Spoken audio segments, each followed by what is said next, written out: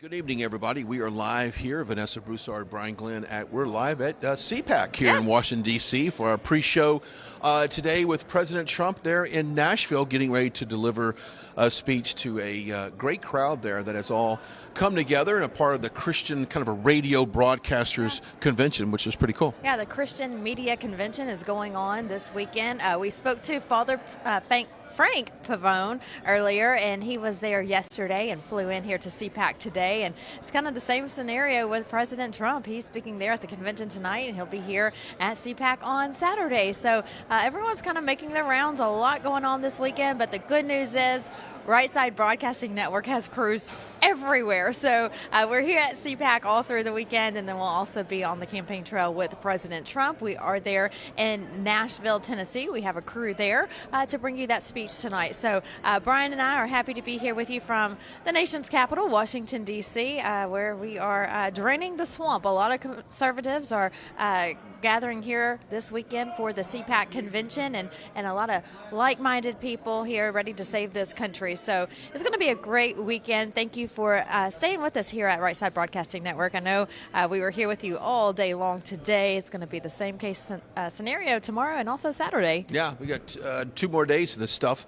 And what we'll do is if you missed any of the broadcasts earlier today from CPAC, we are going to play back some of the interviews that we had, and plus we have a couple new ones that hopefully we'll get on before Trump goes on stage here at 9 o'clock. Before we get to all of that, I do want to talk about one of our partners for today, and that is our friends over at the Birch Gold Group. Now, we've had Philip Patrick on the show. We've been talking about it for quite some time now. With the market the way it is and the volatility that's there, you've got to make sure that you do everything you can to protect yourself. That's why our friends over at the Birch Gold Group want to help you secure your financial freedom. You can simply text the words Trump to 989898 for that free information kit. Yes, absolutely. The Birch Gold Group, A+ rating with the Better Business Bureau, a lot of satisfied customers, and we want you to be satisfied as well, but you won't know unless you give them a try. So again, text the word Trump to 989898. Invest in the future, invest in your future, and make sure you are set when it comes to your money and your investments, and the Birch Gold Group is definitely the way to go. Yeah, it is. Okay, so we'll give our thoughts on this first day at CPAC. I mean, obviously a good crowd here. I would say it's a Thursday, so is it the largest crowd? No. I think Saturday will be the largest crowd. And the thing about it is Trump speaks Saturday at noon here. So typically he's always closed out CPAC at like a 7 p.m. speech or an 8 p.m. speech. Well, he's going to do it at 12 noon. So I think early on this place is going to be jammed on Saturday. But today, not a bad crowd. Has it been the most crowded I've ever seen at CPAC? No. I've seen it a little bit busier. But you know what? All in all, there's a lot of people here. There's a lot of media here. I think over 1,000 media outlets were credentialed. Now, obviously, I don't see 1,000 media outlets on Media Row here. We wouldn't simply have any room to do this. But there's a lot of journalists running around the Gaylord here, and it has been a very interesting day. We've seen, we've seen former heads of states. We got the former Prime Minister of the UK was here walking by earlier. We've also had Byron Donalds walk by, and there's been several others. So it's been a very noteworthy day as far as the name factor, the recognition, the famous as far as celebrity factor, that's what I'm trying to say, here at CPAC. Yes, absolutely, and they always draw in a crowd. Just when I was walking in for this pre-show coverage, Tulsi Gabbard was a few booths down, and the crowd was surrounded by her, and it's funny watching these Republicans. Matt Gaetz will be here tomorrow, always draws a crowd. Byron Donalds was here earlier, he draws a crowd. So whenever they're walking by the crowd, you follow the crowd and you know someone's in front of them, and it's usually one of these state reps or senators or someone who has served this great country. So yes, absolutely. We've had a lot of great speakers today here at CPAC, a lot of great guests who have stopped by our booth as well. If you missed any of our coverage today, that's okay. We have you covered on Rumble as well as our social media sites. You can find everything there on our website, rsbnetwork.com. I spoke to Brian several. I talked to Mercedes Schlapp earlier, talked to Colton Furlow earlier, both with CPAC. Both talked about how important this organization is, but also with it being the first day, how well the first day went, and they feel like it went very smoothly, no hiccups going into it. You know, they spend months and months planning this big convention because it is a large convention where everyone comes together, your top name Republicans from across the country, even the world, like you just mentioned. Yeah. And so it takes them months, day in and day out, to plan these events. And so going in, you know, like any event that you plan, if you're an event planner, you know how this is. It's those last minute details that you have to make sure run smoothly. And they said for the first day, it's run very well. So they're excited about how today went, and they're excited for the next couple of days. Also, like you just mentioned, Brian, it is Thursday. People have to work, so we're expecting a larger crowd heading into the weekend. Of course, tomorrow is Friday, so we'll have a large crowd then. And then President Trump always brings the crowd. With him speaking earlier, like you said, at 7 o'clock is usually when he closes out the CPAC conventions. This year it's earlier because it's the South Carolina primary on Saturday, so he's heading to the great state of South Carolina on Saturday evening where you'll be. We're expecting people to start lining up in the overnight hours to form that line to get in on Saturday. Yeah, I mean, there's going to be a lot of people, and earlier I was talking to a good friend of mine. They're in South Carolina talking about, you know, early voting, the people, they're fired up. Obviously, President Trump has a sizable lead over Nikki Haley in South Carolina. Is he going to win the primary there in South Carolina? Absolutely. He is going to win that. The question is about how much he's going to win the primary. I think it'll be disappointing if he doesn't, you know, tap on 40 points on Nikki Haley, you know, in a way. That's what the media will say. They'll criticize him if he doesn't win by 50 points.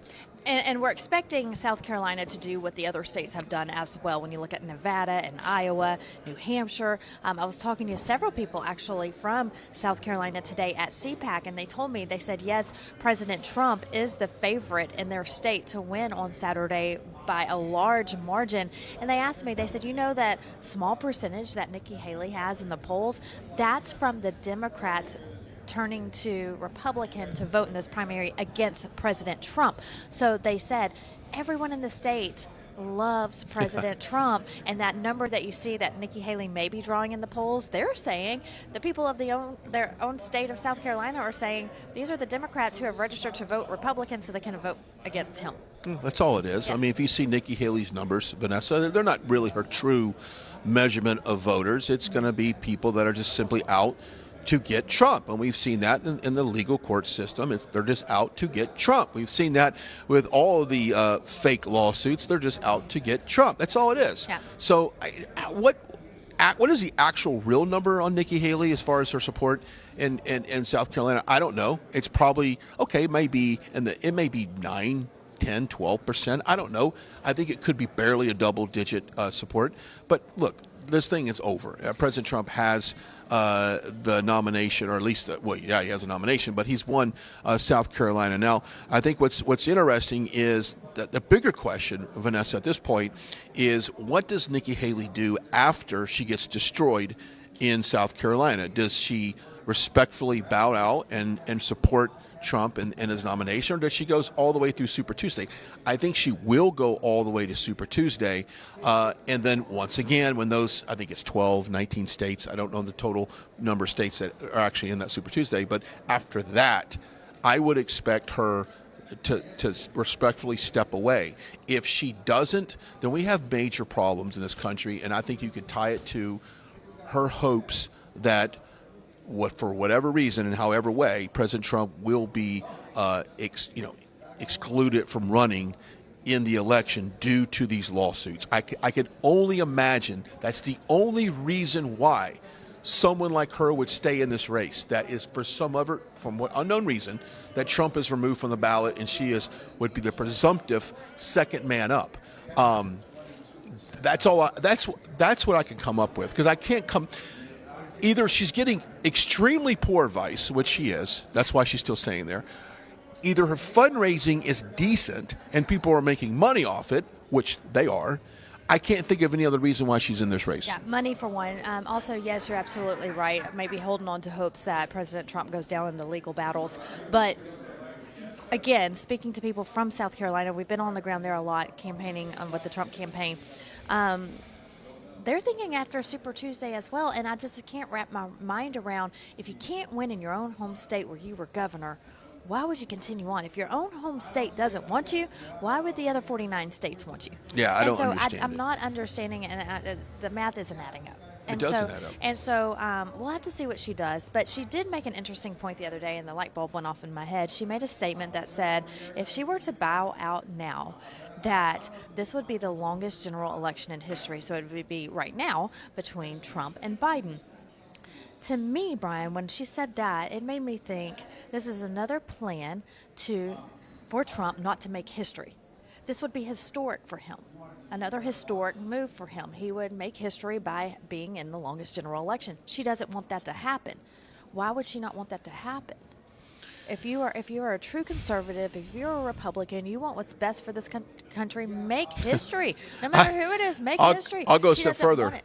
I think the day after this election was stolen and given to Joe Biden, that started the next re-election plan for President Trump. Right. So the hell with this, if you bow out in Super Tuesday, it makes it the longest. I think it's the longest the day after the election because President Trump did 38, 39 rallies post the 2020 election. He was already in re-election campaign. He was already into this, let me tell you my plan to save America. He was already in all of that. So to your point, to her point, it's just garbage. I think, who cares about a records anymore? Look, I'm so over people trying to, keep tabs on all of this. We got to save this country. And right now, there's only one person that has the plan to do it. There is no America First agenda without President Trump. There is no Make America Great Again without President Trump. So you may not like him for whatever reason it is, and I don't really care what that reason is. But I do know this. If we don't get him in the White House and we don't win the House and the Senate, we'll talk about how important the House is here in just a second. We are not going to save America. And I don't care who you ask. We cannot go another 4 years under this Biden administration on the immigration policy, on the foreign policy. And guess what happens in January 2025? The Trump tax codes sunset. So we now have whoever controls Congress in January of 2025, I'm sorry, of 2020, yes, 2025, next year, we'll rewrite the tax. Now, you think the Democrats want to lower your taxes? Do they think they want to give you any breaks for incentives to, make money in this country or rebuild or bring infrastructure back to this country? Of course they don't. So that's how important it is. So these people that are hung up on personality conflicts, I'm sorry, we're not electing a school board or a middle school student government president. This is about policy. You got to get over the pettiness that people have with politics and look at the policy. His policy works, Vanessa. It really does. And we've seen that the 4 years that he was in office, and we want another 4 years of it. And so, he needs to continue what he started, and we could go down the list. You can find it on Agenda 47 on his website. It's a long list. And Brian, when he ends his speeches and that music, that soft music plays, and he pauses and he talks about, this is what I'm going to do. Mm-hmm. If you've noticed in the last several months, that list has gotten longer and longer. Why? Because that's how many problems we have going on in America. So his list to save the country is getting longer and longer because our problems are getting much larger and larger. So, yes, he has the plan. We've talked about this all day, Brian. People are piggybacking off of the MAGA agenda, and that's great. We need people to jump on board and get on the Trump train and be, with him along the way, because it's a true fight ahead of him. He can't do it alone. He needs his backers as well. And so he is the mastermind behind the MAGA movement. He is. And so why not get behind it? Yeah. Because he put out a mean tweet that hurt your feelings. Sorry. Maybe No, he's we're not. brutally We're not honest. sorry. I love the I'm New not Yorker sorry. in him. I love the fact that he's to the point, and that's why people like him, Vanessa. When you talk to people and you say, why do you love President Trump? Because he's authentic. He's real. He's authentic and real, and they're tired of the traditional politician that will tell you what you want to hear in the primary. They'll tell you what you want to hear before the election, and then they get in office and nothing. They don't do anything at all. We're glad you're joining us here. We are live just outside the entrance area to CPAC. A little quieter than it has been. Wardrobe. My IFB fell out of my There ear. you go. We'll get somebody to get it. We'll go to a commercial break here in a second. But this is quieting down here. Now I would imagine that this time tomorrow that will not be the case as we have more speakers. But it's been one of those things where President Trump has been on the campaign trail for, like I said, for quite some time. This is about putting him back in office. This is about putting his policies back in office. And, you know, when you think about this for a second, when Colorado tried to remove him from the ballot and, you know, went on to the Supreme Court and, the decision there, this hurts all Republicans, because people need to understand that if President Trump is not on a ballot in a state, people, A, may not show up to vote, okay? And B, if that happens, down ballot Republicans will suffer from that, because they are relying on Trump to pull them across the finish line. Even weak Republicans right now, even I'm not going to name names, but even people right now that need all the help they can to win their districts because they've done such a horrible job, just Trump being on the ballot will help pull them across the finish line. He'll drag them all across. So that's how important it is for him to be on the ballot, because without him, I think down ballot Republicans lose. And not just that, you're absolutely right. Not just that, look at the propositions in your state as well. I know in Texas, where I live, so many people are going to vote for Trump on Super Tuesday, but they have no idea what the propositions are. And if you look at the propositions, Brian, it is protecting our border, not for allowing Texas to stop selling land to China and North Korea. And people don't know this until they get to the polls. But again, why are they getting to the polls? Because Trump's on the ballot. They're so focused on Trump, which is wonderful, but at the same time, you know, there's so much more to vote on. So if he wasn't there, all these propositions are just hanging out in limbo that no one knows about. Yeah, nobody knows about. So you have to go out and vote all the time. Every election is important. Yes, Trump's bringing in the people. Wonderful, we need it. But it goes down the line. It's a domino effect. And so we see better results because President Trump's on the ballot. And of course, it is about defeating Joe Biden, and we can go over the reasons why he has done such an injustice to this country. And you can look at what the Department of Justice and the FBI, Matthew Graves, and what they've done towards J6ers. I had a few moments before our broadcast to sit with a family that has been directly affected from January 6th, and it's heartbreaking to hear the stories of the fact that they've got all these people been attacking them, not only with lawsuits, but now some of them are in jail waiting trial for simply just going to the Capitol on January 6th, not going inside, just stepping on Capitol grounds, and a lot of people have not been charged. Now think about this for a second. If the Democrats are claiming that there was an insurrection and that Donald Trump led an insurrection and that they were all insurrectionists, right?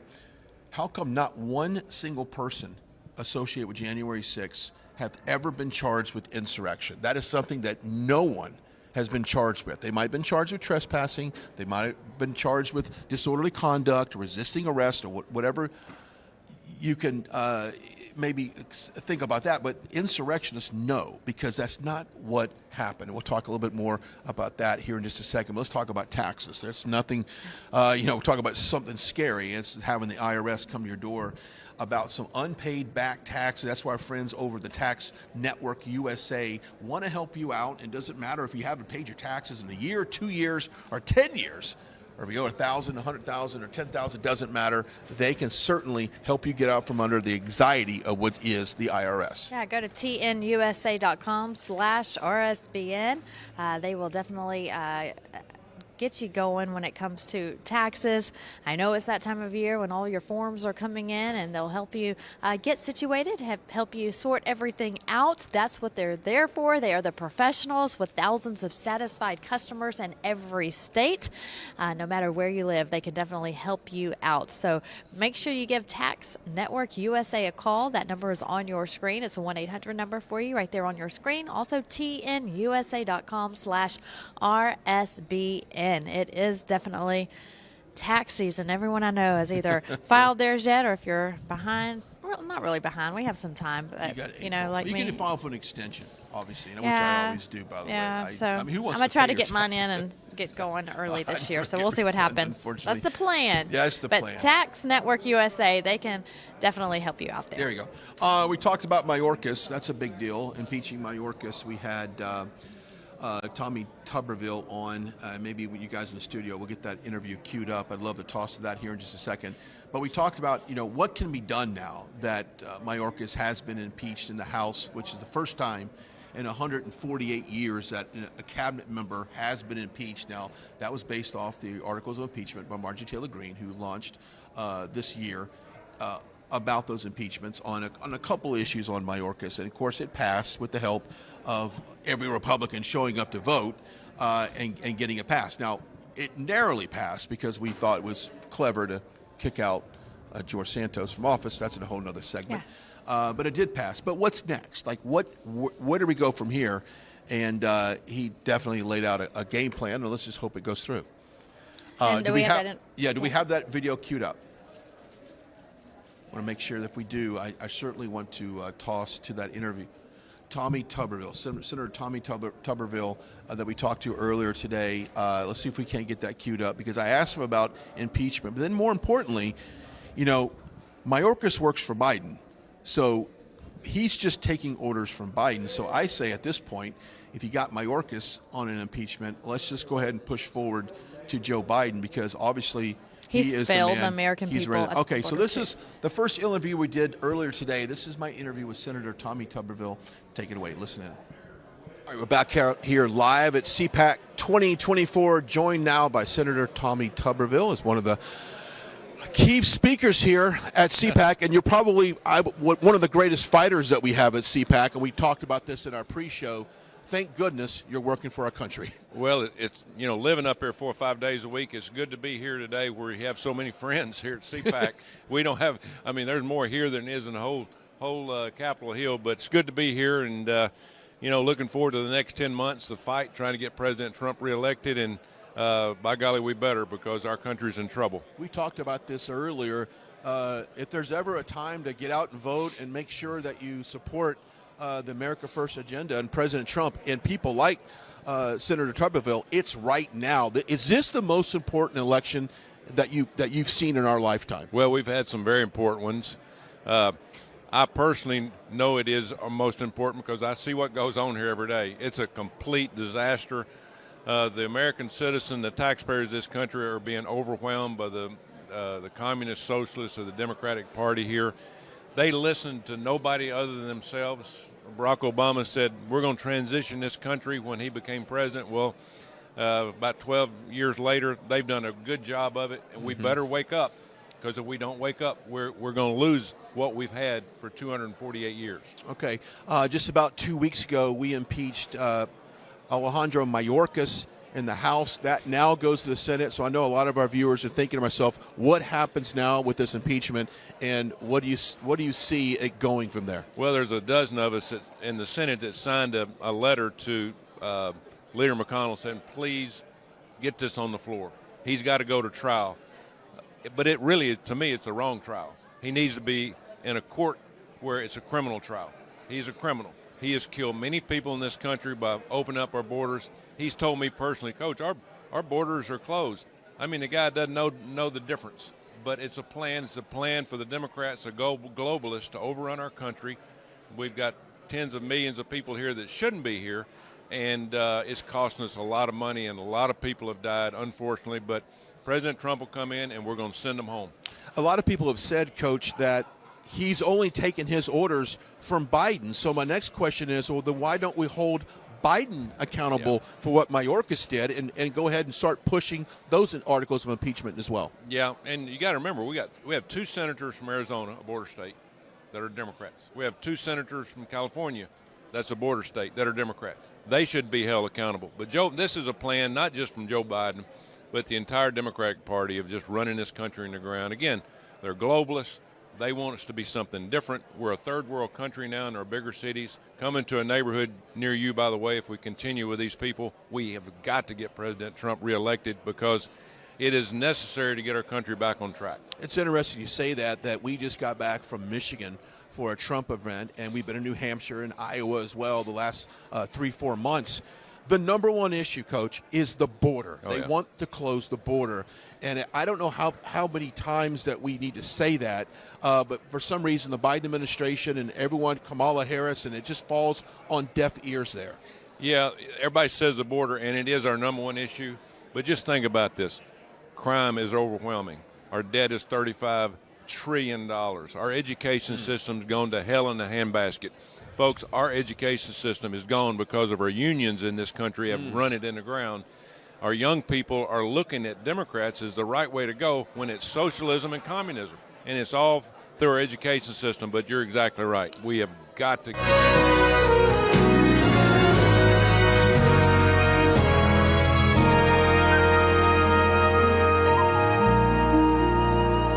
Oh, say, can you see by the dawn's early light what so proudly we hailed at the twilight's last gleaming, whose broad stripes and bright stars through the perilous fight o'er the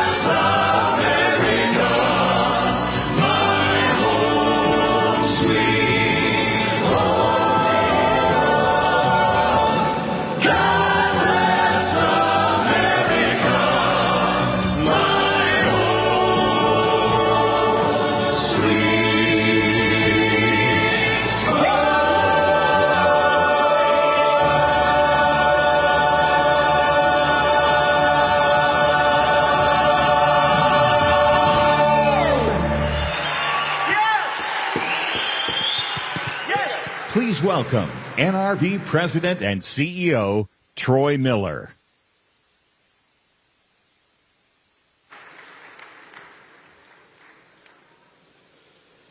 Well, good evening and welcome to the NRB Presidential Forum. I know many of you arrived early in line and been waiting patiently, so thank you for that. If anybody is still standing in the room, please, we invite you to take your seat now. Tonight's program will echo a time-honored tradition at NRB. Throughout its history, NRB has hosted engagements with presidents and presidential candidates. In this critical year in the life of our nation, we are proud to welcome you tonight to the 2024 NRB Presidential Forum. NRB is a 501c3 organization and neither supports nor opposes candidates for public office. We invited all eligible candidates from both parties to participate in the Presidential Forum.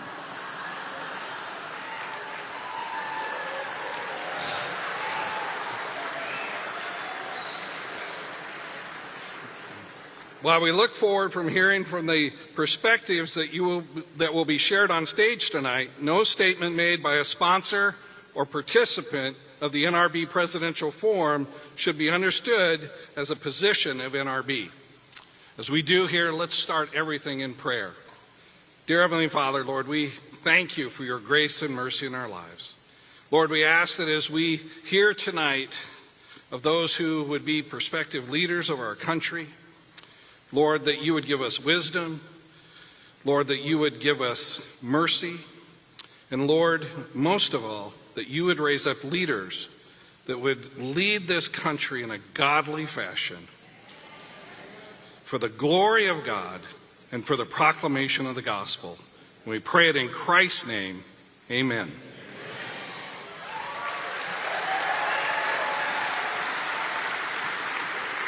All right, so here's a preview of what to expect as we move through tonight's program. We will hear a word from each of our sponsors, Salem Media Group, Heritage Action for America, and Pray.com, three impactful organizations that have partnered with us to present this 2024 NRB Presidential Forum. Then we will hear remarks from syndicated radio host Hugh Hewitt of Salem Media Group and Dr. Kevin Roberts, President of Heritage Action for America. And finally, we will hear from the 45th President of the United States, Donald J. Trump.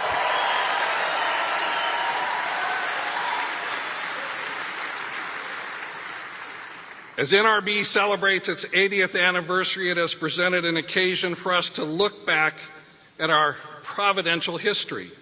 NRB was not born out of a struggle with the media or with the government, but opposition from the religious community. At the time of NRB's founding, religious radio broadcasters were faced with being taken off the air despite having reached millions of people.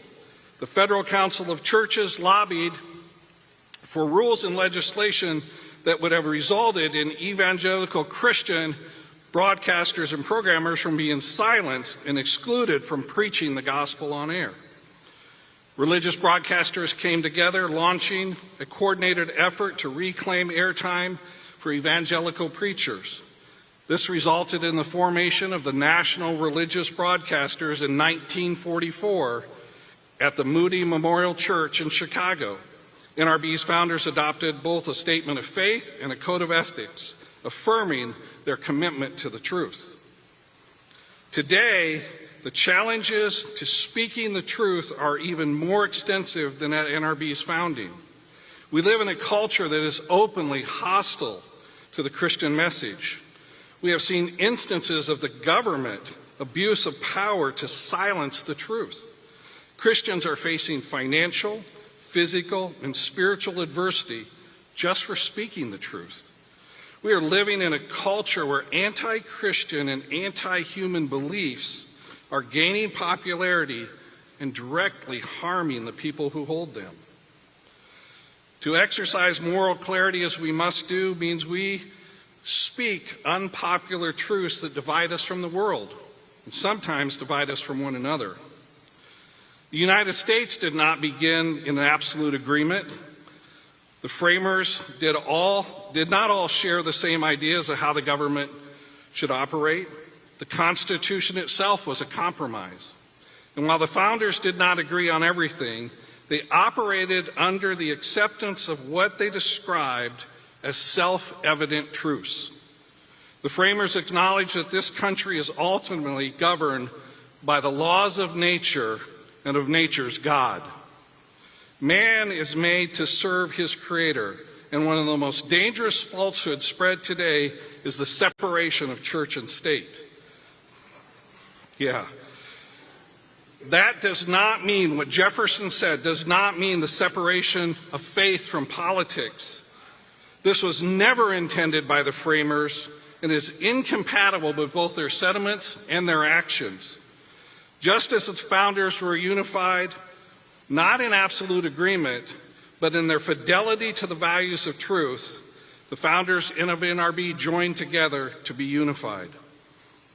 On this occasion of NRB's 80th anniversary, it's fitting to look back at the long history of Christian advocacy NRB was born in to fight to keep broadcasters on the air. As evangelicals regained their voice in radio, NRB acted as a watchdog to ensure that they would never again be removed from the airwaves. For many years, NRB has hosted this annual convention, an essential gathering of Christian broadcasters and communicators to connect together and cast their vision for the future of their craft in Washington, D.C. Today, we are active in the nation's capital, working on AM radio and the auto dashboard through the passage of the AM in Every Car Act, securing access for Christian television programmers in an ever-evolving video landscape, and confronting governmental threats to free speech.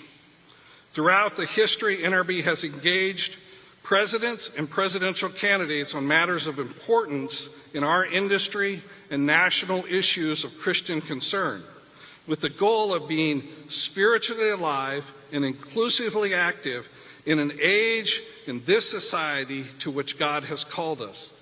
These were the words of Ben Armstrong, who was the executive director of NRB from 1966 to 1968. But this presidential forum is about more than an upcoming election.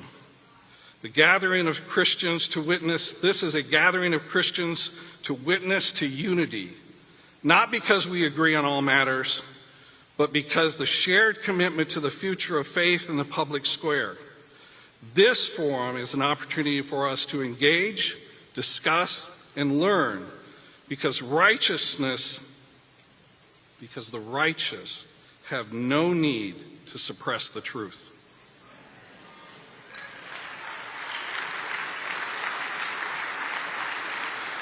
We do not endorse any candidate, but we endorse a marketplace of ideas.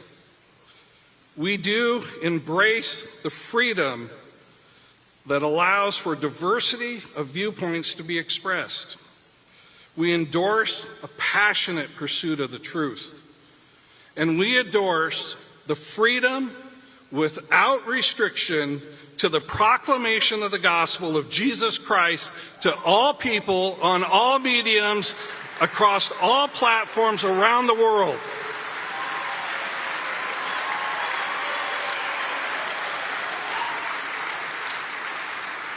While the soul of America rages with division, this is an opportunity to come together in shared values, to listen and to learn. As the world rejects Christian teaching, this forum gives us a chance to stand firm. As Ephesians says, with the belt of truth buckled around our waist, and to engage with the ideas of influencing the culture where we operate as Christian broadcasters and Christian communicators. So in the words of Zechariah, let us speak the truth to one another and render our gates judgment at the truth for truth and to make peace. Thank you very much.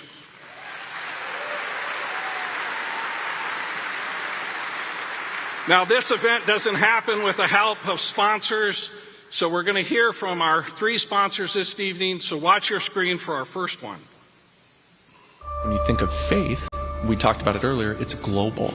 So there's more Christians in Africa than people in the United States. I didn't know that.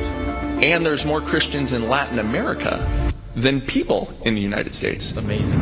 The popularity of religious apps on our mobile devices has surged over the past couple of years. There is a website and an app where the faithful can go to build stronger faith and a better prayer life. And one of the things that I do as an Orthodox Jew is I pray 3 times daily.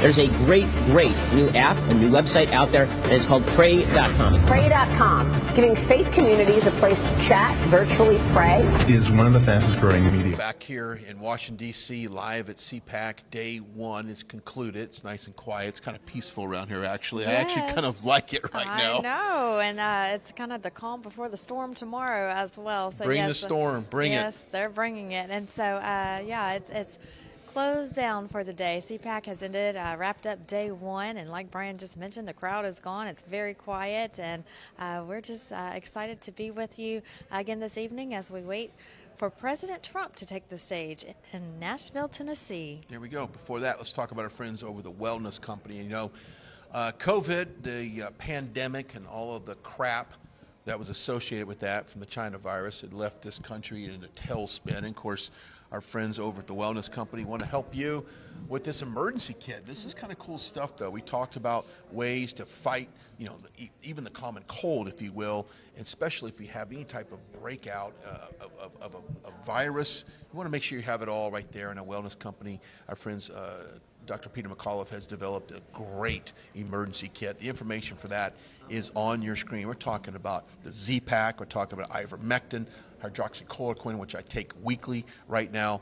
I love it. And this simply could save your life. There's so much uncertainty with everything right now. Yeah, actually, sickness, the bug got our household this past week, Brian, and before we could even get to our family doctor, which by the time, you know, they're busy, there's a lot of sickness going around. You hear the bugs going around, and it is. COVID is kind of like a upper respiratory, this strain is right now. And so doctors are busy dealing with that. And so by the time we were able to get to the doctor and get the medications to the pharmacy, it was 3 days. Yeah. And so what did we do? We opened up our emergency medical kit, and we were on the mend before we even got our prescription from the doctor. So yes, I am here to tell you that the emergency medical kit comes in handy when the bug strikes your household, because we lived through it last week, and it really came in handy. So get yours today at makecaregreatagain.com. You got to love that website, makecaregreatagain.com. It makes a perfect gift. We often talk about, we've got the bobblehead on this show. We've got the free Trump book. We got all the fun stuff. But there's nothing funny about your health. You got to stay healthy. And this thing right here can quite honestly save your life. Get the information on your screen, write it down, screen grab it, whatever you got to do, and you can simply, I always say, buy one for your house and for your office, keep one in your car. So if you go on a road trip somewhere, you've got this medical emergency kit. Yeah, and it's real small too, and so you can just take it. If you can, you know, only get one for your family right now, that's fine. Take it with you. It's you can put it in your purse. Yeah. It's small, but all the medicines you need. You name the sickness, the common sicknesses that family doctors are seeing. The medical emergency kit has that medicine in there for you. With instructions. With instructions, which is great. absolutely. Yeah, and I want to say this too. This is another reason I liked going with the medical emergency kit, is because when you go on to makecaregreatagain.com and you go to order, now there's different things that you can order there. When you go to order, you still, like, you're at a doctor, you're going through doctors, Dr. Peter McCullough and his team, and so you still have to fill out forms, what you're allergic to, things like that, before they send you this medication, just like you are seeing a doctor for the first time in your city or your town. And so it's the same process, and then within a couple of weeks, it's at your door, and you're set and ready to go. I love it. Vanessa Broussard definitely used it last week. Go check it out, Make Care Great Again. I always love it when we can do that, makecaregreatagain.com. Okay, I want to take a quick break. I want to toss to a commercial because we come back. I don't know if you remember a story, I think it was a couple of years ago, actually. Joe Biden, his tour bus, his promotional bus, I don't think he was actually on this bus, we're going to find out here in a second, was going down the road in Texas, and all of a sudden, people saw the Joe Biden bus and started honking their horns, and of course in Texas, there's a lot of Trump flags. And We there's say, a lot get of out of American, here. Yeah, little patriotic flags. People were, basically following the bus and showing their love for President Trump, not necessarily showing any admiration for Joe Biden. But guess what? The Biden administration has turned around, and they are going after these individuals. And when we come back, we're going to talk to a couple people that are experiencing that firsthand. So we are live here at CPAC, awaiting President Trump to take the stage there in Nashville. A few minutes, we will come right back. You're watching Right Side Broadcasting right here live from Washington, D.C.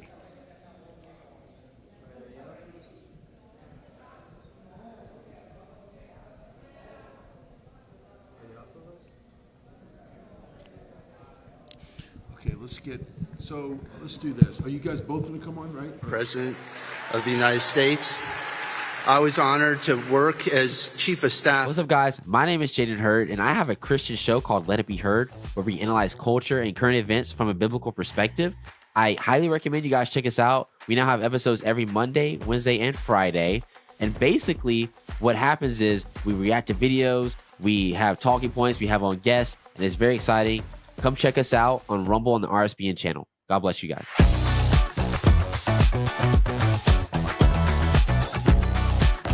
Parents and grandparents, the 2024 Kids Guide to President Trump is here, and it's free. As a bonus, your child gets a free issue of Everbright Kids Magazine and Activity Book, and a free video lesson. Order now at freetrumpbook.com. That's freetrumpbook.com.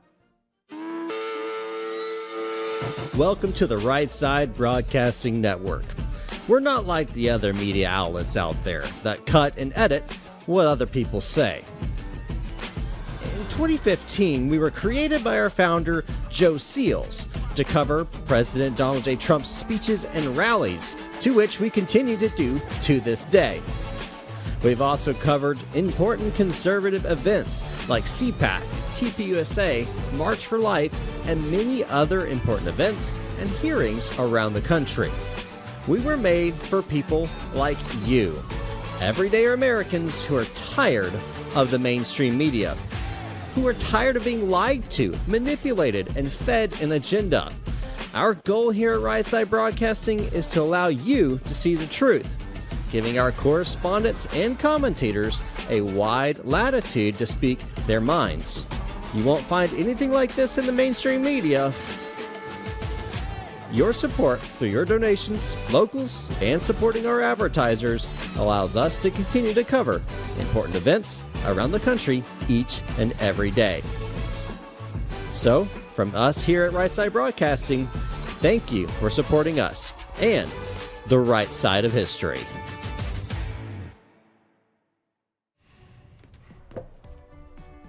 Looks like you've been sleeping well. Megan, he's back. The My Pillow guy. And you're looking good. Still feeling good. Well, just when you thought it couldn't get any better, we've got the best pillow ever, My Pillow 2.0.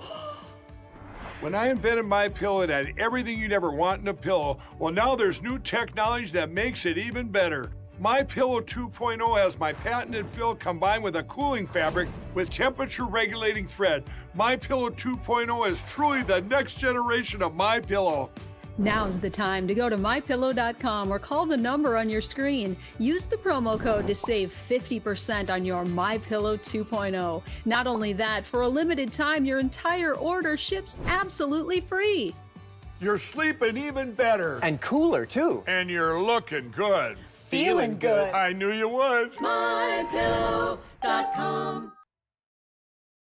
We're back here live in Washington, D.C., just outside the doors here at CPAC 2024. Now, before the break, Vanessa, I described an incident in Texas. Can you imagine if you're on the Texas freeways, and we both reside in Texas, and you see a big Joe Biden bus go by, elect Joe Biden 2020. You can only imagine what goes through your head. Oh, absolutely, because all you see, like you mentioned earlier, are Trump flags all over Texas, as you know, and to see, I don't know if I've ever seen Biden anything in Texas, positive, no. At least. Beto, maybe. Yeah, but not Biden. So you saw this. Yeah. Well, let's talk about this. Is Joey joining us now? You're a free speech defender. You witnessed something that's really changed your life. Oh, man. It transformed it. I think what initially just was us dipping our toe in the water of what are politics? What is Trump doing, bringing everybody together? How can we be a part of that? Turned into the left attacking us with the intent of squashing us and turning us into martyrs that are fighting for free speech rights for all Americans. So I think God is doing something awesome, actually, with what's happening. Walk us through that day. And for some of you at home, you might remember this. I do. I remember seeing it on the news. Walk us through what happened back in 2020. Yeah, so the Biden-Harris campaign bus was driving through Texas. Like you guys said, why on earth? I don't know. Like, who are you campaigning to? There are pictures from their campaign stops, 2-3 people in the parking lot in those giant circles painted on the ground, right? Moving on to the next stop. And so when we heard they were coming through, it was a very last-minute effort to get a group together and go out and show our support for President Trump. We hoped to make the news, and we actually were effective. It was viral news, and Trump tweeted about it. He said, "I love Texas." He rallied in Philadelphia, I think. Shortly thereafter that, a huge crowd he talked about. Did you guys see that? That was awesome.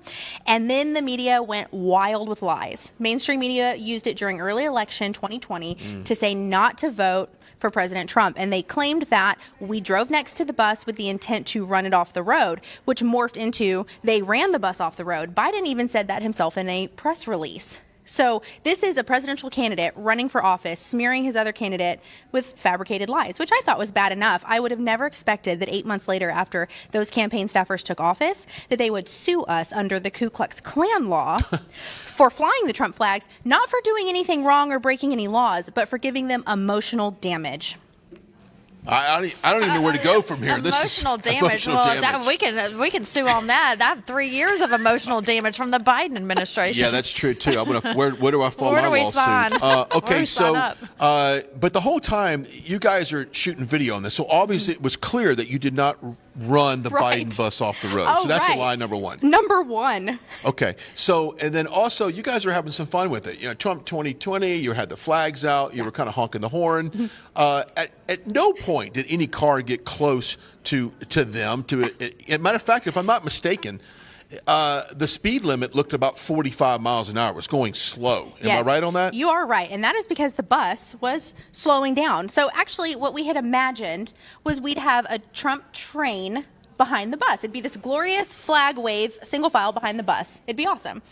And then what happened is we were all over 35 in front of it, next to it, and beside it, because it was speeding up, slowing down, and changing lanes, and nobody really knew where to drive, right?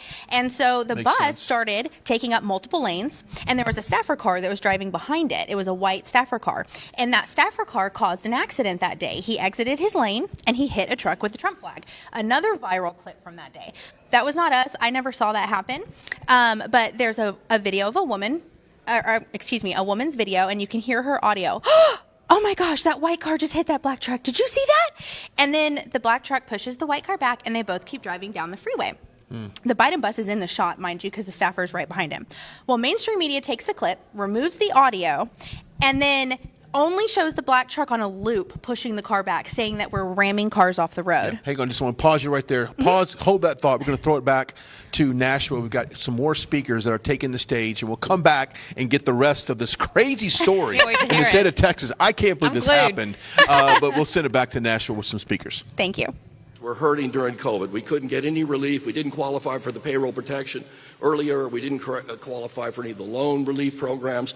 So I got in touch with Larry Kudlow and Steve Mnuchin, who they were the committee to help COVID relief that the president had appointed. And we got Kevin McCarthy, who was minority leader with the Republicans, to get on the call with us, and we pleaded with them to help broadcasters. So we hoped it would go somewhere. They were trying to get some of the money advertising. The government spends enormous amounts of money on promoting Army recruiting and Social Security benefits and all sorts of things. Get us some help. So I'm at home with my wife, and we're watching, having dinner. We're watching Jeopardy, I think. And the phone rings. So I pick up the phone. A voice says, "Mr. Atzinger, can you take a call from the President of the United States?" I said, "Hold on a minute. Let me turn the TV down." And next thing I know, President Trump's on the line, and he wants to know all about it. And we were able to share it with him, and he went to bat for us. And he delivered. He delivered for us. So you say what you want. He delivers. So do what you can to make this election. The country's at stake. This is a crazy, crazy direction that this culture is going, and we have to counter it. And the gospel message is the most powerful thing that we have going for us. So thank you so much. Blessings. Get out and vote. Thank you.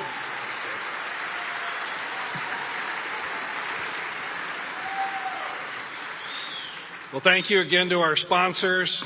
Our first speaker to join us tonight, we are going to hear from, is a giant in talk radio and political broadcasting. Hugh Hewitt began his radio career in 1990, spending a decade as a co-host of the nightly news and public affairs shows on PBS and Los Angeles affiliate KCET, for which he received 3 Emmys, before launching his nationally syndicated show on 8 original stations July 10, 2000. Today, his show reaches hundreds of outlets across the country every Monday through Friday. Hewitt has moderated political debates for decades and was a panelist on the 2016 GOP presidential debate. Please join me in welcome to the stage, Hugh Hewitt.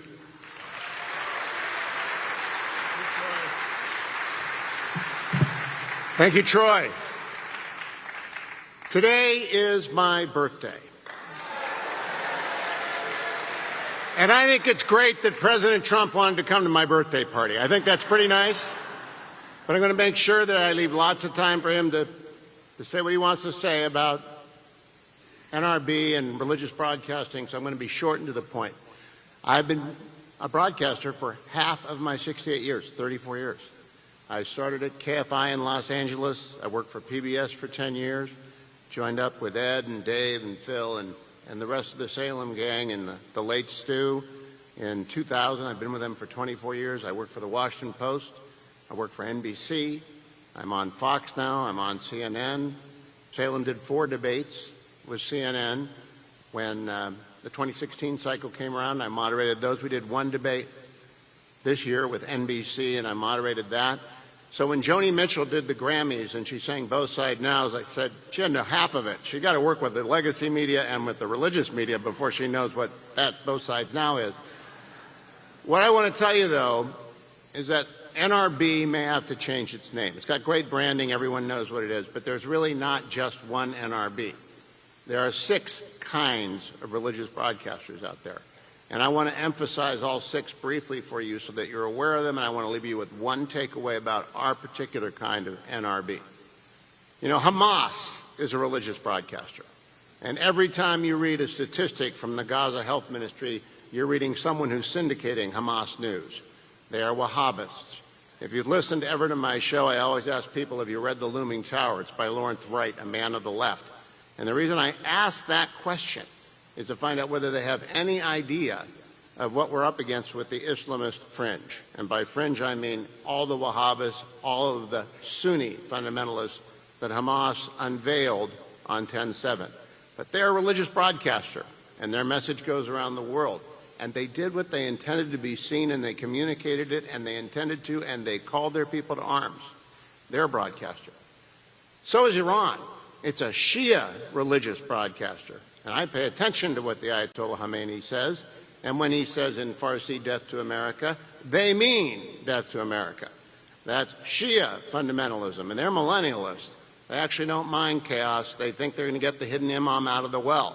But they're a religious broadcaster, just like we are religious broadcasters. Third kind of religious broadcaster is named Xi Jinping in the Chinese Communist Party. And their religion is Marxist-Leninism. And they believe it fervently. They believe it with as much conviction as any Christian believes the gospel. And they are acting on it. And they are not our friends, they are our enemies. And I do not doubt that at this moment some minion of the CCP is watching the proceedings, and they'll be watching our keynote speaker very closely because they're afraid of him. They are very, very much afraid of him. But they are a religious broadcaster, and what they are broadcasting to the world is a lie. And we knew it was a lie when it was dressed up in the Soviet Union and Reagan brought it down, and it's still a lie. Fourth religious broadcaster is Russian state media. Now that's a cult. That's not really an organized religion, that's a one-man cult. And Putin is an evil man. And everything you read about Putin coming out of Russia is about an evil man, and his cult-like followers are putting that out. And I want to thank Tucker Carlson for calling Evan Gershkovich to his attention in his interview with him.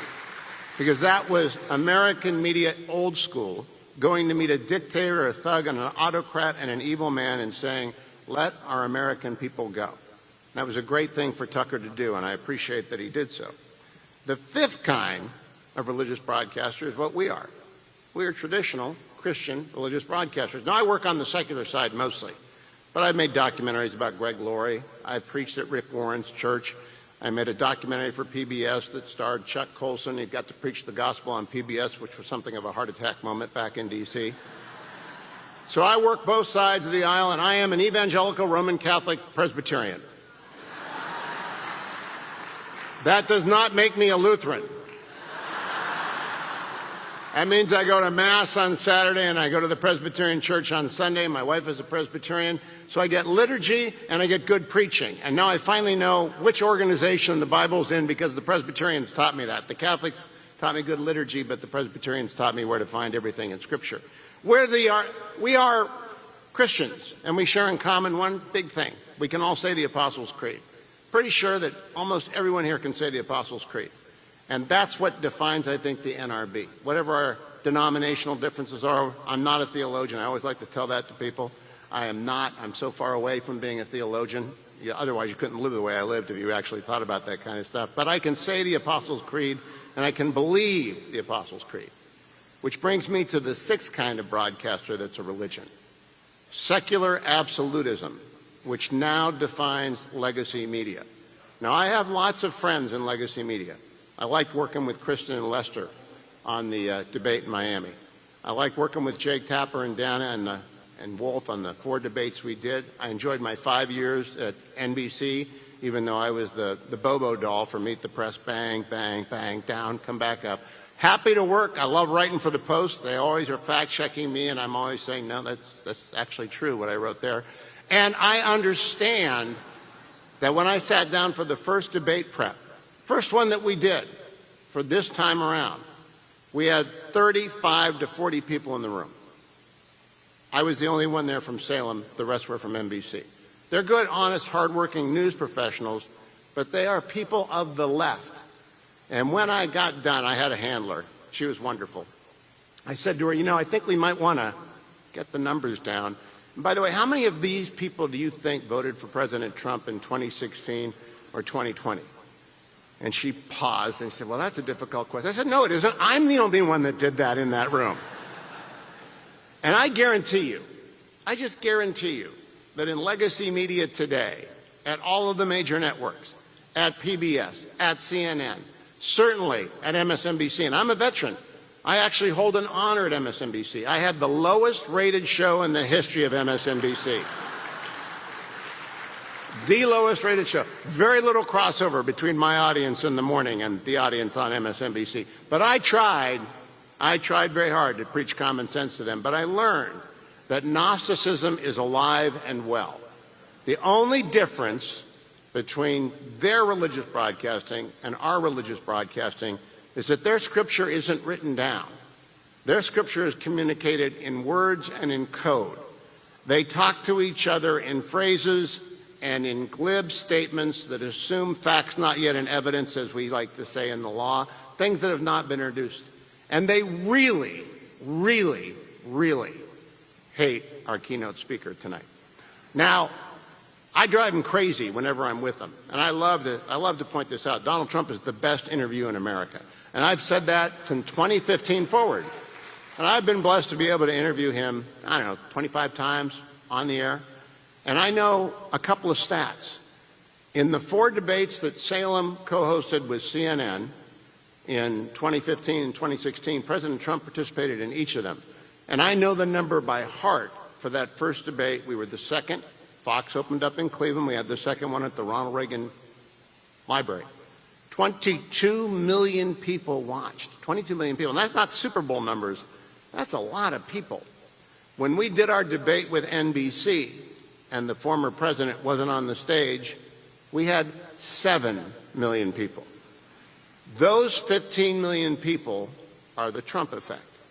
And that's why he's the best interview in America. I have no idea what he's going to say tonight. Nobody does. That's part of the reason.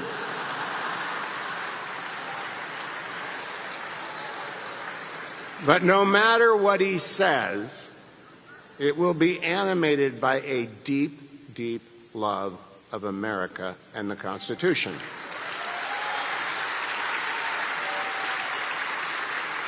So I want to close with 2 points. Annette Atzinger, our great chairman, made one of them, which is that when you ask yourself about the Trump years, he delivered. Religious liberty has never been as safe. I teach constitutional law. I've been teaching common law since 1996. I went to Michigan Law School, which is in the Midwest, so we're not polluted yet. And we learned the Constitution as it was intended to be applied, and we now have a constitutional originalist majority on the court for the first time in my lifetime.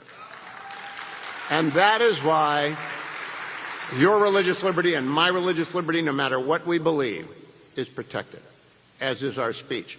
Those 6 justices, not only 9 really, because 9 of them are going to rebuke Colorado and slap them around like you've never seen anyone got slapped around. That's coming up. But those 6 justices will protect our right to speak for as long as they're there, but we can't trust in the lifespans of those 6 great Americans. We've got to have more judges. We've got to have more Supreme Court justices. We need another president who is committed to religious liberty. That's point number 1. Point number 2, about these Gnostics, about the secular absolutists. They've developed a new term. And I have spent a lot of time thinking about this and talking with it with their representatives. Tim Alberta was a friend of mine for a long time. Former President Trump kind of broke Tim, and he worked for Politico, and he was on my low-rated MSNBC show, very low-rated MSNBC show. And Tim left journalism for a while, and he came back and he wrote a book called The Kingdom, the Power, and the Glory, all about Christian nationalism. Then John Ward, who works for, I believe, Huffington Post, wrote a book called, I can't remember the exact title, but it's how the evangelicals failed a generation, and it's again about Christian nationalism. And if you look at yesterday's Politico, you will see a story about a wonderful guy named Russ Vought, traditional mainline evangelical. They tag him as a Christian nationalist. Russ is no more a Christian nationalist than I am a Lutheran. He simply is an Apostles' Creed Christian who believes very much in religious liberty, but he's a constitutionalist. So what you're going to hear in the year ahead, every time someone raises their voice or speaks truth, whether it's on a Salem podcast, and if you're not carrying my show, what's wrong with you people? 6 to 9 in the morning, call Dave Santrella or Phil Boyce, get me on. But every time you hear secular, absolutist media use the term Christian nationalist, understand they're trying to scare American independence into believing that we are something that we are not. We have no desire to run other people's lives. We have a great desire to be left alone to live our own. We have a great desire to worship as we see fit and to carry out the Great Commission not only here but abroad. So, I'm leaving you with one ask. When you hear the term Christian nationalist used in any setting, anywhere, stop and ask for a definition. Stop and demand that they define their terms. This was a technique that was invented by Newt Gingrich in 2008 to challenge the assumption of the question of the term, because it's a slander. It's an attempt to turn us into something like National Socialism, i.e. the Nazis. They want to make Christian nationalists a slander upon the church and upon Christians being involved in politics, which is why we're here in the first place, to assure that that right to free exercise and to free speech is protected. And thanks to all of your efforts, it is, and thanks to the efforts of our keynote speaker later, it will be for the foreseeable future. Thank you for having me at my birthday party. You have a good night.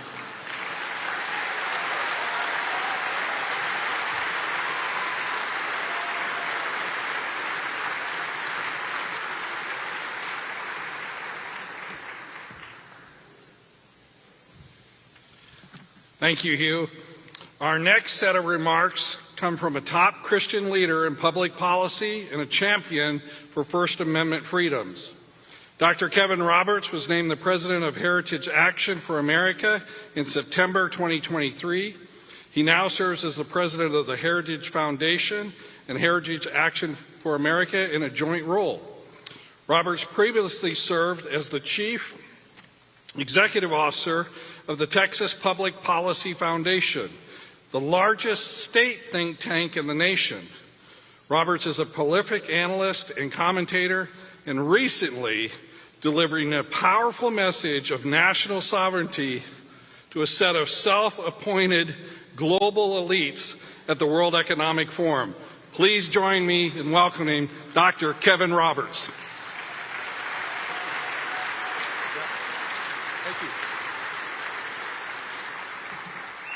Thanks, Troy. It is so great to leave Washington and get back to America. God bless you. You know, as a Texan, I particularly like Nashville because you listen to both kinds of music, country and Western. And as president of Heritage, I'm honored to be here with you, all kidding aside, for your annual conference. As I told the attendees at your Washington Media Summit last fall, in my experience, spending time with religious broadcasters is like being transported back to the Acts of the Apostles. You're surrounded by true disciples, joined in fellowship with men and women who take our Savior's Great Commission seriously, and so seriously that they've made it your life's work.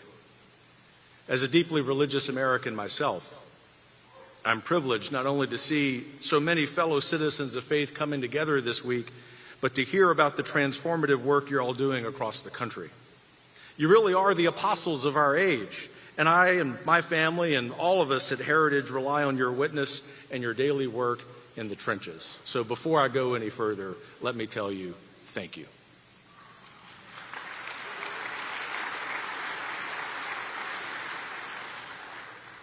And finally, as a Roman Catholic surrounded by so many brothers and sisters representing so many diverse denominations, I'm humbled by this opportunity tonight to witness your devotion and share in your fellowship.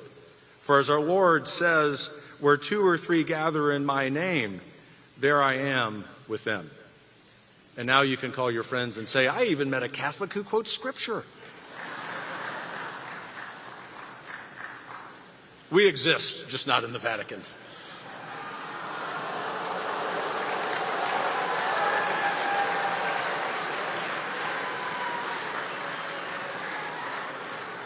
Yeah, you see, I'm one of those conservative Roman Catholics the FBI doesn't like. So, you are my people. Thanks for having me. I'm well aware that none of you RSVP'd to this presidential forum to hear from the president of a Washington think tank. But trust me, from my perspective, that's a good thing. Appearing on a stage before Donald Trump is like opening for the king himself, George Strait. If you do well, everyone will be very nice. If you do poorly, no one will remember anyway. You're not here tonight only because you are interested in hearing from President Trump. You're here because you love the United States of America, and you recognize, in spite of that love, in fact, because of that love, in spite of her problems, that the United States is in big trouble.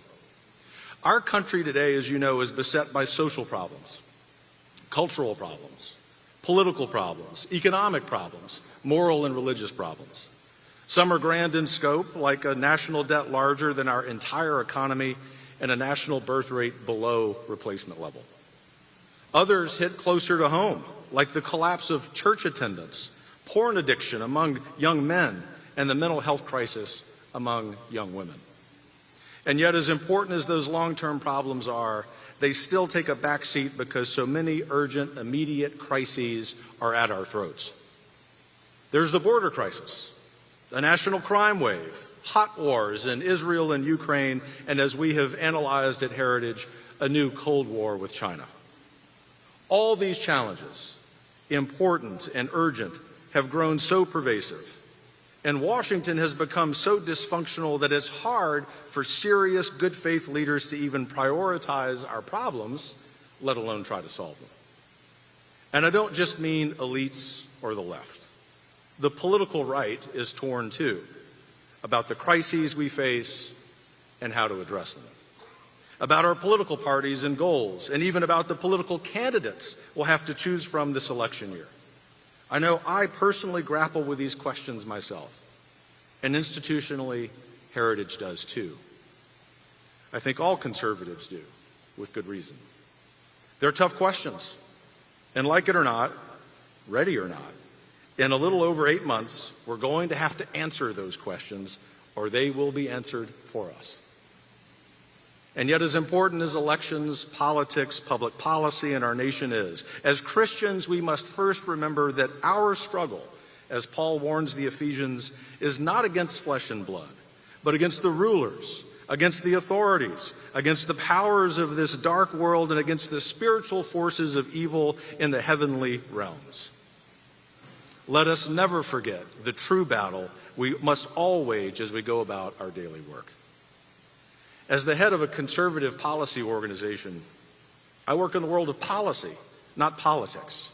In other words, what government should do, not who should run it. It's not my job to tell you or anyone how to vote. But what I think I can do, and what I'd like to do tonight, as a friend, is offer a way of thinking about America in 2024 and the choices we face to help people of faith and all Americans see those choices clearly. I think the best way to find that clarity is to begin with a simple question.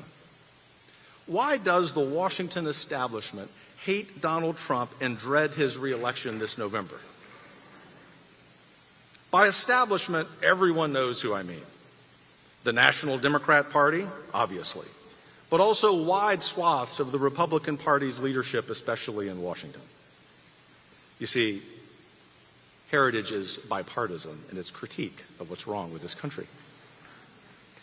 The federal bureaucracy and the deep state, the legacy news media and entertainment industry, academia at the college level, obviously, but also the left-wing teacher unions who dominate our K-12 education system.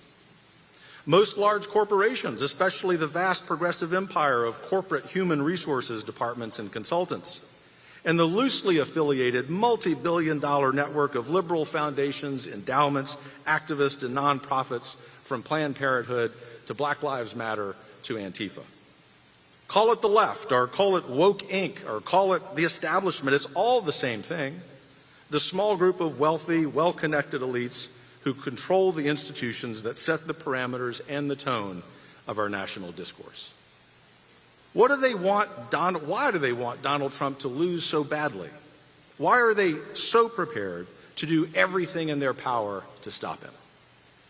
If you ask them, they will offer up a litany of high-minded, seemingly principled reasons. We've all heard them. Authoritarianism, right? Norms, the rule of law, decency, that's the one President Biden ran on in 2020. Intolerance, corruption, chaos, the separated families, remember? He encouraged rioters and violence, and he lied all the time. Now, whatever your political leanings, we should all acknowledge that these are things democracies should care about. In principle, they are all very good reasons to oppose any political candidate, let alone a candidate for President of the United States. But are they the real reasons the liberal establishment actually fears Donald Trump's return to the White House? The evidence overwhelmingly suggests not.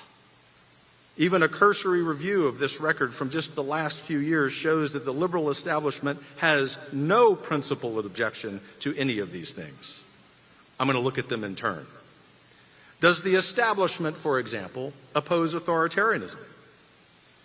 President Biden has followed Barack Obama's illegal practice of inventing new laws out of whole cloth like a dictator. He declared an eviction moratorium and vaccine mandates and canceled more than $100 billion in student loans, something he continues today, literally today. In each case, he acted without congressional authorization and in open defiance of federal law. And in each case, the court smacked him down. Meanwhile, the Colorado Supreme Court recently and illegally removed President Trump's name from the state's presidential ballot. They did it without any vote by the public or input from the state legislature. And the supposedly anti-authoritarian establishment did what? They cheered. What about norms? Well, the most important norm under our Constitution is supposed to be the government's protection of our equal rights and guarantee of equal justice to all citizens. Today, though, the norm on the left is a federal government weaponized against conservatives, like the Obama IRS targeting conservative nonprofit groups, like the Biden administration's collusion with big tech companies to censor conservative speech, like the Department of Education's harassment of religious colleges for opposing the LGBTQ agenda, or like the army of Marxist district attorneys who let violent criminals run free in your cities and instead spend their time persecuting President Trump and his supporters. But see, this is about norms. What about the norms at the FBI, where Christian parents protesting school boards and daily churchgoers have been officially classified as suspected domestic terrorists? The cold, deliberate, systematic abuse of federal power to threaten and intimidate conservatives, that is the so-called norm in Washington today that the establishment supposedly fears Donald Trump would disrupt. What about the rule of law? Do they mean on the southern border? Or on city streets? Or in San Francisco, where criminals are allowed to shoplift and worse with impunity? Or do they mean Nancy Pelosi's long career of lucrative stock trades using inside political information? Or do they mean the Hawaii Supreme Court's recent ruling that the Second Amendment no longer applies in that state because it violates, quote, the spirit of aloha?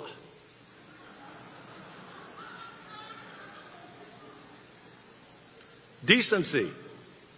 The party of Bill Clinton wants to talk to us about decency? Okay. Decency. Decency. Like congressional staffers making adult films in Senate hearing rooms? Like public schools secretly showing porn to young children? Spare us. On and on and on, the same pattern holds. What about racial intolerance? The left endorses, it cheers, it funds critical race theory bigotry. They openly support racial discrimination in college admissions and anti-Semitic hate on college campuses and public protests. What about corruption? Tell me more about Hunter Biden's business dealings and his father's involvement, or about Dr. Fauci's knowledge of COVID-19 origins in Wuhan lab months before he abused his power to suppress that fact as a so-called conspiracy theory. What about family separation? Again, the left openly advocates taking children with gender dysphoria away from parents who refuse to sterilize or mutilate them. It's already happening, even in places where you wouldn't expect, such as in the supposedly red state of Indiana this very week. What about rioters and violence? Remember in 2020 when we weren't allowed to attend school or church, but the establishment cheered when BLM rioters looted and burned American cities? What about lies? Seriously, coming from President Biden? Biden, whatever his other virtues, and I am sorry to say this, is a pathological liar. There isn't a topic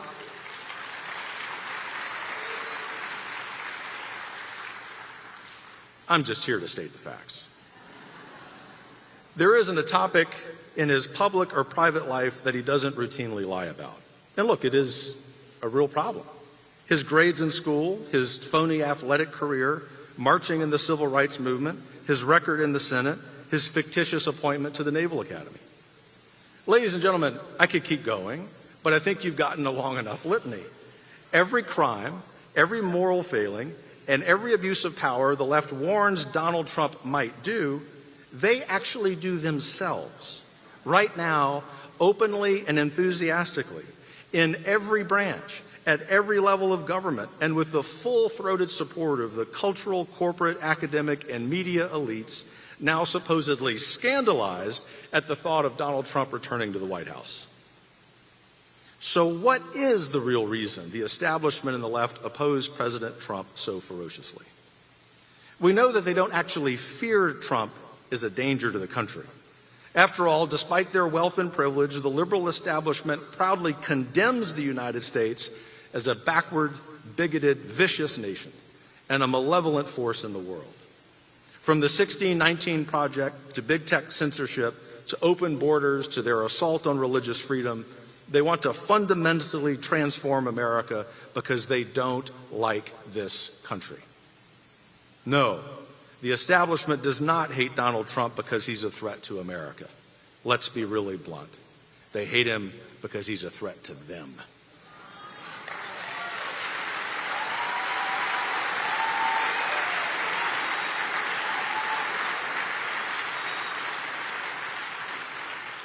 He's a threat to their agenda.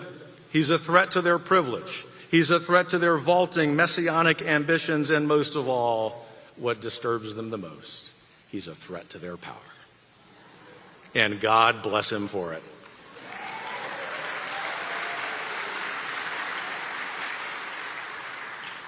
So we step back from all the noise and controversy that always surrounds the former president, ginned up by the media, and consider what it is he says he will do if he's reelected to the Oval Office.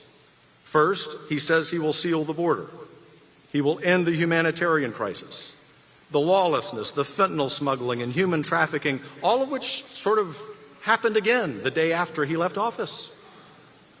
Second, he says he will gut the deep state, the 2 million unelected, unaccountable career federal bureaucrats, but otherwise they're really nice people, who have illegally and unconstitutionally resisted conservative reform for generations. He says he will approve oil and gas leases to increase domestic energy production, lower gas prices, fight inflation. He says he will defund woke extremism.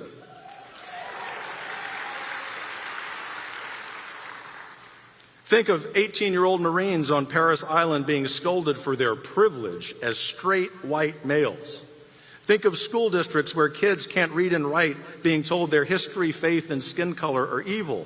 Think of all the Planned Parenthood clinics handing out puberty blockers to children without their parents' knowledge. All of this comes to an end.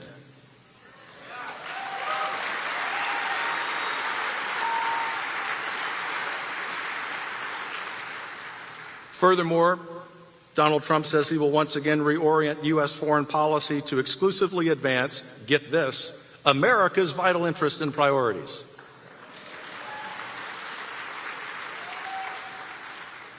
He says he will nominate federal judges and Supreme Court justices who will decide cases according to the clear language of the Constitution and the law, and not according to the screeching demands of woke totalitarians.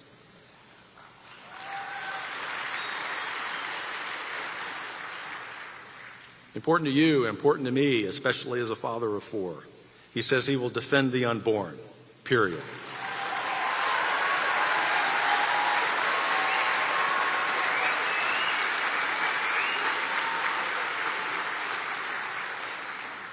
He says he will defend religious liberty, period.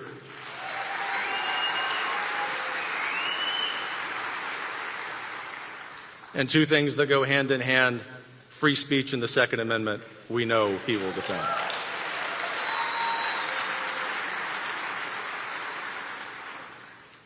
All of the above have two things in common. First, they all directly attack the woke industrial complex. All the left-wing elites who derive their power, their prestige, their wealth by manipulating the federal budget. Second, they all enjoy broad, national, bipartisan public support. Almost everyone in the country outside the Washington establishment agrees with these ideas.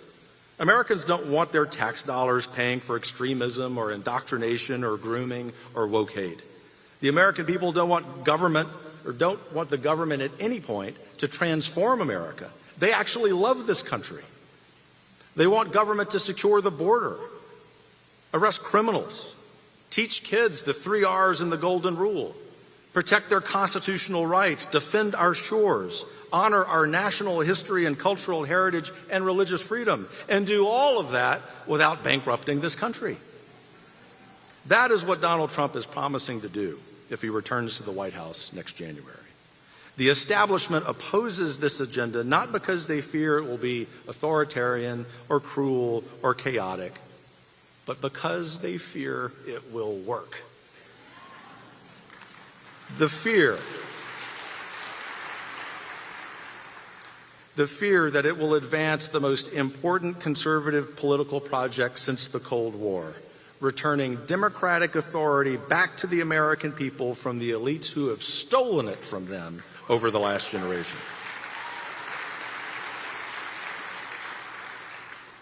At Heritage, we don't get into personalities one way or the other. Conservatives come in all shapes, sizes, and temperaments. We work with them all.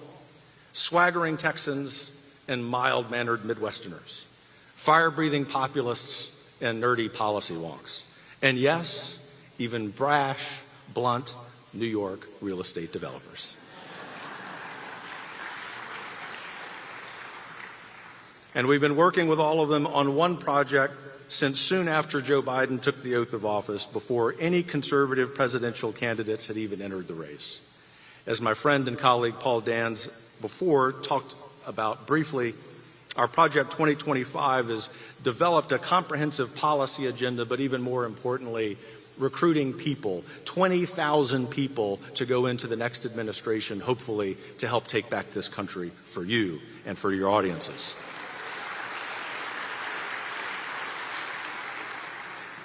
We want no credit.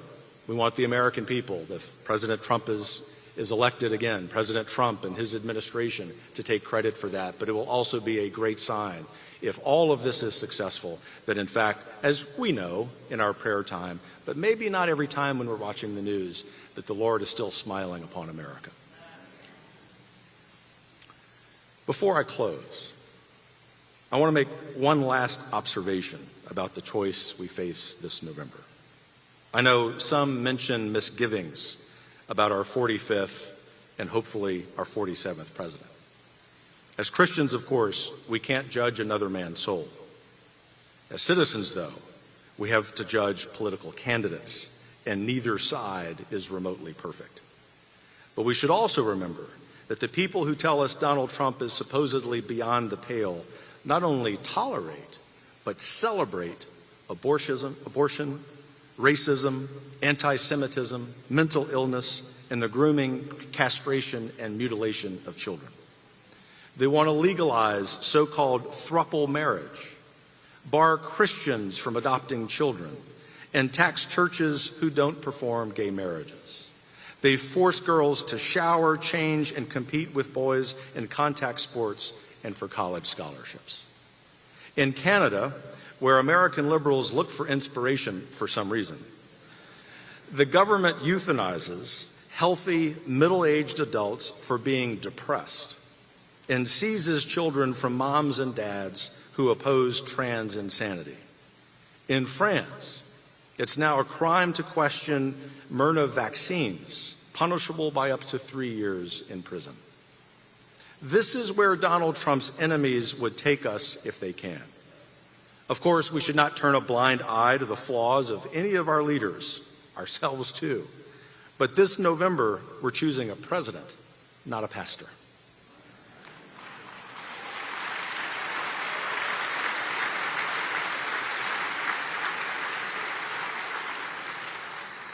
We should also not let people who, let's be honest, hate our religion, who hate our freedom to practice it, and hate our right to raise our children in our faith, tell us how we should vote at the ballot box. Despite all the political moralizing, which we know can come from both sides of any debate, the fact is the only moral threat Donald Trump presents to the status quo in Washington, D.C. And I certainly look forward to seeing him take them on.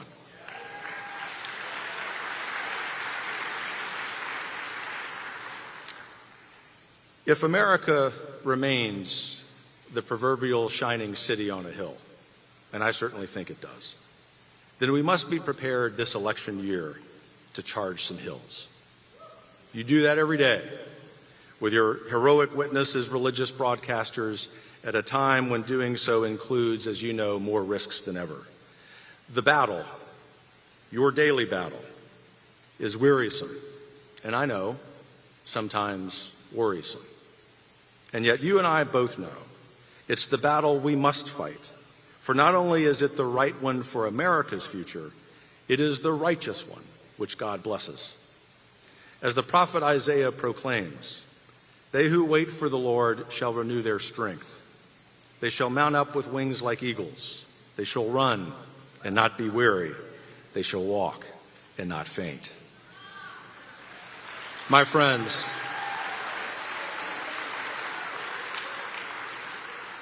the Lord is not done with America yet.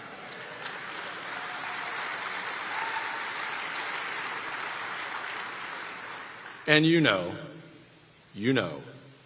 that we wouldn't be and shouldn't be either.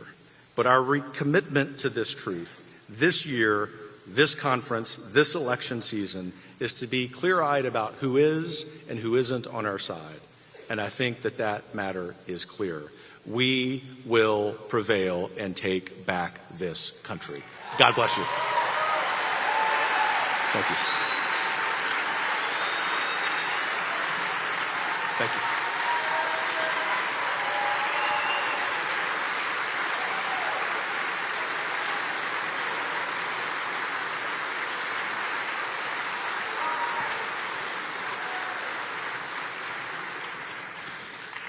Yeah, that was great. Thank you, Dr. Roberts, for that insight on public policy. All right, we're getting ready. 45th president is on his way. So he's on his way. Before he gets here, let's ask back to the stage Ernie Haas in Signature Sound. Will you welcome him to the stage?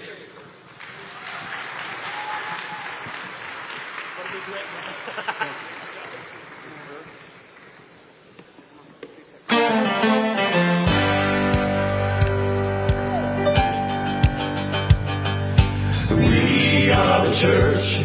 Let's reassert our claim to the power that is ours when we rise in Jesus' name to carry love and mercy and salvation's plan. We are the church, and it's time for us to stand. We are the church. Let's reassert our claim to the power that is ours when we rise in Jesus' name to carry love and mercy and salvation's plan. We are the church, and it's time for us to stand. Let's leave behind our differences, let His word be our light.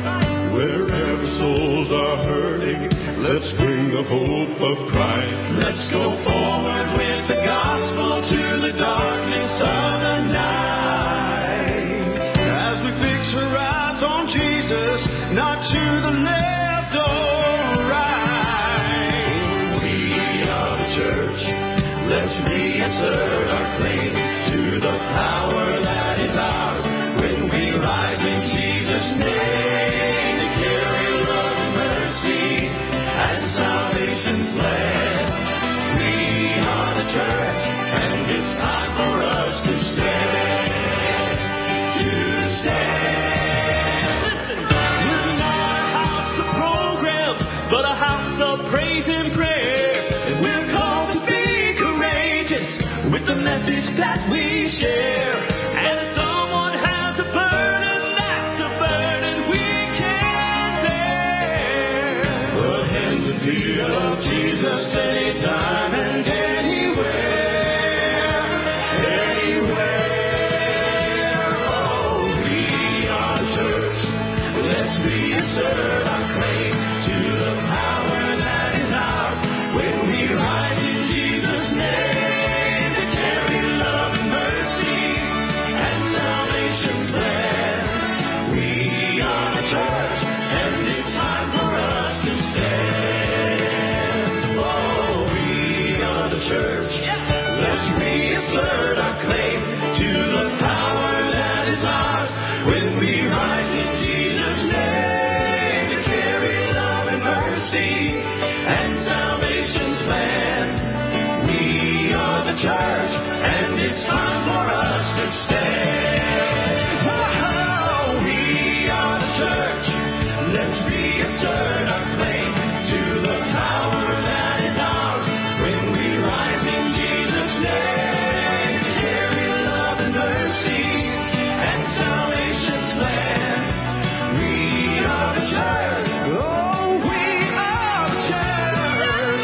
We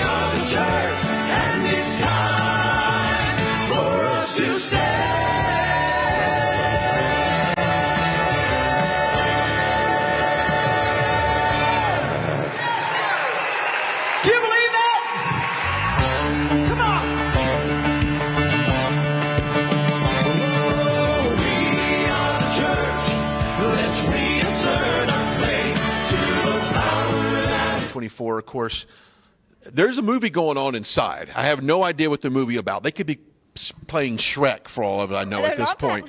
They could be playing Shrek. And They're maybe not playing Shrek. I did check in and look, Yeah. and I saw some nuns on the screen. There you go. And there's a crowd in there right now watching There a is. movie. So it's movie night here at CPAC. There'll be a movie here a little bit later as well, but we do want to thank our friends over the Birch Gold Group. Once again, if you want to transition your traditional IRA into a gold-backed IRA, you can do that by simply texting the words Trump to 989898. We've had Philip on the show today talking about all the benefits of going to gold, so make sure you do that as well. Plus, our friends over at freetrumpbook.com. What a great publication that really celebrates the accomplishments of President Trump. Your kids aren't going to learn about it in school or on social media, but you can definitely get your hands on this book, freetrumpbook.com. All you have to do is pay for a very small shipping and handling fee. Yeah, love the free Trump book, and everybody can check it out no matter your age. There you go, no matter your age. And once again, tomorrow, after this is all said and done, we're going to come back here tomorrow, and we're going to have day 2.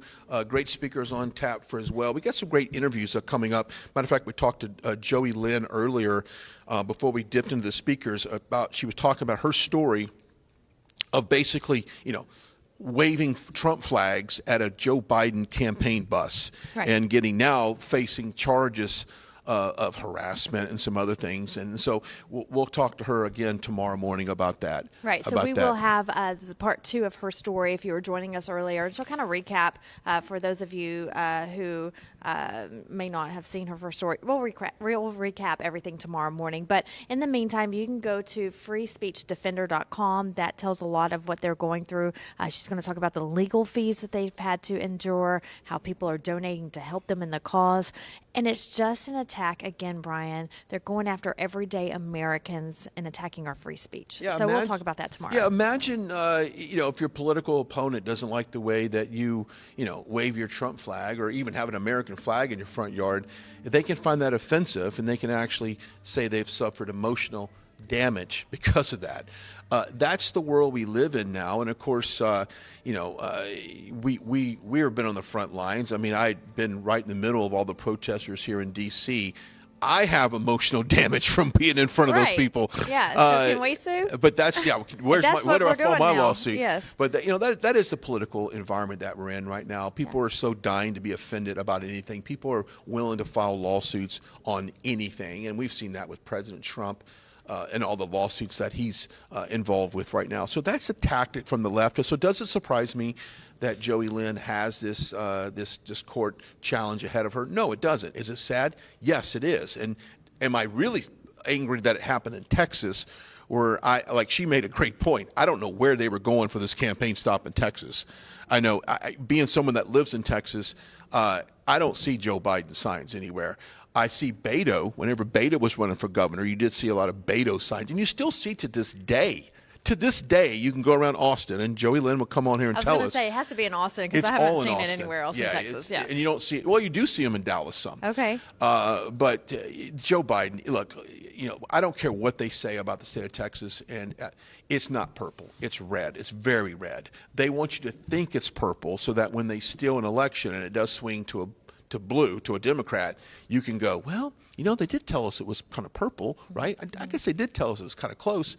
That's their tactic. It's a psychological tactic to always make you think that statistically, I'll give you a great example, that Biden and Donald Trump are right there neck and neck. Statistically, they're right there in a margin of error. But in reality, they're he's double. I mean, he could be 20, 30 points away from Biden, ahead of Biden. So it is a tactic, because I really, truly believe that when these elections are stolen, that then they can justify, well, the polls had them kind of neck and neck, Vanessa, and it just happened to swing Joe Biden's way. They keep it close like that. So. Yeah, and we want to remind everyone, as we're talking about specifically Texas and the poll numbers, Texas is in early voting right now. They're a Super Tuesday state.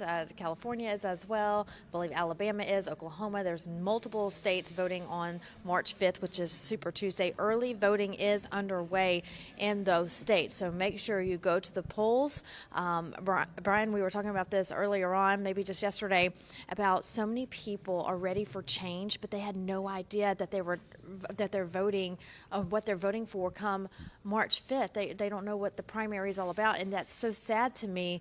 And you look at not just the presidential race, the propositions that are on the ballot, securing our border, not selling land to China. All of these things are on the ballot, so you've got to get out and vote. You've got to go out and vote. You'd be surprised how many people post up MAGA, MAGA, MAGA, I love Trump on their Facebook page. Then election day comes, and for some reason they didn't get around the vote, or they assumed like, well, everyone else is going to vote. I can set this or one they out. just think he's just going to pop in or something. Well, I don't really know what they think, but there's a process to get him on the ballot. Yeah. You have to vote for your Republican nominee, and then that nominee goes on to. I was even talking about the general. Is that what they do on the Right. general? They just assume that there's enough supporters to go out there. So, but we need to overwhelm the polls. You need to flood the polls, is what a lot of people say. So, definitely know when your primary is. And Moment Super Tuesday, there's like more than a dozen states on that. So make sure you get involved in that. And if you look at what does life look like? What does political life look like after South Carolina going into Super Tuesday for President Trump? Obviously, I think he has probably a 40-plus point win in South Carolina over Haley. But then what happens after that? And does Nikki Haley drop out after losing South Carolina? We said earlier, I don't think she does. I think she stays in it. I think the consultants know that there's enough money on the sidelines to fundraise off just blocking Trump. She'll stay in the game long enough. She'll come up with a tax on him for whatever reason that he is unstable to be president, and they'll make up all these laundry lists of things. But at the end of the day, they're just waiting out for these court battles to unfold, hoping that some radical judge somewhere just determines that President Trump doesn't belong on the ballot.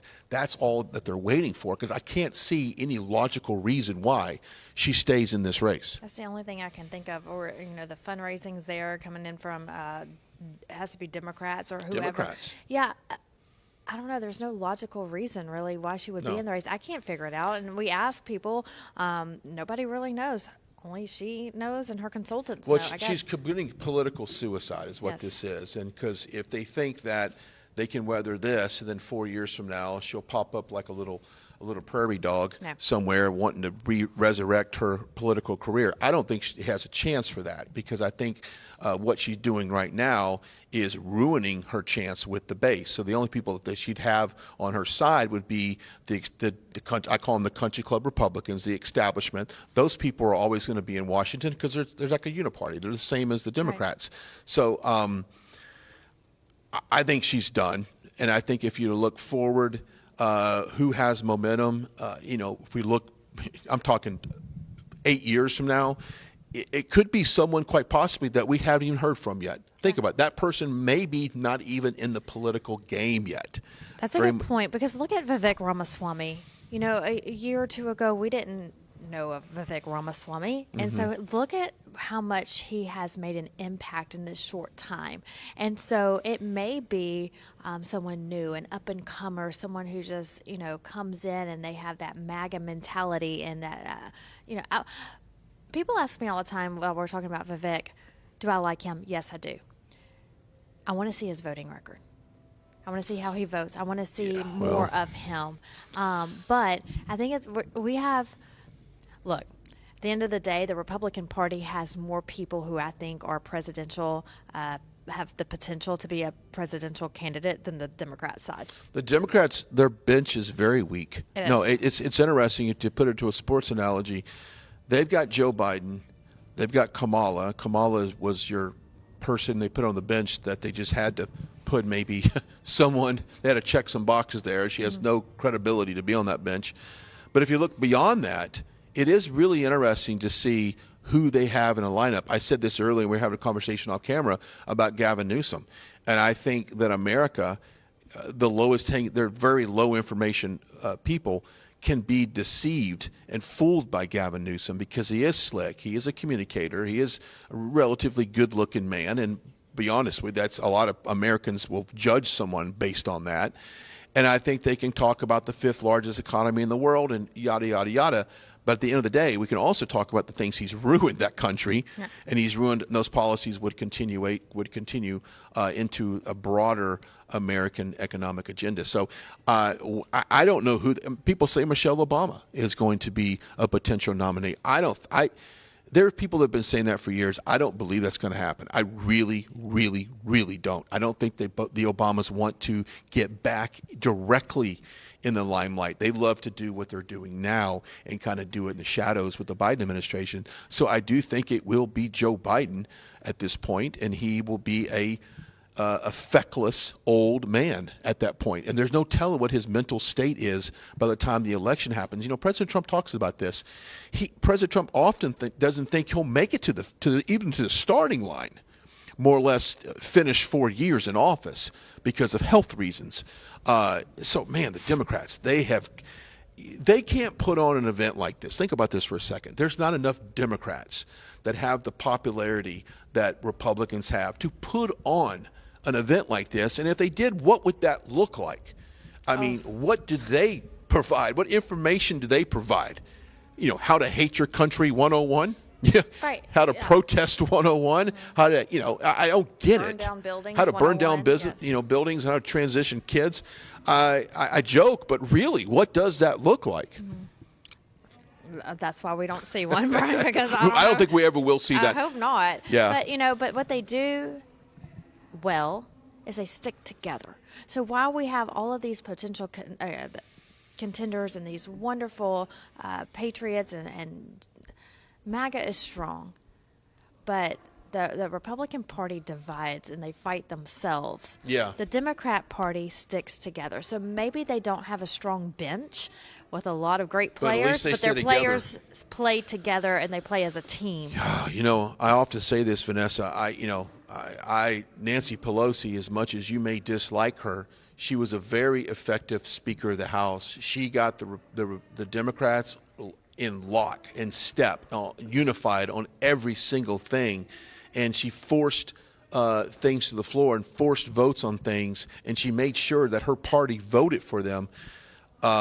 Republicans, not so much. We fought, we had, 19 rounds on the Speaker race with McCarthy, went for, multiple rounds and multiple hours, and we finally came up with him. And then it didn't take long before we had the House Freedom Caucus and others to determine that, they didn't like McCarthy for whatever reason, and he wasn't doing what they needed to do fast enough, so they ran him out, and then we got Mike Johnson in, and so it's, then by the way, George Santos over here, we need to make sure we get rid of him, and while we're at it, we're going to, certain people decide they want to retire. We have done nothing but fight our own people. And it's very frustrating because, if I was in Congress right now, I don't know what I go back to my district and campaign on, to be quite honest with you. I don't know what I do. I can say, I helped impeach Mayorkas. That's what we did. That's a win. That's points on the board. But that's only after you had certain people in Congress push for that. There wasn't a collectiveness of, everyone didn't come together and say, let's do this. It was forced for a vote. It was forced through committee. It was forced to get a vote on committee. And then Mike Johnson knew he had to put it on the floor for a vote. If that would not have happened, we did zero in this 118th session of Congress. I mean, zero. We didn't get any appropriations passed. We kicked a CR down the road, right? So now we're basically, think about this for a second. We still have the same budget of the Nancy Pelosi power, of her office, of her budget. We've done nothing. We have absolutely done nothing. But, you know what? We fought our own party. Yeah. We got rid of George Santos. And in all honesty, let's be honest with you. If people didn't like George Santos, Vanessa, then let the voters vote him out. Why did we think we were going to take the moral high ground on this? Because that's what we do. We won't tolerate that. Guess what? The Democrats, they will never throw one of their own out. There's no way. There's no way they would do it. Fighting each other, battling each other. We had a slim majority in the House. If we get rid of one of our own, it can be a mess. But there is some hope. Yes. Because there is some hope. I like the fact that we kind of ended this past week on a high note. Yeah, we did. We're going to get this, we've got some things going on. We got the Senate, and of course we talked to Tommy Tuberville earlier about, forcing Mitch McConnell to put that on the floor for a vote on the impeachment on Mayorkas. Yeah, it's probably not going to happen. It's more of it's more of accountability of saying, look, this is what you've been doing that's wrong. But here's the good news. President Trump is killing it in the primary, and he is winning every state. That's the good news. And Democrats know that we're about to put some major points on the board come this November. So that's the highlight of it right now. So all the failures that we've had in Congress, and we've had a few wins here and there, but our hope right now in the Republican Party is not on the Capitol Hill right now. It is down in Nashville, about to speak on stage, and that is President Trump. And hopefully he'll be taking the stage here shortly. Vanessa Broussard, Brian Glenn here live, and a very quiet CPAC. Like, everyone's gone, by the way. They are. Everyone's absolutely gone. Right. You can hear a pin drop here on Media I think Row. security's probably going to come over here and escort us out, Yeah. or give us a ticket for trespassing. But nevertheless, we're here. We've got a great day planned tomorrow. And then even on election night, I think we have some very special on-the-ground stuff planned. And when we get that confirmed, we'll let you know, because people do love when we give them a little bonus coverage of the president. And, of course, we might be able to have that there as well. Also, we've got some great guests coming up. I know we have Matt Gaetz talking about burning down the house. The title of his speech is Burning Down the House. And, of course, I'll ask him about that, about McCarthy. And we actually may have some fun banner going back and forth about that. But we'll talk to Matt Gaetz. And we also have some other speakers coming. I know you have a list. Caroline Leavitt will be on. That's Trump's 2024 National Press Secretary. I'm looking at the schedule right now. She'll be on tomorrow morning with us. Can't wait to talk about her. She's doing a great job. Elise Stefanik, Republican from New York's 21st District. She'll be on with us as well. Hogan Gidley, Brandon Straka, Daniel Ferrer, who's with Patriot Kids Foundation, Doug Collins, who is a former congressman in Georgia.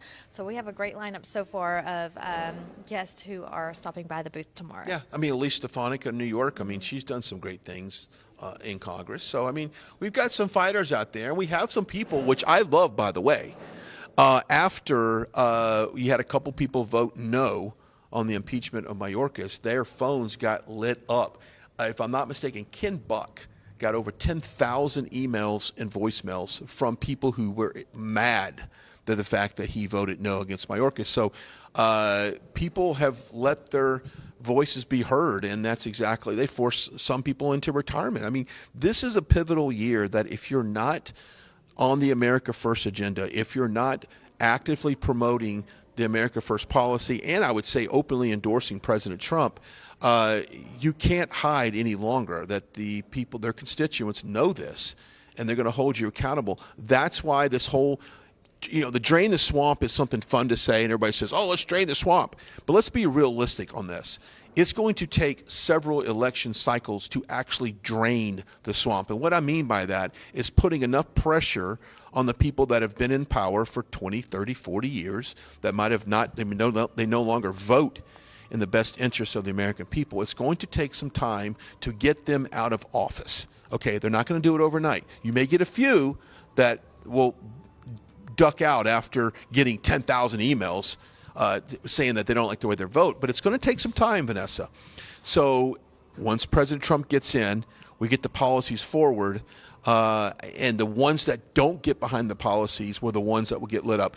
I was talking to a colleague of mine. We were talking about how do you impeach Joe Biden, and simply this is what you have to do. This is not that hard. I've got a whole list of things right here of reasons. I got legal reasons right here. But this is what you do. You need to put it to the floor for a vote. Okay, force it through committee, through judiciary, get it on the floor for a vote, and make people put their names on a yes or a no. And the Republicans who put their name down as a no, there's your open season for primary, and there's where people, that's how you drain the swamp. But until it goes to a vote, a public vote where people have to actually make a decision whether or not they want to impeach Joe Biden, which, by the way, President Trump was impeached twice, once on a perfect phone call, and then the one for inciting an insurrection on January 6th. Democrats went about this their own way. Vanessa. They didn't go through the normal chain of command to get these articles of impeachment on the floor. Nancy Pelosi did the shortcut. She took the shortcut for dummies on the impeachment book, and she forced it through. So why can't we take a page out of that playbook and get it on the floor for a vote and make people put their name on it? Yes or no? That is how you drain the swamp. Because would you want to be on the receiving end of a no? No. No, you would not. Because think about this for a second. Anybody who says no, we can go to their district and go, hey, by the way, people of Northwest Ohio, just making that up, are you for the impeachment of Joe Biden? Do you think he's done a adequate job as leader, commander in chief? Oh, no? Well, your representative over here thinks that he has done a great job. That is instant primary. That is instant political suicide. So I say put it to a vote. It's as simple as that. And will that happen? Maybe. Maybe. I'm hearing that there is some hope on the Republican conference that we could get this to the floor for a vote. It can't happen soon enough, though. I'd like to happen on Monday, when they're not in session on Monday, but maybe on Wednesday. Yes, that would I be like nice. to do that. Yes. All right, we're looking at live pictures now from Nashville, Tennessee, waiting on President Trump to take the stage there for this Christian conference. What's the local that's going time on. right now It in is Nashville? 9:30 p.m. Okay, so think about this. Let's say how late this for a is. second. This is my message to the Christian Broadcasters Association. Okay, a lot of people want to go to bed. Let's get President Trump on the stage right now. It's late in Nashville. Of course, Nashville's kind of a party town, right? I guess. But let's see if we can't get this thing started. And I think it's great that he's at this, because we've had a lot of people of faith and some different broadcasters come up to us and want to get on and talk about their. We've got some people next to us on the other side of this booth that actually are a faith-based broadcaster. So there's a lot. This space is very important. Of course, the evangelical Christian voter is a big segment of the voting class that was really big in 2016. It's interesting because I got some emails earlier for some of the language I use, and I'm getting a little bit heated on a discussion. I had somebody email me and say they were in Christian broadcasting for 42 years, and they just cannot believe that a man of faith and someone who claims to be a follower of Jesus would use the language that I did. And you would think that I dropped the worst word in the world, which I didn't. The word that you yeah, used. it wasn't that bad. I've actually heard it. I don't think it's that bad. And so I thought to myself, this is probably the same person back in 2016, whenever the Make America Great Again agenda was released, and we're going against Hillary Clinton to try to take back this country, was the same person that says, you know what, I just can't vote for President Trump because he's just so vile. You know, the words he uses, the language he uses. Like, that's the same person that would judge somebody on their words or their tweets, but would rather step aside and see somebody like a Mitt Romney or just some establishment Republican who's going to do nothing in office, or perhaps vote for Hillary Clinton because she's nicer on Twitter. So I say, you know what? Save it. If you get offended, be offended. I don't care. Yeah. We have a country to save here. Okay? That's the seriousness of it. And if you're offended by the language, then maybe you need to move on and watch somebody else. I know it's brutal to say that, but we have a country to save. And if you're hung up on somebody's choice of words and that it's inappropriate, then what's inappropriate about an open border?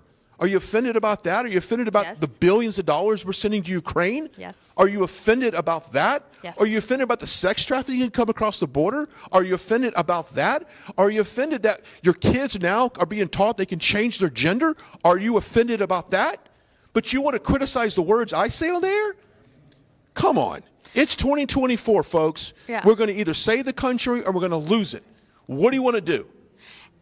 And when you get fired up on topics, as I do for certain topics as well, those words are going to come out. You'll see me a lot of times pause because I'm trying to find the correct word and trying not to use another word that may offend someone. We try our best, but at the same time, you hit the nail right on the head earlier. Jesus flipped tables. Jesus got angry. Mad. I love it because I think about that all the time. When I get mad, I'm thinking, Jesus did it. Jesus flipped tables. Let me tell you so something. It's okay to get angry. The left despises us. They think our fruit tastes bitter to them. They've turned away from the Lord. Okay, that's where they're at in this situation. That's why they're trying to demonize everything that we do. So if we're going to sit here and nitpick Christians and people on our own side about, and we got it with this with Father Frank about the church. If your church is not talking about political issues, if they're not talking about how to save our country, you need to find a new church. Because this is not the time for happy talk. This is not the time for the feel-good prosperity gospel. We're just going to say everything's great and not even really take anything from the Bible. It's just all it's all in a potluck lunch, if you will, and a smile. Find a new church, because this is it, man. This is 2024. This is not. We don't get a redo. We don't get a mulligan on this. We saw what happened in the last 4 years. Exactly what the Biden administration can do. So we don't have time to play footsies under the table and say, well, I don't really like President Trump and what he says about this. And, boy, I wish we had somebody with more class, more money to withstand the lawsuits, more resilience to withstand the bullets that he takes every day.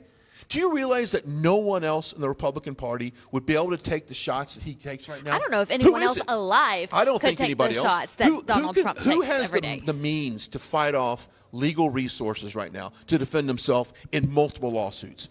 Who has it? Nobody does. But nobody does. Zelensky at this point. Yeah, Zelensky. Yeah, I mean, maybe we just he should keep come over sending him here. billions, and Yeah, I think he might be the money. only other person alive that may have the funds. He is the only person right now. So we have to rally behind him. And I'm not electing President Trump to be our savior. I'm not looking to President Trump for moral guidance. I'm looking for President Trump to save this country. That's it. His policies work. We know that. His policies work. So when people get emotional and they just go, for whatever, it's like, get over it. I can't even talk to you right now because they're not making any sense. And Democrats, in my opinion, don't make any sense because I often say, show me a Democrat convention where they talk about love of country, faith, family, freedom, You won't, Constitution. because they don't believe in that. Faith. They don't like their families. They don't like the freedoms. They want to take away our freedoms. They don't love America first, clearly. So you're not going to find a Democrat convention like what They despise what we stand for, period. They despise their values. They despise everything about the Republican Party. So why do we try to coddle them as much as we do? Like, I want nothing to do with them. Trust me, they want nothing to do with you. So how do you fight evil? You fight it. You don't lay over and let it rule. So, I'm at the point in this part of the game that, the battle is at our front doorstep, and we have to fight it head on. Yeah. Oh, you have to. Right. Okay. Brian, we're wow, on Trump watch right now. We are at 9:45 p.m. Eastern, still waiting on Donald Trump. Well, if you're on the West Coast right now, you still got a full night ahead of you. Yeah, you're good. But if you're on the East Coast, you have a long night ahead. We're still waiting on Donald Trump. I say this all the time. Does he ever sleep? I don't think he does. If he does, it's not Well, think about his schedule for a second. He's got to make this speech, get back on his plane. And I don't know if he's traveling back to West Palm. Maybe he is. I don't know. But then he's got to get up tomorrow and deliver 2 speeches there. And then he'll probably go back to Palm. I mean, there's only about an hour flight between that South Carolina and West Palm. But the guy's he's a busy man. Plus, he's got all the meetings. He's got fundraising meetings he does. He's got, admin, staff meetings as well. So he is busy. But you know what? He's trained for this. He's made for this purpose. I've said it a million times. Show me someone else that can do what he does right now, that has the financial means to do it. President Trump. Because he the financial means to do it. Mm-hmm. Like, there's no one else can do it. Because here's one thing we haven't talked about much. If people think that once President Trump serves his years and goes off in the sunset, that the attack on Republicans is over, that's where you're wrong. Because it's the next man up scenario. So whoever that next man up, or woman, up on the Republican Party is going to get attacked just like he did. But here's the scary part. That next person, chances are, well, I can guarantee you, they do not have the financial means to withstand the lawsuits that will be brought against them. That's the scary part about this next generation or the next man up on the Republican Party, because there will never be another President Donald J. Trump when he's gone and out of office. There'll never be. There'll be another person with America First policies, right? Right. His policies will stay in place, but there'll never be another President Trump. And I think that is something we really have to look at. So when we think about, okay, when everybody starts throwing out VP picks and start throwing out, oh, I'd love to see somebody run for president, you got to think to yourselves, are they tough enough to deal with what is incoming from the from the Democrat Party, and the Republican Party too? Yeah. So let's not kid each other. We're going to eat our own. So we have to make sure that whoever that person is the right person for the job. Yes. And it can't be just, oh, here's Tulsi Gabbard. Let's just give her the red carpet. Let's roll it out for her. Oh, come on in, Tulsi. Oh, your voting record's horrible. Oh, the Planned Parenthood gave you an A+. Oh, that's okay. Come on in. We got to make sure that doesn't happen. Mm-hmm. And what happens is a lot of people get caught up in hype. They get caught up in the emotional of everything. I love Vivek Ramaswamy, but I want to see a voting record. That's He's exactly never voted on anything. I like him as well, and yes, I haven't seen how he has voted. So I think if he gets in, the cabinet or there's a place in the administration for him. Yes. See what he does. See if he stands to his word. Again, fan of Vivek. But I want to see. We just want to see. Yeah, he's not ready for a key leadership role in this. No one is. President Trump was accomplished businessman, financial means to do it, common sense approach to everything. I always like to say I have a PhD in common sense, and I still think I have that. That's the way he dealt with stuff, from a very common sense approach. When you look at I'll give you a great example. Tom Homan, which I love Tom Homan. He has a great plan for the border, and I've had the honor to meet him several times, and he has a very straightforward approach to securing our border and keeping us safe. That's the people we want in office. I don't need happy talk. The days for happy talk are over. I don't want to hear I don't want people telling me what they want me to hear.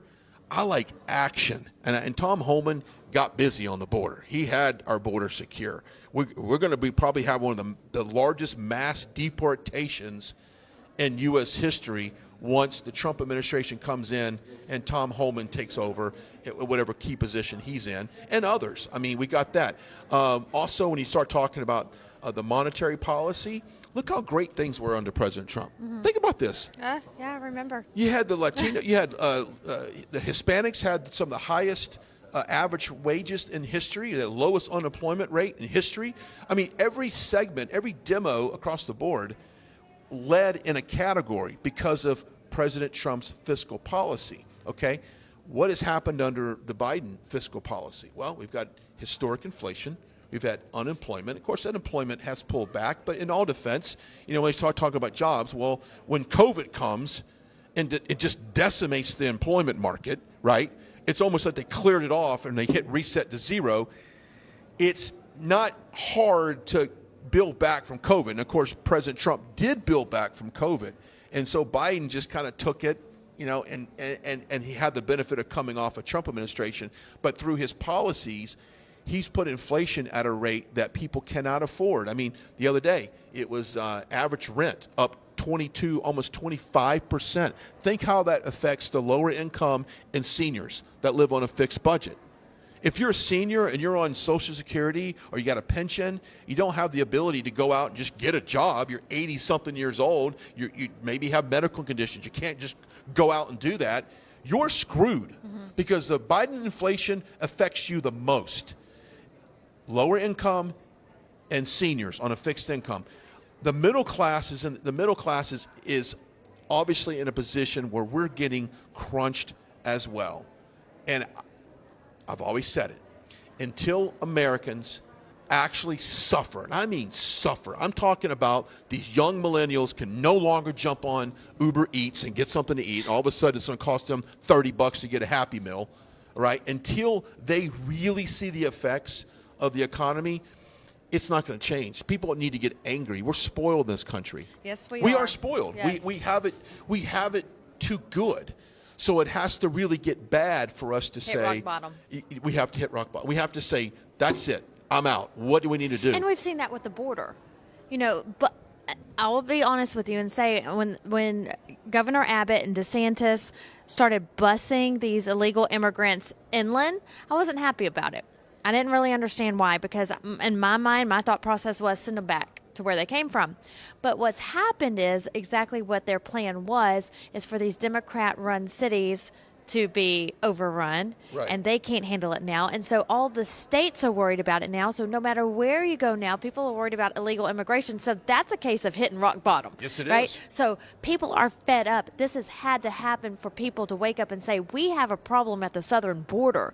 So you're right. This has to happen with our economy as well. We're seeing it. People can't save a dime these days. People are struggling to keep their head afloat, their head above water. And so we're going to have to hit rock bottom for people to wake up. Yeah, they have to. And unfortunately, we're in it. And here's the what, since we've got some time to kill before he comes on, what crisis is going to happen between now and Election Day? Now, there's two thoughts on this. Either we're going to have a pandemic, and the Democrats are going to, China's going to unleash another virus on us, and we're going to have a pandemic where we're going to lock people at home to justify getting out and doing mail-in ballots. And President Trump will probably talk about that tonight on these mail-in ballots. Or Joe Biden's going to get us in a war. I mean, we're already in a proxy war with Russia through Ukraine right now, but you've got escalation in China, you've got Ukraine, you've got the Middle East, you've got these escalations around the world, and we got this open border. We've had so many people in our country. We don't know the good ones from the bad ones, and we don't even know that when the bad ones got away. We don't know where they're at, and we don't even know the ones that we didn't see, the ones that we have no clue. So it is like when you see these terror watch things come out by the Homeland Security, and they say, oh, it's heightened security for whatever reason. Hell, we saw it today with the outage of AT&T, T-Mobile, and some other companies experience a cyber attack. That stuff is coming. It's very real. And in people that want to sip their coffee somewhere and go, oh my God, that's just like scary talk, and that's just Republicans trying to scare everybody. No, that's actually being very sensible in what could happen, because we've allowed this immigration to be out of control. It's not about, oh, Brian, they're just coming for a better life. It's the family, it's the mom, dad, and the two little kids. They're coming in for economic, opportunities. Yes, that is true. But there's also the ones that we don't know about that are coming here to bring us down internally. Those are the ones we need to be worried about. Absolutely. 8 minutes away from the top of the hour. We're Yeah. nearing 10 o'clock. Are you kidding me? That's how late it is. I've lost all track of time. Yes. Today. We might as well, what we could do, Vanessa, let's bring just our find, sleeping bag yeah, and just find a sleep here, because spot we have to be somewhere right over back here live, I think, at 8:30 in the morning. Is that well, right? you're 8:30? staying here, so you're kind of convenient that your hotel room's 20 paces away probably. My goodness. Mine's a little different. But in the event, we will bring that speech Yes. to you live as he comes on stage there. But there's so much to talk about. I often say this, too. For what you and I do that work in the news industry, there has never been a better time to do what we do right now, though. Think about this. We're working and witnessing history. And to be able to work on the Trump campaign back in 2020 and go through that election, right, and do what we do and go to the rallies and cover them and do all of that, it's an honor. And then when the election was stolen and we did all the election integrity, public hearings, Senate hearings, that was history. We witnessed history there. So we're witnessing history now. We are. We'll save this country. And I think that kids, and maybe my 3 kids don't understand it right now. I don't think so. We had this conversation earlier. It's a lot to process if you're a young person on what's going on in this country. It really is. They don't get it. They shouldn't have to. Our kids should not have to worry about the crap that we're going through right now. It's crisis after crisis after crisis. And I think that what we're seeing is history. And I think when we look on it 20, 30 years from now, we're going to thank God that we were here to do it right now. And as dismal as sometimes things appear, it's worth it. It's absolutely worth it. It's rewarding to come here and know that you're somehow, some way making an impact, and that you're reaching people and the masses, the crowds. When I was walking up just a minute ago, before I came to the booth, someone stopped me and said, "Love watching you at the rallies. We watch every one. Thank you for everything you do." And it's those people that remind me, right, this is why you do it. It's we're trying to save America, and when we tell you share our posts, it's not for us. It's because we want more people to know about an independent news station that's going to tell you the truth, because so many people still don't understand that we're out here. They think they just have these cable TV news stations. That's the only ones that they can turn to. And so when we ask you to share and repost and do all the things to get the word out, is to let the American people know there's alternative media available for them to turn to get the truth. Yeah, and I'd like to say this: if it wasn't for Joe Seals back in, late 2015, 2016, of kind of, picking up on Trump early as he come down that escalator and followed him and thought, wait a minute, there's a movement here.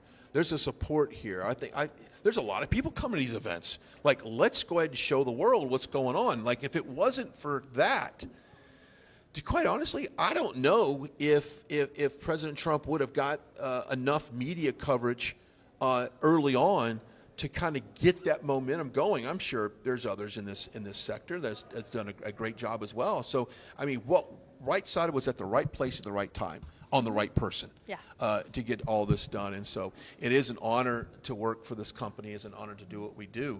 But, we were talking off camera about some of the trolling that I often get on my Twitter. And I don't even like to look at the mentions and read the comments, because it'll make you want to find the nearest building and jump off it sometimes.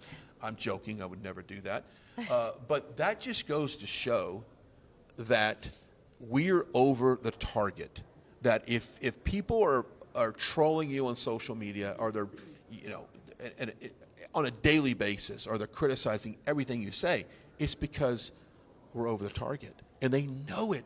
Vanessa, they know it. That the media knows the destruction of the Biden administration. The media knows they do not have the support of the American people. They know it. Democrats know it. That's why you won't see any sizable rally or promotion for Joe Biden as a presidential candidate. You will not see it. He will run from the basement again, because what are they going to show? A handful of people in circles in a middle school gymnasium? That's what they did in 2020. Right. And, I always look forward to what's known as October surprises. What's the big news going to come out in October right before a November election? And thinking about that, what are they going to show of Joe Biden? What kind of October surprise could they actually come out with? Like, we've seen it all, I feel like, when it comes to Joe Biden. Yeah, you're right. But I do think that this is what could happen. They know the polling, Vanessa, is so low, like historically low for a president, like in the 30s, low 30s, that they'll say, oh, remember when Joe Biden had that emergency press conference when I was in Vegas that day? Mm-hmm. The speculation amongst the mainstream media is that he was going to basically, oh my God, is he going to step aside? Is he announcing that he has health problems? Right. Is someone else stepping in? Is that what we're doing? That's what I think they will do. And I think they'll say, through careful consideration, that my health is the number one concern, but, it's my best interest to step aside from being the political candidate for re-election, and then that's when we honor it, rush in whoever it's going to be.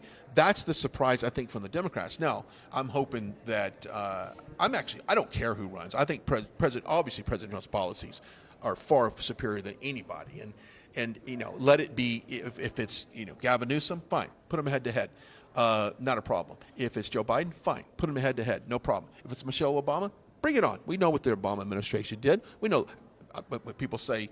What we're seeing now is a third Obama term. So it's like, bring it. It doesn't matter. But there is going to be a surprise, I think. You're absolutely right. Yeah, so be looking forward to that as well. I keep looking down. You've probably seen me looking down because I'm watching what's going on in Nashville, and I'm still waiting on President double Trump. box there. You can see it. It's a big room. It is. It's dark. Yes, it's late. It's 10 o'clock. It's late. people are falling asleep there in Nashville, but nevertheless, he will take the stage and wake them up. I got a little sneak preview of the speech. I should just get it out and maybe read some of it off to you, what we can expect him to say tonight. And as we wait for that, we want to remind you that we will be here back at CPAC tomorrow morning, bright and early. Join us then. Have a lot of great speakers tomorrow. Senator J.D. Vance will be here at CPAC. Representative Matt Gaetz from Florida. South Dakota Governor Kristi Noem is also on tap for tomorrow. Kash Patel, KT McFarland, Texas Attorney General Ken Paxton. So all of these people will be around tomorrow. Make sure you join us here on Right Side because we are excited about it. We're not going to get much sleep, but we are excited about tomorrow's lineup. You know what's interesting about that? You know, Ken Paxton, I cannot wait for him to speak tomorrow. We will get him over here. He is one of my friends. He is a neighbor. I have a house near his, and I love Ken Paxton. I love what he does for Texas. Texas attacked him. Dade Phelan, Speaker of the House there in Texas, has led the charge to impeach and remove Ken Paxton from Attorney General. Now, that there is consequences to doing that, and I wish I had Dade Phelan's challenger, Covey, I wish he was here because I would love to get him on and talk about what he's going to do, what's his plans to beating Dade Phelan in that race there in I think it's District 4 in Texas. I'm not sure, but. Big things happening in Texas. And you know what? When you think about Ken Paxton, he has filed, I think, close to 20 lawsuits against the Biden administration for various things like the border or election integrity, maybe to block certain voting machines in Texas, which is a big thing. He has fought for Texas. So when people think, well, does he have a place in the Trump administration? And I've got to say, yes, he probably does. I would love to see Ken Paxton somewhere in the Trump administration doing some type of legal work. Right. Attorney General, maybe. Who knows? There's not any better Attorney General right now in the country than Ken Paxton, so I'm looking forward to hearing from him tomorrow. But, you know, we've always said this. We can get all the candidates in the world out there, but if we don't get out and vote, it doesn't mean anything. Yes. Doesn't got to mean get it anything. on vote. Just a reminder, South Carolina, you're up. You're on deck right now. You're up for Saturday. And then we have all of these states in the Super Tuesday elections. Know when your state is in the primaries because it's coming up and it's coming up fast. So Super Tuesday is March 5th. Multiple states voting then. Early voting is underway. So get out and vote. Now's the time. I can't wait to get out and vote in Texas, Brian. When I get I'm home hoping I'm Monday, home. That's what I'm hoping. Well, because we won't be there on Super Tuesday. We'll be working, but we'll have to early vote and then get out there. And I think I'm gonna do a little tap dance on the way out of the polls because I may tap dance on this table as soon as Trump comes out. To be honest with you, I might too. I don't know. I might to, hit my head on the table and just pass out right here. I need to get to Texas and make sure I vote. That's one thing I need to make sure I do before we get really busy on the campaign trail. That's one thing I did during the 2020 election when we were traveling so much. I voted early. I had to because I knew I wasn't going to be there on election day. I think on election day I was in Grand Rapids, Michigan. I remember that vividly because it was an extremely cold rally. And I remember walking out of my hotel room, in the lobby of the hotel rather, and Charlie Kirk was there. And I heard somebody say, "Hey, Charlie, what do you think's going to happen today?" He goes, "Well, we got it if they don't try to steal it." And I remember that really stuck out in my head. And I started thinking about, what is the possibilities of that happening? Well, we know exactly. Extremely impossible that they were going to do that. So, I just started to think about what does this November look like. And Carla Sands was on, former ambassador to Denmark, and also under the Trump administration as well, and done some great things for America First Works. She encourages people to vote early. Now, mail it in, walk it into your precinct or whatever, vote early. I was kind of on the fence on that, to be honest with you. I'm on the fence as well. I like to vote on election day. Unfortunately, for March 5th, I won't be able to. I will be working. So I'll have to vote early. But, yeah, since everything's all, with election integrity and what we feel like happened in 2020, I just don't I don't know. Yeah, I got to do it. I mean, I have no choice. There's a lot of people who have to do it that way, and that's great. Still get out and vote. But I just, my preference is election day voting. You know what's interesting, though? If we get to these, and I think I asked her, maybe tomorrow, or if you'd missed it, you can go check it out. It's on our Rumble page, I'm sure. But I said, poll watching.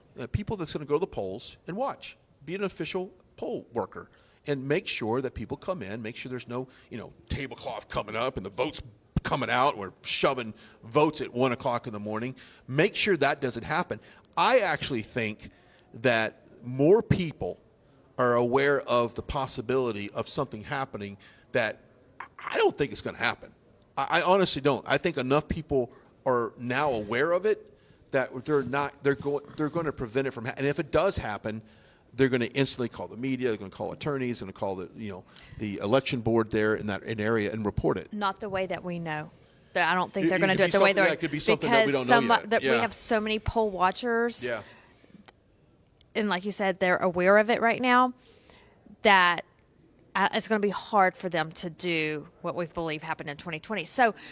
Look at, again, I've talked about this today. Look at what happened so far in the caucus in Iowa and the primaries. People are switching parties to vote Republican for Nikki Haley against President Trump. Technically, that's not cheating, but that's a way for them to try to push Donald Trump out. So they're coming up with different ways. And it's up to Republicans to be ahead of the game. Don't play catch up. Play offense, not defense. And so be ahead, be aware, because will they try to? Probably. Will it be the same as we've seen in the past? Probably not, because they know we're watching. Yeah, they know we're watching. So it's going to be a new initiative. Yeah. So we just got to get out and vote. I know they always say flood the polls, make it where, and President Trump talks about this in his speech, make it where they can't cheat. Like, it's statistically impossible for them to cheat if we have such a turnout of Republicans that the math would simply not add up.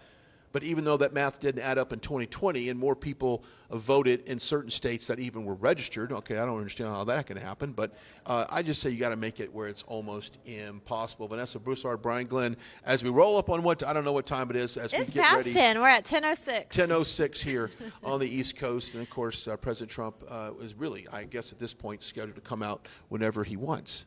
I would believe so, whenever it's convenient. And I would imagine that, that crowd is waiting for it because they've probably been in place for several hours now. Oh, yes. Having their speeches and their dinners and all that good stuff. But he is busy and he is on the campaign trail. And, we've never seen a political campaign like this before.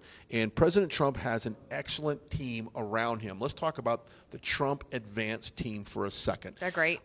If you think that they just run into a facility maybe the day before, put up some banners, put up some fencing and put up some chairs and just let people in, it takes them a week to do all of this stuff. And they have some of the best planned events that you will possibly see that processes tens of thousands of people through security into an arena or outside. We just came from a regional airport. It is first class all the way. So he has a very well-trained staff that goes out and puts these events together. Now, I heard, and this is through a bird that flew by CPAC earlier. I hope they find that bird. I don't know where it's at this point. That there could be one in New York. Could be one in Madison Square Garden. I heard that. Now, let me tell you something. If that happens, you have my commitment as right side. Right now, if President Trump announces that he's going to do anything in the city of New York, I can promise you we are going to have massive coverage of this rally. And I mean not just inside, we're going to have some cameras outside. We're going to show the supporters that couldn't get in, because I think they will max it out. We're going to show the protesters that want to show up, like the idiots out front of CPAC here that were out there earlier. We are going to massively cover that event. We had protesters here? There's a few. Okay. And I spotted them early on when they pulled up in a white van, and a guy had like a Chuck E. Cheese costume on, and he was dressed as a rat. It's typical. And so they were heckling me as I was walking up, and I told them that I hope their George Soros paychecks clear. I hope it's worth it. Look like an idiot. But if they do a rally, we're going to cover it. I predict it will probably be one of the most watched rallies that we've ever done as a network. And I truly believe that, because especially if it's in the summer months and we kind of get into the campaign where our viewership really does spike, because more people pay attention to it as we go along. That's just human nature. Like right now, there's a segment of the population that keeps up with politics. That's just what they do. And there's people who will pay attention to it as we get a little closer to the election. And that's kind of like your average kind of like, I wouldn't say low information voter, because I don't want to, they're definitely not a low information voter, but they want to pay attention like in October. Like we're just a month away from the election. We're going to see massive numbers on that rally if it does happen. I'm hoping it does. That's a good one. That would be a good one. But I'm hoping it does. And you know what? I want to see it also. See, I think it's great, and I hope the Trump team is watching this right now. And I think it's great if you do these metro areas, because traditionally President Trump has always done kind of these suburbs and out, rural areas, the rural areas and outside of major cities. I want to do them in the city, because really, I think we've seen that people in New York are fed up with Biden. And you see these videos online where they're saying, we're going to vote for President Trump. We don't want Joe Biden. So let's capitalize on that, and let's just keep pounding the inner city and really force that America First policy, force it for people to pay attention to it, because it does benefit everybody. So I hope when we do see some of these bigger metro rallies in these bigger cities, Chicago, Los Angeles will be another great place. I meet a lot of patriots in California, and I will say this, like it's easy for someone like me that resides in Texas to be a Republican and be a Trump supporter. It's easy. That's just what's expected. Go to California, go to New York and be a Trump supporter and walk down the street in Los Angeles wearing a Trump hat or a Trump shirt. It is tough. Some of your greatest patriots are in these states that traditionally are very blue. And I think that there is I think you could turn some of these areas. I really do. We had some guy come up earlier. He's running for governor in California, and he said, hey, my name's so-and-so, and I'm running for governor in California. And so it took me a second to process it, because I'm like, okay, all right, let's, because you're going against Gavin Newsom, got a crap ton of money, like he's funded, right? Got the name, got the hair gel, got it all going down. The charisma, you got the charisma, you got the tan, the whole bit.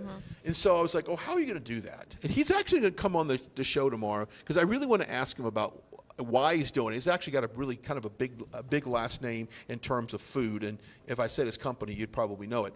But you see these people that are running for these political offices, and you kind of have to scratch your head. One guy came up and said he's actually running for president, and he's make America Christian again, is what he said. And so I think my camera guys were here when he came up. He said, hey, my name is so-and-so, and I'm running for president. And a part of me wanted to say, what, president for what? The agricultural committee? Like, who you're president for what? He's like, president of the United States. I'm like, oh, okay, well, welcome. And you pretty much have no chance, but congratulations on doing it. And so we kind of had a funny moment, because I did say, well, we are dedicated at this point for President Trump. I mean, that's what we are. This whole network was formed around that. So I'm like, the chances of us kind of, getting you winning is zero. But I'm going to hear this guy out. I want to know, what is it about that he thinks he can save America? Yeah. I might be the only media he does on his campaign. You want to hear his story. I want to hear his story. Yeah. I do remember. It may be interesting. I think it's funny, because I remember a couple CPACs ago, Caitlyn Jenner walked by our booth, and we had somebody go get him and bring him over, and he was sitting right next to me, and we did an interview. Well, I cannot tell you how many people on right side were like, I can't believe you're talking to him. I can't believe you're giving him airtime, blah, blah, blah, blah, blah. And I was like, okay, calm down for a second. I want to hear what he has to say, and I want to see how he wants to make California great. And you know what it did? It lit up the internet. It lit up social media. It lit up the internet. And it ended up being good television, which at the end of the day, that's the business that we're in. Let me tell you about television. Yes. Caitlyn Jenner, while I do not believe in what Bruce Jenner turning into Caitlyn Jenner has done, Caitlyn Jenner does not shove what Bruce Jenner did down our throats or down our children's throats. He has the same ideas and hopes as we do for this country. He's very vocal on social media. He actually posted us the other day on X, RSBN. He has that conservative mindset. Now, transgender, yes, but He wants to keep men out of women's sports. yes. He's big on that. So the reason he did it, I don't know. Yeah. I don't believe in it, but he's not shoving it down our throats and our children's throats. He has the same ideas and hopes for our country as the conservative movement. Yeah, So, I thought it was good television. but yeah, and I if just wanted Caitlyn Jenner walked by right now, absolutely, I'd bring him on. Come it's sit funny. with us. Let's talk. We have a country to save. Yeah, you know, it's interesting. We don't really have those really controversial people here at this CPAC. Maybe we'll see them tomorrow. Maybe we'll see that X Factor walk by that we didn't think was here. But you know, that every year there's someone here that really kind of gets the crowd going. And I don't know, maybe Caitlyn will show up. I don't know, but it was. I would love for that It was to a funny happen. moment. So when this Yeah. guy came up, I was like, sure. I'll talk to you. What's your plan to beat President Trump? Because I want to hear it. Maybe Nikki Haley might want to tune in too. Oh goodness, yeah. Because that plan's not working out. No, Yeah, or yeah, anybody. yeah. Or Asa Hutchins or anybody else that's still in it. There's actually one guy that's still in it. The guy from Texas. He's a minister. He's a pastor in the Dallas area. Brinkley. Ryan Brinkley. I think he's Brinkley? still in the race, He's Brian. still technically in the race. Yeah, he's a Now, Dallas pastor, correct? Yeah. He's still there. Very nice guy. Met him I'm sure at an he event. is. Super nice gentleman. But he's not even pulling at 1%, and also hasn't raised enough to ever make the debate stage. So I don't really get it. You know what my message to him is? Quit. And go back to Texas and go in your community where your church is located and get involved in your city government, your city council, your school boards. Start there. Maybe not president isn't the the gateway point to all of this. Let's start a little bit lower. But I can admire his willingness to, you know, he probably shares the gospel. He probably teaches, you know, shares the teachings of Jesus. And I get it. Like, I totally get it. But I would rather him spend that money that it takes to do all of this on a local level and impact your community directly instead of trying to be, you know, president. There's much better ways. We talked to Olivia, one of our friends that came through here earlier, about directly impacting your community. And I shared a story about a friend of mine, or she's now a friend of mine. At the time, she was just a viewer.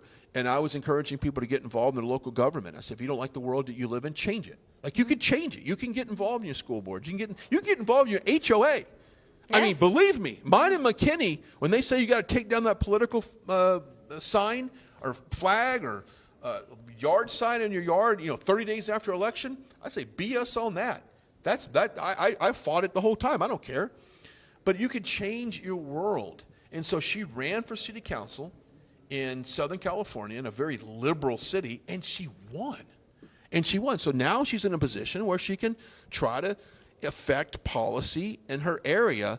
That's where you start. That's just where you start. Mm-hmm. That's how you do it and you grow.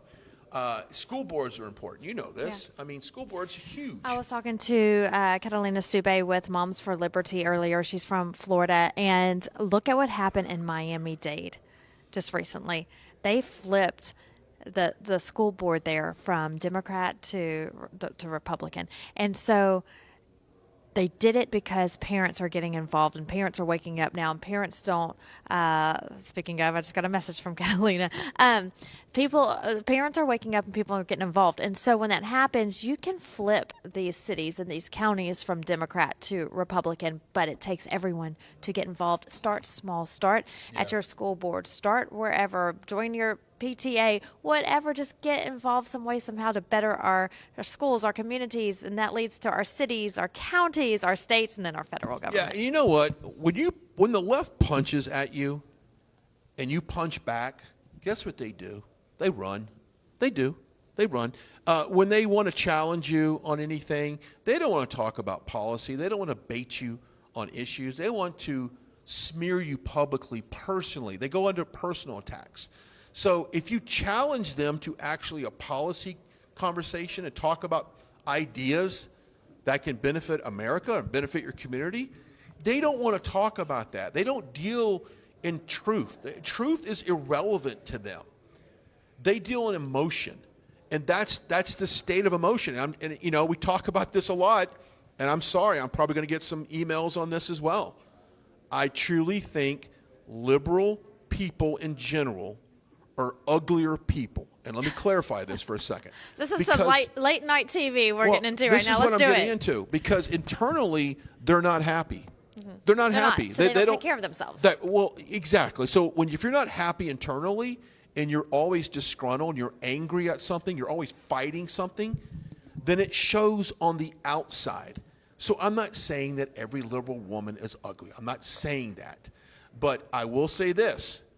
Go check out an Antifa march. Go check out a pro-choice march. And you tell me how many beautiful, happy people are there. I was at the Roe v. Wade thing this past, when the Dobbs, Mississippi case got reversed and essentially affected Roe v. Wade. I was there at the Capitol, at the Supreme Court steps. I covered that. Later that day, I went to a pro-choice reaction to that decision. I've never seen some of the ugliest women in my life that were so upset using foul language in front of all these little kids. I'm talking foul language, okay? They were so ugly and so irritable and angry. I thought to myself, this is something that they cannot. This is generational anger is what this is. This is nothing that's going to go away next week. This is embedded into what they believe. And guess what? They don't believe in God. They believe in government. They want government to basically run their lives. They want government to control their lives. They want to silence what you believe, because at the end of the day, they don't believe that man created God. They don't think man created the world. They don't believe any of this stuff. They're so empty. And they look at the flesh, they look at man to bring them happiness, so that when that does not happen, they don't have a backup plan. They don't have, well, let me default on my faith because my faith is going to get me through. I'm having financial times, so my faith is going to get me through. I'm having relationship times, so my faith is going to get me through. I'm having spiritual warfare in my life. So but my faith, I'm going to stay strong to the Bible, it's going to get me through. They don't have that. Okay? So their only happiness is based on what man does. Or what man doesn't do. So that is a difference in all of this. That's why they freaked out with COVID. That's why they were so upset that if you didn't get the vaccine or you did not wear a mask, you were going to kill grandma, and you were being insensitive, and you were a human scum. You were human scum if you didn't wear a mask. I remember being in the grocery store, and I think it lasted about 1 or 2 times before I decided these people are just crazy. I'm not dealing with these people. I don't care. I don't care if I'm going the wrong way through the cookie aisle and I need to come through or back around the other way because we can't walk one direction on the cookie aisle. Yeah. That stuff's I could not stand that. So these people, when they have little faith, the COVID-19, the pandemic, freaked them out. Right. It really made them crazy because they didn't know how to react to it. They don't have faith to say, well, wait a minute. We don't have the science. And say, well, if you want to trust the science, I'll trust the science. They came out early and said, well, the only people affected are the elderly, the morbidly obese, and their immune was compromised, right? There's 3 things. Well, I wasn't either one of them, so I thought, okay, I'm good, right? But no, they wanted to shame everybody. Put on a mask, get the vaccine, stay away, you're killing everybody. They're the crazy party. They really are the crazy party. You know, and going back to earlier what you were mentioning, you know, Brian, I went to President Trump's inauguration in 2017, and the day of the inauguration, you had the entire National Mall was packed with people, and it was so peaceful and so nice, and, you know, people were chanting Trump. And as soon as President Trump was inaugurated, then the parade starts, and the security moved everyone to the route where the parade was. It was very calm, orderly. The National Mall, the lawn looked like nobody had even touched it. Of course. Like it was just, people showed up, people left, they lined the route, President Trump came through, people went about their day. The very next day was the Women's March, okay, organized by Democrats, liberal women who want to fight for women's rights, okay. Same place on the national lawn. when they finished, it was a train wreck. It was disastrous. There was a mess, signs everywhere, trash everywhere. I'll tell you this. I went to inauguration with my family. My little nephew at the time was upper elementary school, grade level. He was walking by Trump Hotel at the time with my brother, and they were cleaning up signs because, of course, these protesters are in front of Trump Hotel as well in Washington, D.C. There's signs and trash all over the floor or the ground. My brother and my little nephew at the time were walking by, and they had to clean up crews, cleaning up the mess and throwing it in the trash. My little nephew says, "Sir, I'll help you." Picks up some signs and helps him start throwing it in the trash because he's raised right. And so, and my point to that is they're messy.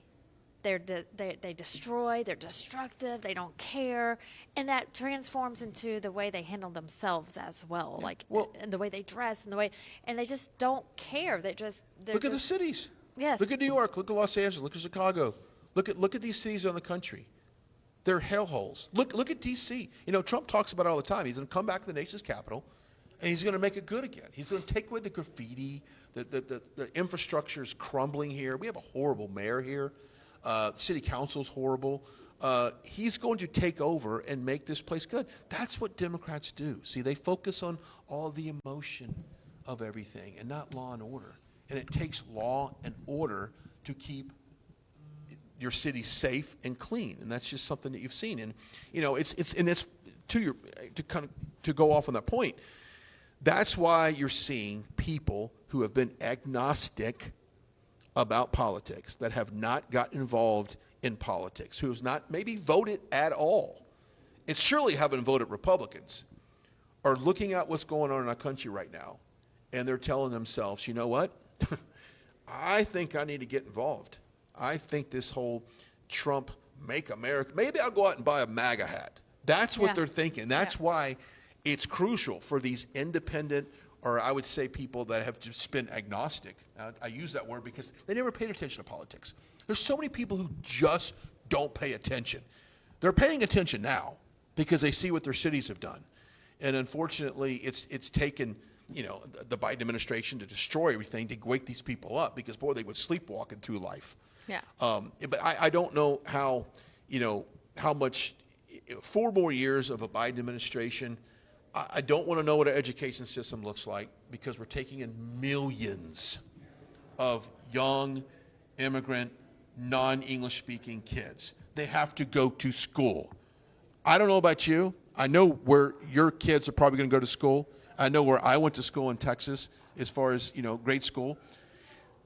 My community could not absorb the amount of kids being flooded in these school districts.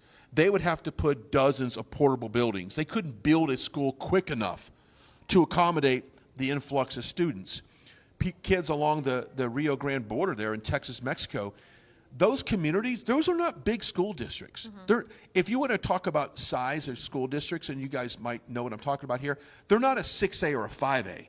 They're like a 2A, or maybe a 3A at best. So all of a sudden you get all these migrant kids coming in.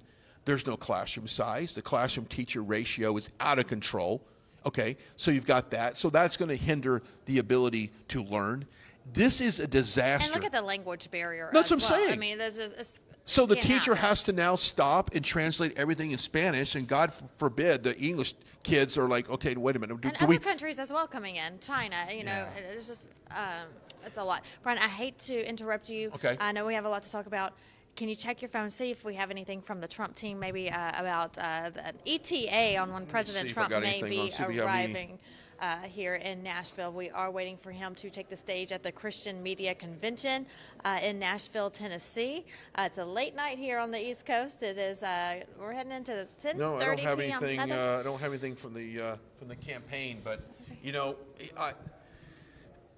imagine what America looks like in 4 more years. Think about that for a second. So, okay, so you've got the immigration, you've got the inflation. Okay, how much worse can it get? I mean, they tell you, they've already told you, you will own nothing and you will be happy. That's what they want. And you know what? They've got these young kids coming out of college and these millennials, they haven't bought anything anyway. They can't afford it. The interest rates are too high. Yeah. You can't afford a house. The interest rates are double what they were under the Trump administration. You can't afford to buy a new car or a pre-owned car because, guess what? Those interest rates are twice as much as they were in the Trump administration. They want you to own nothing and be happy. And sadly, and not start a family, by the way, sadly, that's happening. Right. Fewer and fewer people are getting married and having kids. That, and also students that graduating college are moving back home with mom and dad. People in their 30s and 40s moving back home with mom and dad because they can't afford mortgage, they can't afford rent, they can't afford to live. Yeah. So what people are doing is they're moving in together and they're just trying to make ends meet. People can't survive right now. They want you to be happy when there's chaos. But, it comes a point, Vanessa, that the American people can say, wait a minute, Joe Biden, inflation is high, wages are stagnant, growth is stagnant, but you're going to tell me that everything is okay and my life is good. Now, I'm not taught, people are probably saying, now, Brian, wait a minute. You said you have faith. You said you have faith in God. You said that, you don't look for man to make you happy. And that is correct.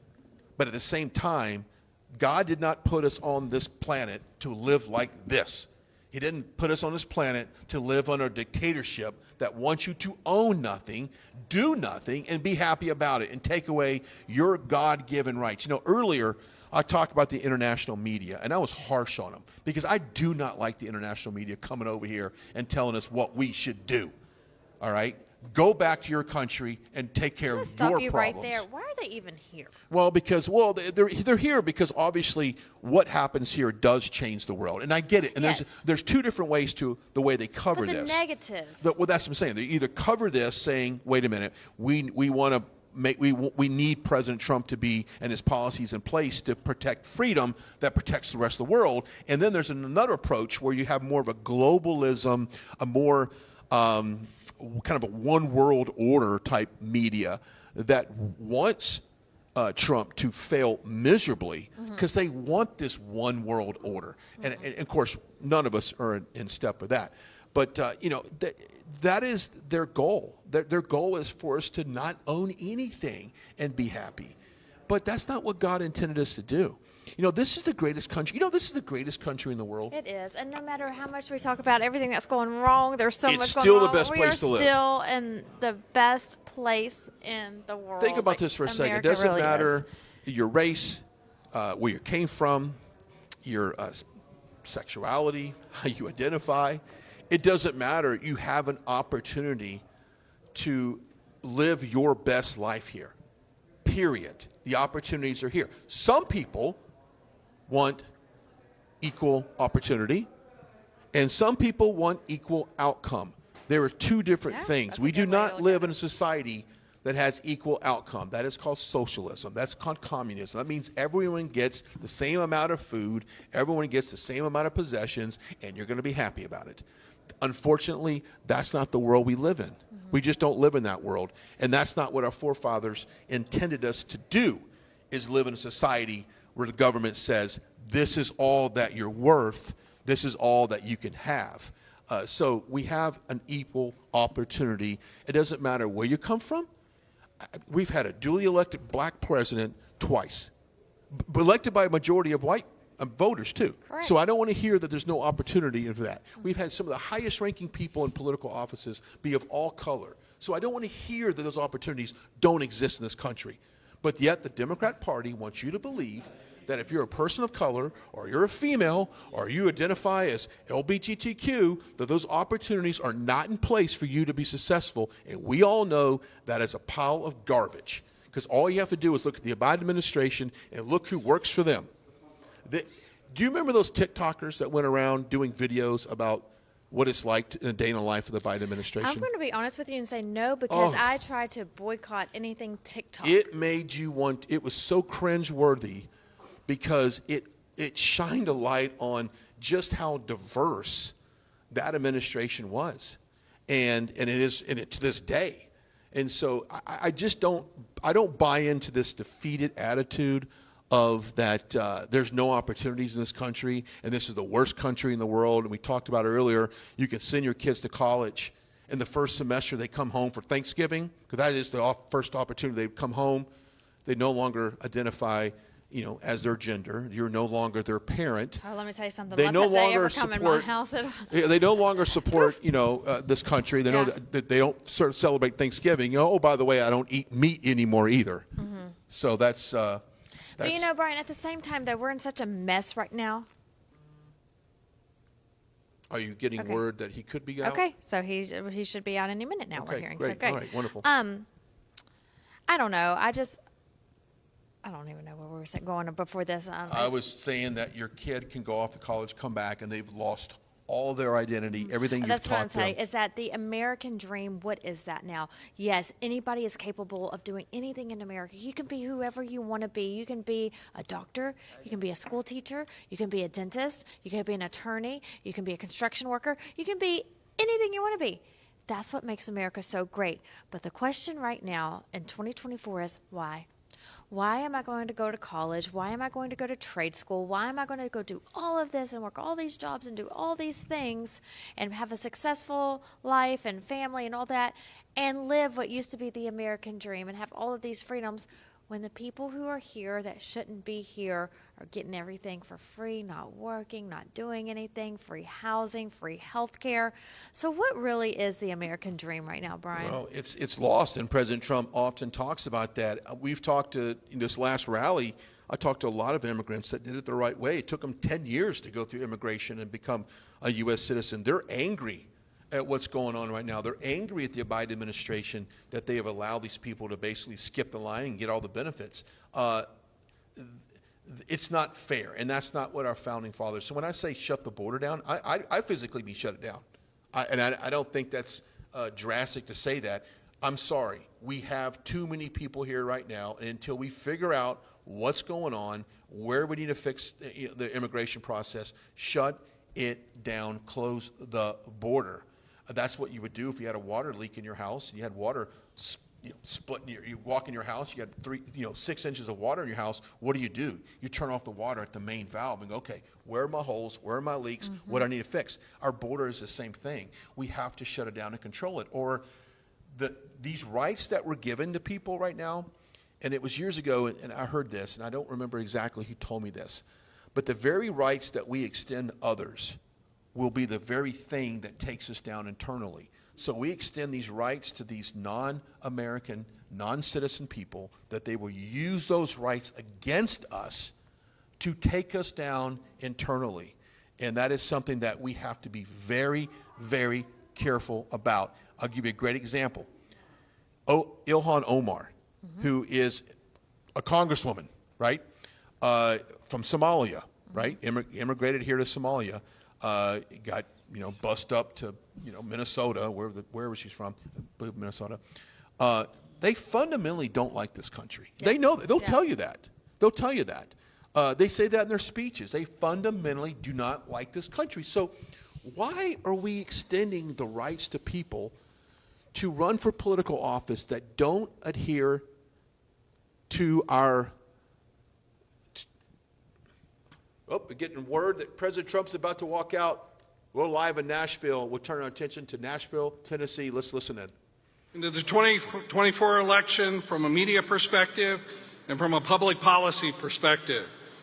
The time has come to gain the insight from a candidate perspective.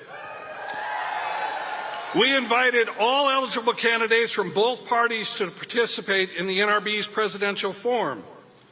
One of those candidates chose to set aside this evening to address this community of religious broadcasters, and we are honored to have him present with us tonight. Donald J. Trump is the 45th President of the United States. Throughout his life, he has continually set the standards of business and entrepreneurial excellence, especially in real estate, sports, and entertainment. In 2016, Mr. Trump won the presidency in his first ever run for any political office. As the 45th President of the United States, several of Mr. Trump's signature accomplishments included historic tax cuts and regulation cuts, breakthroughs for peace in the Middle East, moving the U.S. Embassy to Jerusalem, confirming 3 Supreme Court justices, strengthening Americans' border security, fighting for the persecuted church, and much more. We look forward to hearing his perspective on the future of this nation this evening. It is now my distinct honor to introduce to you the 45th President of the United States, Donald J. Trump. And I'm proud to be an American, where at least I know I'm free. And I won't forget the men who died, who gave that right to me. And I gladly stand up next to you and defend her still today. 'Cause there ain't no doubt I love this land. God bless the USA.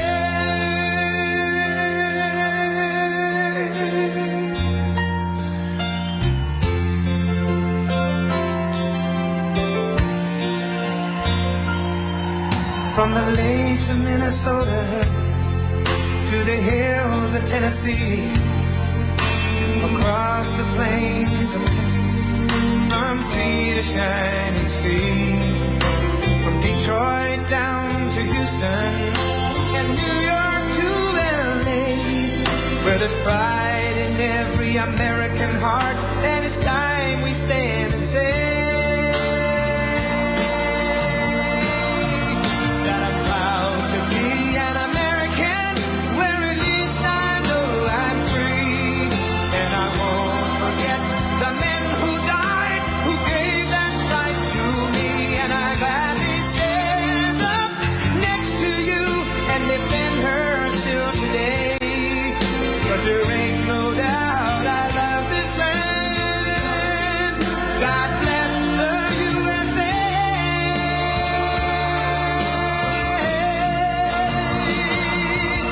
And I'm proud to be an American, where at least I know I'm free. And I won't forget the men who died, who gave that right to me. And I gladly stand up next to you and defend her still today. 'Cause there ain't no doubt I love this land. God bless the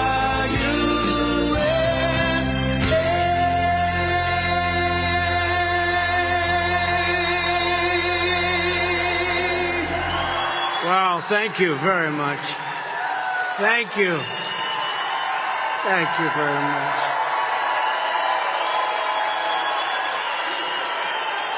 Thank you. What a group. There was no way I was going to miss this. The plane was coming in. That plane was coming in. I said, "Are we okay?" to the pilot. He said, "I think so." I didn't like that answer. "I think we're okay, sir. I think we should be okay." I'm saying, "Should we turn back?" He said, "I wouldn't mind if we did." I said, "I don't have the courage to turn back from these people. Just land this sucker, will you, please?" Little rough weather out there. Thank you very much, everybody. And it's a true honor to be here in this beautiful Nashville this is a great place, with the National Religious Broadcasters. What an important group. And they're giving you a hard time in Washington, but you won't have a hard time in about 11 months from now, I can tell you. You won't have a hard time. Let me begin by saying congratulations on 80 incredible years of spreading the great word of God. It's really great. What you do is very important. Let me thank the President and CEO of NRB, Troy Miller, Executive Vice President Linda Smith, NRB Chairman Jim Sanders. Oh, you got the whole group here tonight. This is power. This is power from above. General Counsel Michael Farris, Director of Public Policy Noel Heisinger, as well as Ambassador David Friedman. And David, where is David? Where is my David? I'm going to get you up here in a little while. I think we got to hear a little bit about what's going on over there.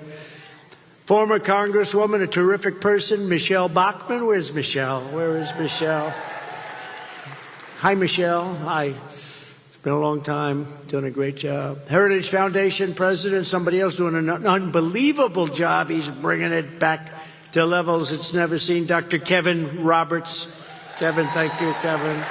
Kevin, thank you, wherever you may be. Thank you, Kevin. Pastor Robert Jeffers, he's up there all the time.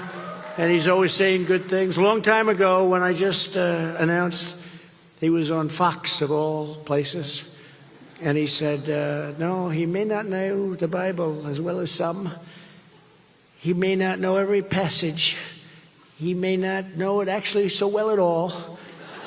But he's the greatest leader, and he is a believer and a strong believer, and he's going to take us to places that we would never have been taken before, and he turned out to be right. He turned out to be right. So, Robert, thank you very much. Robert Jeffress, great guy. Pastor Jack Hibbs, thank you, Pastor. We got a lot of the big shots here tonight. And Pastors James Ward and Sharon Ward, thank you very much. A man who's treated me most of the times pretty good. And I like him, and he is a smart guy. Hugh Hewitt. Where are you, Hugh? Where are you? Thank you. Another man who's, I just think he's an incredible guy. He's a patriot. He loves his country. Sebastian Gorka. Those two guys are really amazing. And everybody at Salem Media Group, you've been incredible. You really are. And you're very popular. More popular than you would even know. And, of course, a very special thanks to all of the inspiring people in the audience today, the broadcasters and communicators, the brave independent Christian journalists, and they are brave, the missionaries who go to the world's most dangerous places, and I don't know how you do it. You're among the bravest people in the world, and you do a job that nobody could do but you.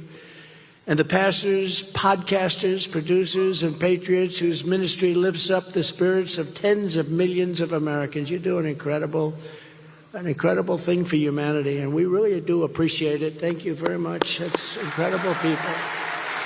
Thank you. We're going to save this country. It will be thanks to the men and women like you, like the people in this audience, and we are represented by the best, the people who make God's work your work, God's work your work. That's what you do, and I want to thank you all. Incredible job. Thank you very much. When this legendary organization was founded 8 decades ago, it was in another moment of crisis. We are in a crisis right now. We've got an incompetent president who doesn't know what the hell he's doing. He will not lead us to the promised land, as the expression goes. 1944 was the year of D-Day, the Battle of the Bulge, and General Douglas MacArthur's famous return to the Philippines. Please sit down. We'll be here for a little while. Thank you.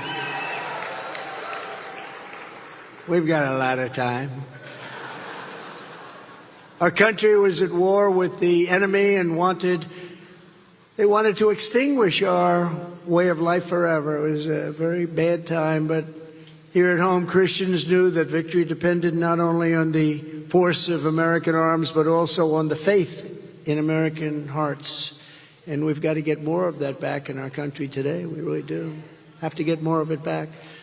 Your institution was formed to give voice to an army of preachers and ministers and faith leaders who fought every day to strengthen America with the good news of the gospel and the love of Jesus Christ. Today we are in another struggle for survival of our nation. I believe it's the most dangerous point in the history of our country because of the power of the weaponry.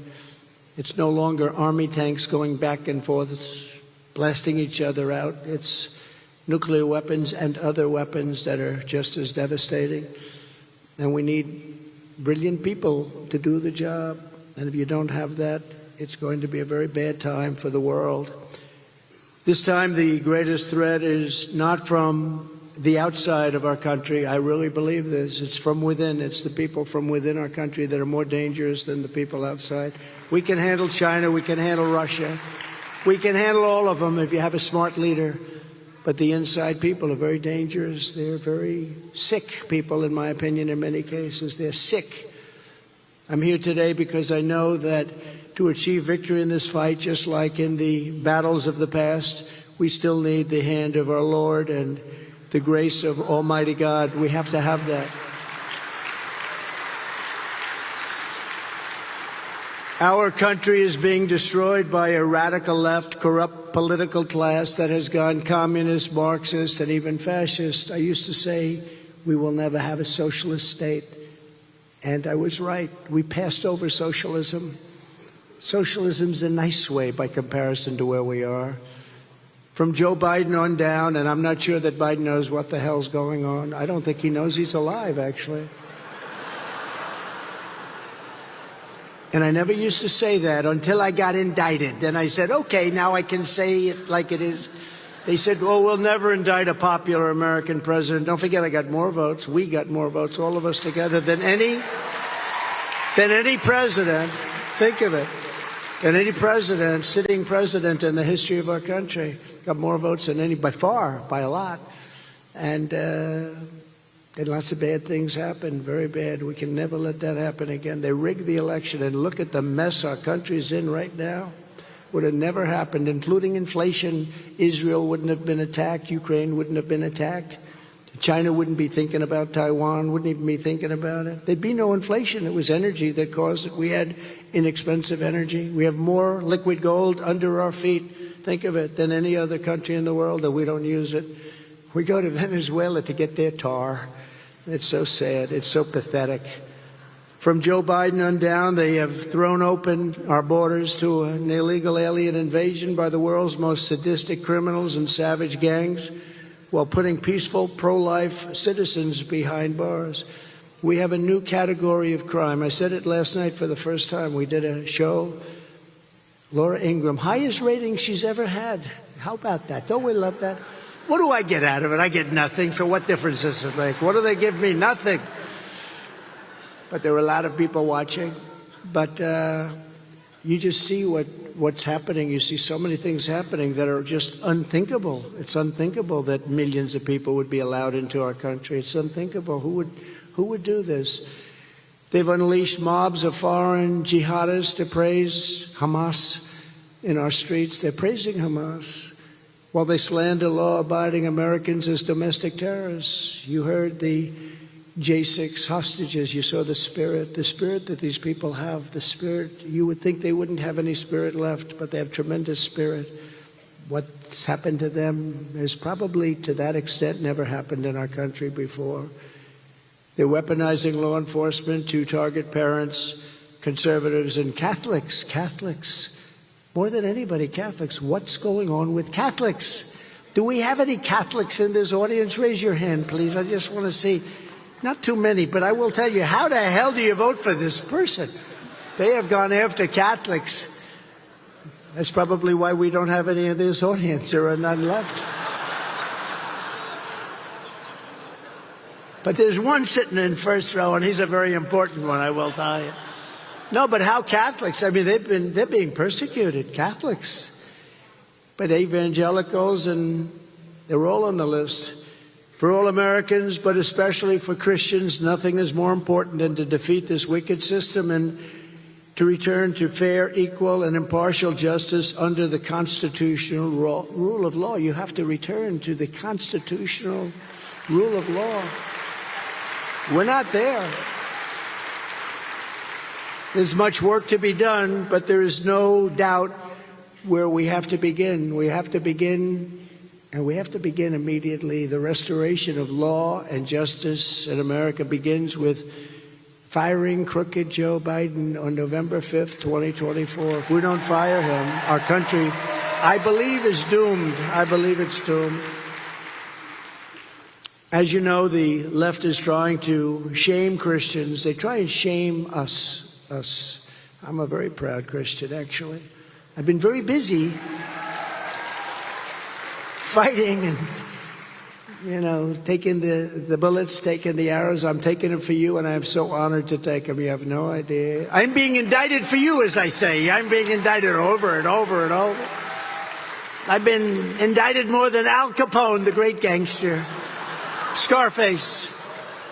My parents are looking down. They said, "Do you believe this happened to me?" I never heard the word before, essentially. I never heard the word before. Think of it. I've been indicted more than some of the greatest criminals in the world for nothing. For nothing. If my plane flies over a blue state, that evening I get a subpoena to report to a federal grand jury. Al Capone would have dinner with somebody. If he didn't like the look on his face, he'd kill them. He never gets indicted. No, what they're doing is very dangerous for our country. You see it. You see the support I have. Look, this never happened before. When somebody goes through this kind of stuff, they immediately go to the microphone. They say, I will be leaving office now. I will be home. I'm going home and love my family and cherish my family and fight for my name. And that's the last you ever see of this poor person. With me, I get indicted and my numbers go up. What the hell is going on? Because the people know it's a scam. They understand it. They know we're being scammed. True. It's so true. They want to silence you, demoralize you, and keep you out of politics. Stay the hell out of politics. If I wasn't running, and if I wasn't leading by a lot, you see the polls today, I'm up by 12 points and 14 over crooked Joe Biden. And in a national poll, I'm up by 91 points on I won't use the term because some people think it's a little bit nasty, but some people you don't like very much. Haley. I'm up 91 points. That's a lot. And in South Carolina, Nikki Haley is losing to me. It looks like she's going to lose by 25 or 30 points. That's a lot. She's governor, but people don't like her too much. And she's hurting the party, but I don't care. Let her run, because think of it, if she's not running, they're not talking about us. So maybe it's better if she runs a little bit. But she's not doing well, and we can't let it happen. You know, we have to stick together as a party. We have enough of a fight on whether you call it the radical left or the communists or the fascists or whatever you want to call them. That's our fight, and we have to save our country. But Christians, they can't afford to sit on the sidelines in this fight. They have to really get out there. They have to do what they have to do, and they have to win. The corrupt persecution by this regime will not stop with me. Oh, it's not going to stop with me. I mean, they gave me a fine of $355 million for doing nothing wrong. This was a fine like never seen before. And you know the amazing thing? The people in this country, they understood it immediately. It's all a big hoax. If I wasn't running, I wouldn't have been sued. None of these indictments would happen. And if I wasn't, once I started winning, I said to my wife, I said, our great First Lady who sends her regards, she loves everybody in this room.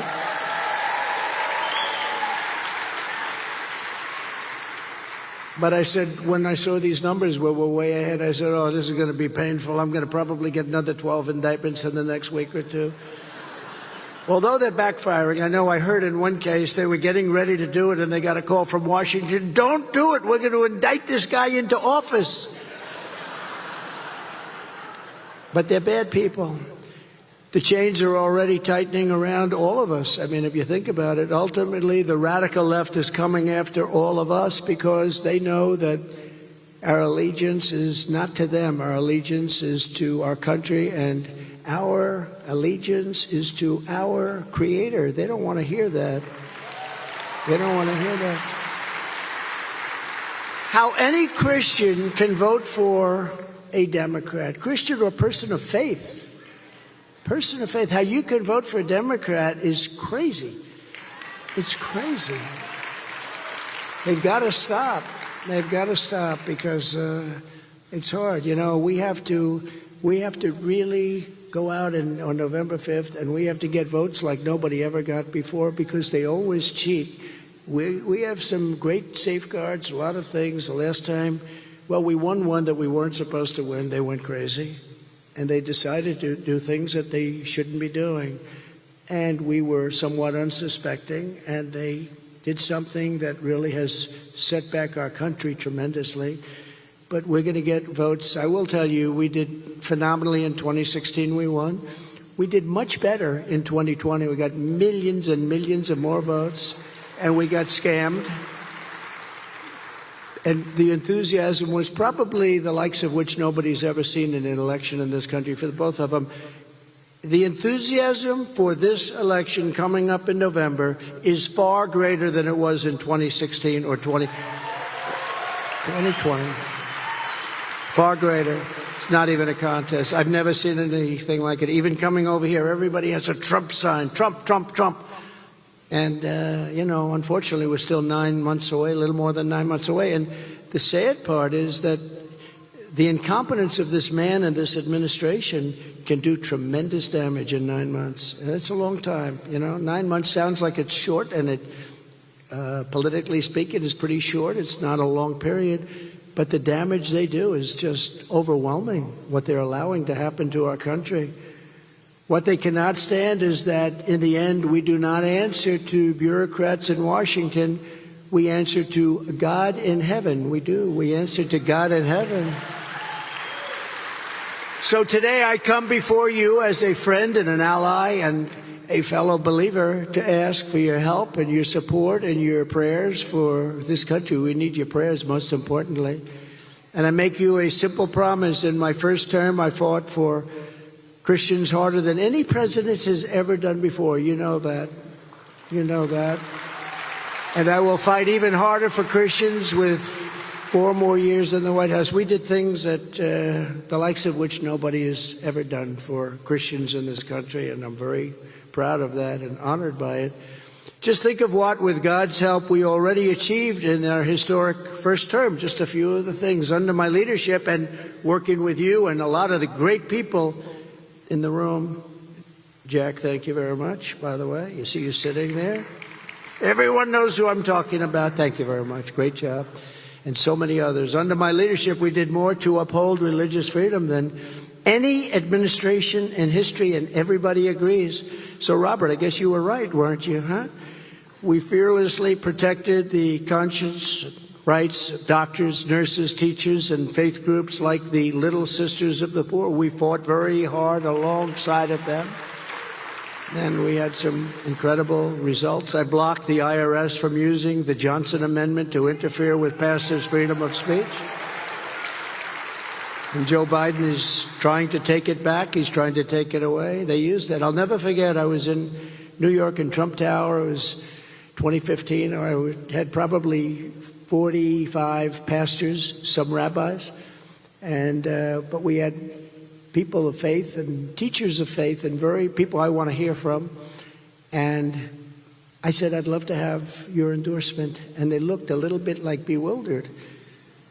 Because I didn't know what the hell. I never ran for office before. Now I'm running for president and I'm leading. And I say, I want to have your endorsement. And they said, no, I don't. We just can't do that. I'm wondering, because they had come up 2 or 3 times. We got along great. We all agreed on just about everything. But when I said, I'd love to have your endorsement, the room went sort of silent. And I called one of them over and I said, what's wrong? I don't understand. Why wouldn't you endorse me? I mean, the person you're talking about, and you could go either way, whether it's Biden or Hillary Clinton. I don't use the word crooked, for I took that word away from her and I put it now on Biden. I call her now beautiful Hillary. She's a beautiful woman. But I said, why aren't they endorsing me? I'm so much better. I mean, I don't want to brag, but I am so much for what you are all about, and what you're about is the most important thing. They said, sir, we're not allowed to. We have a thing called the Johnson Amendment. I never heard of that. I said, what is it? Well, if we openly support somebody, politically, we could lose everything. They'll take away, we have a tax-exempt status. They'll take that away. Churches will be devastated, will be devastated. I said, I never knew that. This was Lyndon Johnson, very powerful president, actually, powerful guy. He knew how to get things done, and he had a problem with, I guess they say, a pastor in Houston or Dallas, big problem. And he did this. He put this horrible rule into effect, and it was a very strong rule.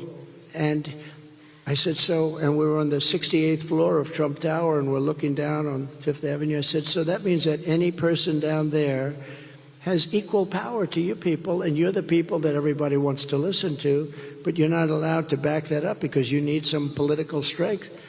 They said, essentially, that's right. We can't really do anything because we'll lose tax-exempt status and other things. And I said, that's too bad. I said, if I get in, we are going to totally void out the Johnson Amendment, and I was able to do that. We voided it out, and you were able to speak because you're the people that I want to hear from and that other people want to hear from, and you're not allowed to speak.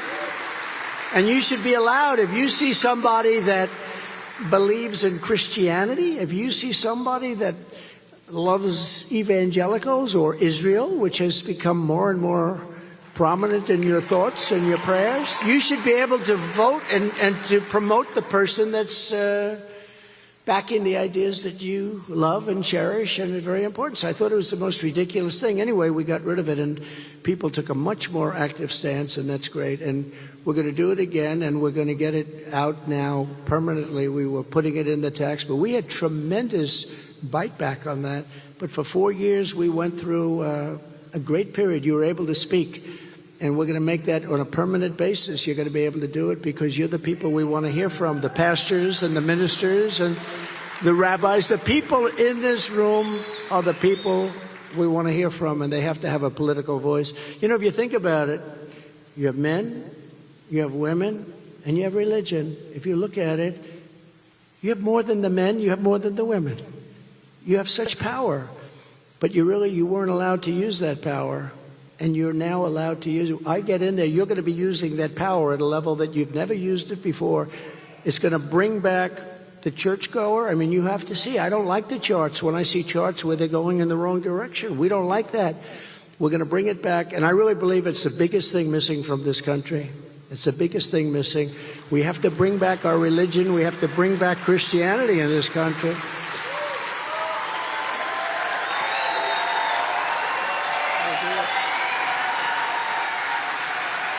Thank you. Thank you very much. I issued guidance making clear that the right of freedom to worship does not end at the door at a public school, and I supported school prayer, very important, school prayer, which we unfortunately had to force into some schools. It should be very easy. You would think it would be very easy, but it wasn't, but we did it. I was the first and only president to convene a meeting of the United Nations to end religious persecution worldwide. First time they've ever done it. They were not thrilled, but that was okay.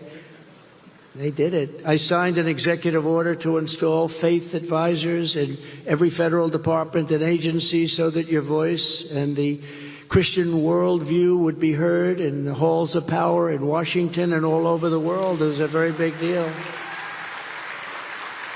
Very proud of it. Wasn't that easy to do, you know that. 4 years we totally transformed the federal bench, appointing nearly 300 federal judges to interpret the law and the Constitution as written, a record, 300.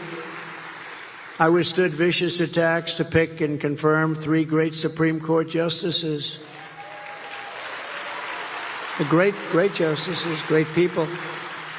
They're great people. Neil Gorsuch, Brett Kavanaugh, Amy Coney Barrett. Nobody thought that was going to even be possible. We fought. This was not an easy thing to do. From my first day in office, I took historic action to protect the unborn, like nobody has ever done. Nobody has ever done it. Thank you. I reinstated and expanded the Mexico City policy. Ronald Reagan didn't do it. Nobody did it. Nobody did it like us, and was the first president ever to attend the March for Life rally in Washington, D.C. It was a great honor. And I was able to bring this issue for the first time in 54 years back to the states where everybody agrees on both sides. Everybody agrees that's where it should be, back in the states. It was so important. Everybody on both sides. And they are the radicals. Remember this. They try and paint a picture of disinformation, misinformation, almost the same, but actually not quite. But we won't go into that. But it's disinformation. And they try and paint a picture because they're willing to kill the unborn in the 6th and 7th and 8th and 9th months, and even after birth. I mean, even after birth. You remember the governor, that former governor of Virginia, that said the baby will be born and we will decide to kill the baby after birth. We will make a decision with the mother. This is the first time I heard that, but there is legislation in some states where you actually have the right to do that. So they're the radicals. You're not the radicals. We're not the radicals. They're the radicals, and you have to say that.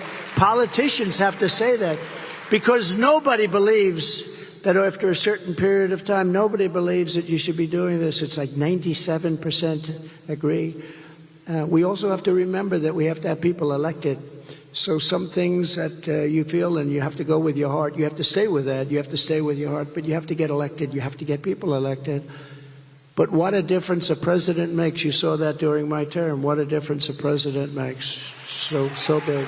Bigger than anything else. As I mentioned earlier, under crooked Joe Biden, pro-lifers are now being hunted down by the Biden regime as enemies of the state. Can you believe that? The same Biden DOJ that dropped charges against Antifa, where they kill people, where they destroy cities. Take a look at Portland. You can't even walk down the street. It's just, they don't even have storefronts anymore. They use 2x4s because if they put up a piece of glass to show their wares, it gets knocked out. Well, most of the stores are empty, so it doesn't matter. But take a look at what they did there. Take a look at what happened in Seattle, where they took over a big portion of the city. They literally took it. If I wasn't going to send in the troops, we were sending in the troops the next day. All of a sudden, they decided to leave. But the governor didn't want to do it. The governor didn't want to do it and would have never done it. They'd still be there if I didn't do what I did. You take a look at Minnesota, Minneapolis. You take a look at what they were doing with that. If I didn't send in the National Guard and the governor didn't want it, and if I didn't send it, you wouldn't have that city anymore. Remember the CNN announcer saying, this is a nonviolent protest. And behind him, the entire city was burning to the ground. Do you remember this? This is nonviolent in every way. I don't see a problem. And he also got hit on the knee with something and he went down. And the city behind him was burning. I never saw anything like it. But they're fake news. What can I say? I think one of the terms, they say, you come up with good names. I said, maybe fake news was the best. They're fake news. You know, when I first started, fake news. When I first started, the press had a very high rating. People actually believed them. You know, you think you read something in the New York Times, it's true. It's usually the opposite. The Russia hoax, they kept it going. It was supposed to be a one-day deal. It was a way of explaining why Hillary Clinton lost election that a lot of people thought she was going to win. Most people, I guess, thought that. I didn't think it because we'd go to rallies with 45,000 people, and she'd show up and they'd have 25 people show up. I said, it's true, why are we going to win? But we won that, and the news just went crazy. And it was supposed to be a one-day event, Russia, and let's get on to running the country. But that went on for 2.5 years. And then they had the Mueller report, and it came in no collusion. But I could have told them that on day one. And they would have known that on day one. They should have known it because they had the laptop from hell, so they should have known it. That was, you have to say, that was truly the laptop from hell, wasn't it? Miranda Devine wrote a great book on it. And she was very nice. She credited me. She said, I got the name from Donald Trump. I saw him calling it the laptop from hell, and she named her book The Laptop from Hell. It was very, very successful. I didn't get anything out of it, though, Miranda. But it was a good book. It was. Can you imagine if they didn't? Can you imagine if he would have gone and picked up the laptop? David, it would have been a whole different country out there for them. But that is, and what they have is peanuts compared to what's on that thing. If that were from the other side, if that were a Republican instead of them, the things that are on that are unbelievable, unexplainable. The same Biden DOJ that dropped charges against Antifa has rounded up 6 pro-life activists right here in Tennessee, arresting them for a peaceful protest outside a clinic where they prayed, sang hymns, and were removed with great force. Last month, those protesters were convicted on outrageous charges and are now facing up to 11 years in prison. This is a communist state, just so you understand. This is the beginning of a communist state. Whether it's me or any one of another 1,000 things that are going on, this is the only way they're going to be able to stay in office, because they're running a regime that's so incompetent. Nobody's ever seen anything like it. Everything they do, high interest rates. the open borders. I don't think there's ever been anything so egregious that we've seen as these open borders, where these millions of people are allowed to just come into our country and invade this country. You saw that mountain? We built the wall, all of these hundreds of miles of wall. We ended it at that mountain. They said, nobody can go over that mountain. And we put it right into that wall. We figured we had, at least we had something done that was good. The people are pouring over. It's sort of known as Snake Mountain, State Hill, Snake. It's snake, a lot of snakes. I think they're rattlesnakes. Between the rattlesnakes and the rough terrain and the steepness, they said nobody's coming. The people are coming over by the thousands. It's crazy, and we let them come over. We let them do it. Our country can't withstand. No country can withstand what's happening to us. The cities are being inundated. They're being overrun. They're taking the parks from children. There are no more baseball fields, no more soccer fields, no more anything. It doesn't sound very serious. Soccer fields and baseball fields are very serious. Their way of life has changed, and they're being treated better than long-time American citizens, and they're being treated better than our soldiers, our veterans are being treated. They're staying in world-class hotels. The whole thing is crazy, what's happening in our country. Let's call these brave Americans what they really are, persecuted Christians. They're being persecuted. And let's call their imprisonment. They are being imprisoned by Joe Biden and his people, evil people. He's surrounded by very evil people. They are, I believe, just doing whatever they want to do. I don't believe they have any leadership at all. Joe Biden, because of his gross incompetence, is a threat to democracy, big threat to democracy. To reverse these monstrous abuses of power, the moment I win the election, I will appoint a special task force to rapidly review the cases of every political prisoner who has been unjustly victimized by the Biden regime.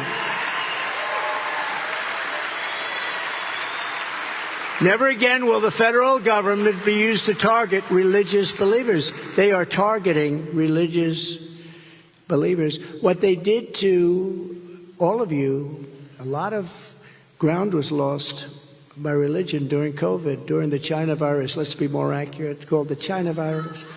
We want to be accurate, have to be accurate, or you'll get criticized. You'll get criticized by the fake news. But Americans of faith are not a threat to our country. Americans of faith are the soul of our country. They are. They're the soul of our country. Every time the radical left Democrats, Marxists, communists, and fascists indict me, I consider it a great badge of honor. I really do. It's crazy. I've got to have something a little bit different up there, but I do, because I'm being indicted for you. And never forget, our enemies want to take away my freedom, because I will never let them take away your freedom, and I'm never going to let it happen. They want to silence me because I will never let them silence you. And in the end, they're not after me. They're after you. I just happen to be standing in the way. Thank you very much. I appreciate it. Not the easiest thing I've ever done. Building buildings was much easier. Remember, every communist regime throughout history has tried to stamp out the churches, just like every fascist regime has tried to co-opt them and control them. And in America, the radical left is trying to do both at the same time. There's never been anything like this. It's really dangerous, okay? It's really a bad thing.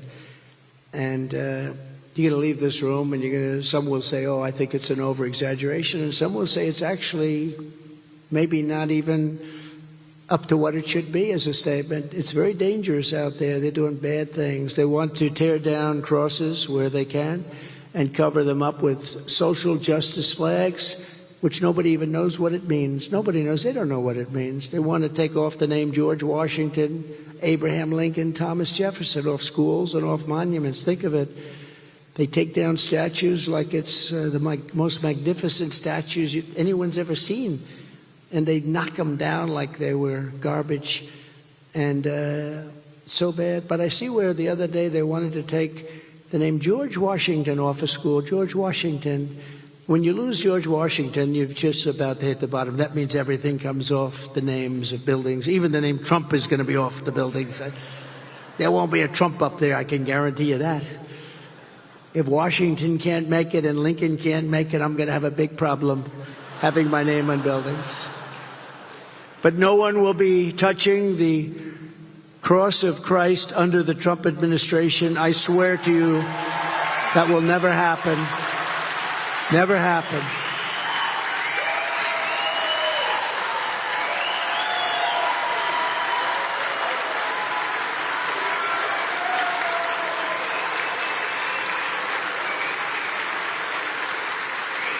Thank you. Thank you very much. We're not going to let that happen. When I return to the White House, I will once again aggressively defend religious liberty just like I had for 4 years. You had no problems. But we're going to defend it in all of its forms. We will protect Christians in our schools, in our military, in our government, and in all of those airwaves that your people, that you Hewitt and Sebastian Gorka and all of the rest of you, I see a lot of you out there that you do such a great job in talking about in your broadcasts, and in Salem, what the job you do is great. I'm telling you, Salem has really done a fantastic job. I just want to thank you. You have courage. You have really courage, because I know it's not easy. Congratulations. And we will protect God in our public square, which they don't want us to do. I will never allow the big media or left-wing pressure groups to silence you, censor you, discriminate against you, or in any way tell you what you have to say. They want you to say what they want to have you say, and we're not going to let that happen. You're going to say as you want, and you're going to believe, and you're going to believe in God. You're going to believe in God because God is here and God is watching. God is watching. And God probably can't believe what he's seeing. I think he's having a hard time with this one. He's trying to figure, well, maybe he isn't, but everyone else is, I can tell you. He probably understands it very well, better than anybody. There's enough filth on our airwaves. American families need a haven where our children can be taught our values, not have radical values forced upon them, the families and the children. We don't want that. Our children hear enough about pronouns. What is with pronouns? If you really study it and look at it, it's sick. It's sick. I will protect the content that is pro-God. We're going to protect pro-God context and content.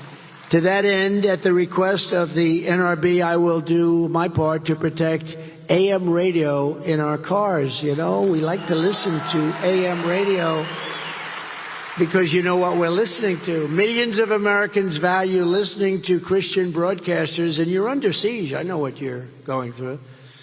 And this happened. This is a phenomenon that's just really happened. While they're on the road, we support you, and we are supporting all of those believers and the people that believe in you. We're not going to abandon you, and we're not going to abandon those great people that do these incredible broadcasts. They're incredible people. They're brave people. They shouldn't have to be brave people. They're smart people. They shouldn't have to be brave people. There should be nothing brave about it, but they're brave people because of this crazy government that we're developing more and more. It's a fascist government.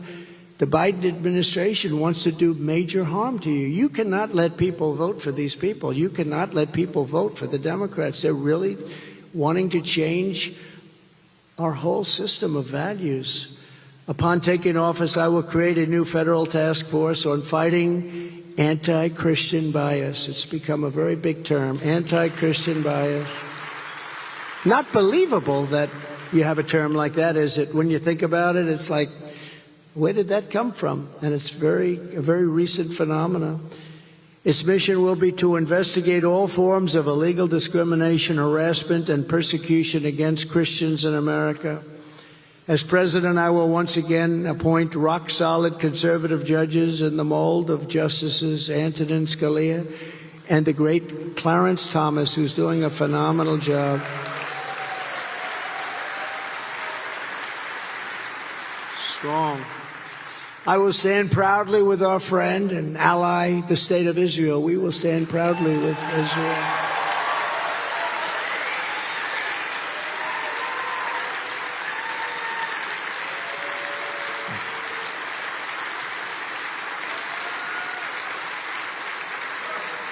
In our first term, I kept my promise, recognized Israel's eternal capital. That was a big thing. Everybody said, oh, wow. You know, every president, David Friedman, every president for decades was saying during their process of getting elected, during the process that we will name the capital, we will move to Jerusalem, we'll do all of these things. Never happened. And I understood why, because once I got in, the pressure that was put on me by other countries was extraordinary. And I've told the story when I was going to move our embassy to Jerusalem, therefore becomes the capital of Israel.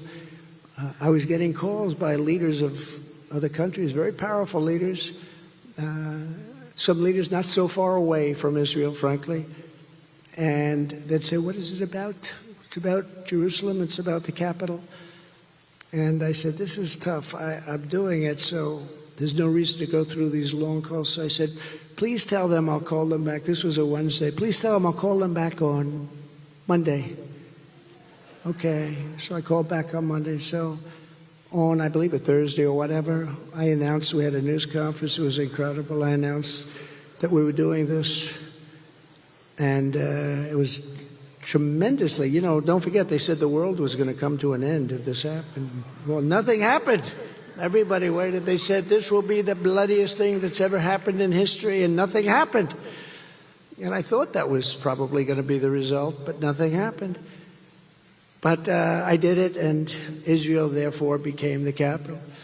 And it was a big thing. And on Monday, I called back the biggest leaders in the whole world, richest leaders, biggest leaders. I said, hi, what's up?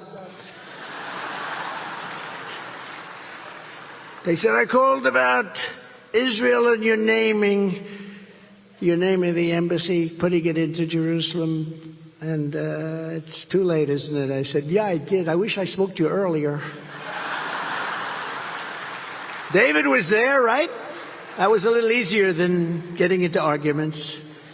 I also recognized Israeli sovereignty over the Golan Heights. That was a big one. That was a big one.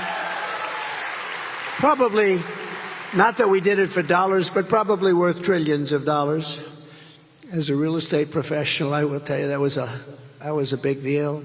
And you know, they were negotiating that out for 62 years. Every year, planes would fly in, fly out, fly in, fly out. They'd have a meeting every year for many, many years, like over 60 years, I think. I called David Friedman into my office. I said, David, explain the Golan Heights to me, please, in 5 minutes or less.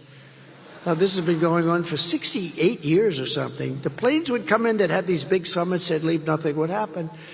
And he did. He explained it in less than 5 minutes. And I said, let's do it. And I just did it. And it's a big deal. But the biggest thing I did, in my opinion, the biggest thing was I withdrew from the disastrous Iran nuclear deal that Israel never wanted. Now, the problem is that the Biden administration did nothing. We could have made any deal we wanted. That deal was done. Iran was broke, totally broke. They had no money because I said anybody buying oil from Iran is not doing any business in the United States, right? And China stopped. They all stopped. They were doing no business. Iran was broke. They had no money for Hamas. They had no money for Hezbollah. They had no money for anything. They were totally broke. And we could have made any deal we wanted. No more nuclear weapons. You cannot let them have a nuclear weapon. And we were all set to do it. When the election ended, and you know the result, it'll go down as a tragedy in our country, in my opinion. One of the great tragedies, and everyone knows it was all rigged and screwed up. A horrible thing happened. Anytime you have mail-in voting, too, you're going to have a crooked election. Remember that. Mail-in voting. Even Jimmy Carter, with his commission, said you can't have mail-in voting. France gave it up. You know, France had an election recently, 36 million votes. Paper ballots, same-day voting, voter ID, very simple. The election ended. You had a winner, you had a loser. And but any time you have mail-in voting, you're going to have problems. Most countries, many countries have just given it up. It can't possibly work. But with the historic Abraham Accords, we did the Abraham Accords. It's one of the greatest things ever done for peace in the Middle East. But the Biden administration didn't take advantage of it, and they didn't take advantage of the weakness at that time of Iran. So when I got out, Iran went about selling oil at levels they've never hit before. China went back to buying. India went back to buying. France went. They all went back to buying. Everybody was buying. And now Iran has $235 billion. They made it over the last 3 years. $235 billion. Iran is a very rich country right now. And what a shame. It was a great time. We could have negotiated any deal. We don't want to hurt anybody, but we just don't want them to have a nuclear weapon, because when they have a nuclear weapon, very bad things are going to happen. And they're very close to having that now. That would have been, had the election not been rigged, we would have had a deal with Iran within 1 week after that election. 1 week, they were dying to make a deal because they were hurting. And it would have been a great deal for the world. It would have been a good deal for them. I want everybody to be happy. They just can't have a nuclear weapon. So it was one of those things. But the other is that, again, Ukraine wouldn't have been. I just looked at some reports that just came out on Ukraine. The death there and destruction is just unbelievable. And Israel would have never been attacked. All of these things, none of them would have happened. And you wouldn't have had inflation, because it was caused by the price of oil. It was caused by the price of energy. And everything went up and is out of control. Now everything is hurting. Everything is hurting. And by the way, the numbers on inflation are so massive over a 3-year period. I think the real number is probably 38%, that no matter how much you made, you're losing a lot of money. You're way behind the 8 ball. I also cut off funding for the United Nations organizations that were funneling billions of taxpayer dollars to Hamas, yet Joe Biden gave it back. Close to $1 billion. He gave them $1 billion back. I also ended, as you remember, Nord Stream 2, the Russian pipeline. And then they say, oh, I like Russia, I'm so friendly. This is the biggest thing they ever did. I ended it. Think of it. The biggest thing, the biggest deal, the most profitable deal, the greatest deal they've ever done. I ended it. It was dead. And Biden came in and he approved it right away. But he killed the Keystone pipeline. He killed our pipeline. He let Russia build their pipeline to Germany and all over Europe. And then they say, well, Trump was very friendly with Putin. Putin said, man, if you're a friend, I'd hate like hell to see you as an enemy. I'd like to ask a man who's with us tonight, and he's been with me the entire way, Ambassador David Friedman, just come up and say a few words and give us a little of that wisdom, please. Thank you.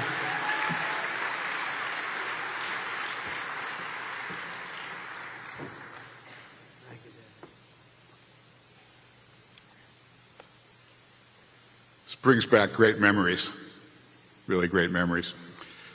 Mr. President, I just want to say a couple of things that I think everybody here thinks is obvious, but we need to say it anyway. The first, you were the greatest friend that Israel ever had in the Oval Office. By far. By far.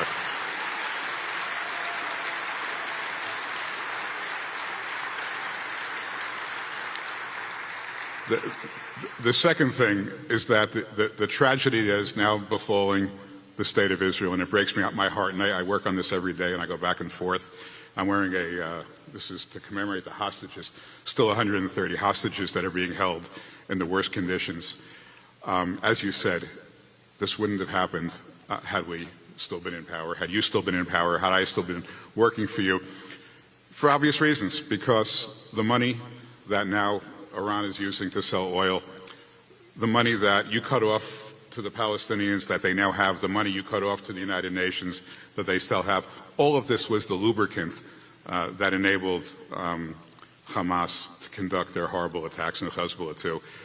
It took a lot of money. You cut it all off, and President Biden brought it all back. And so we really wish he never left office, because we're feeling the pain right now because of that. And the last thing I'll just say is, when you moved the embassy to Jerusalem, and we were there together in the Situation Room, and you got pushback from other countries, but you also got pushback from some of your own people. And I was there with you, and I remember what you said. You said, I promised I'm going to do this, and this is the right thing. And the signal that you sent to the world, not just to those people in that room, but to the whole world, is that the United States will stand with its allies, and the United States will not flinch from the threats of rogue nations. And that message, as much as it elated me and it elated everybody else in this room, that message resonated. It resonated in North Korea, and it resonated in Iran, it resonated in Russia. And when the history books are written, I believe that is one of the reasons why under your administration there were no new wars. We owe you a great gratitude that we cannot repay. Thank you. Thank you so much.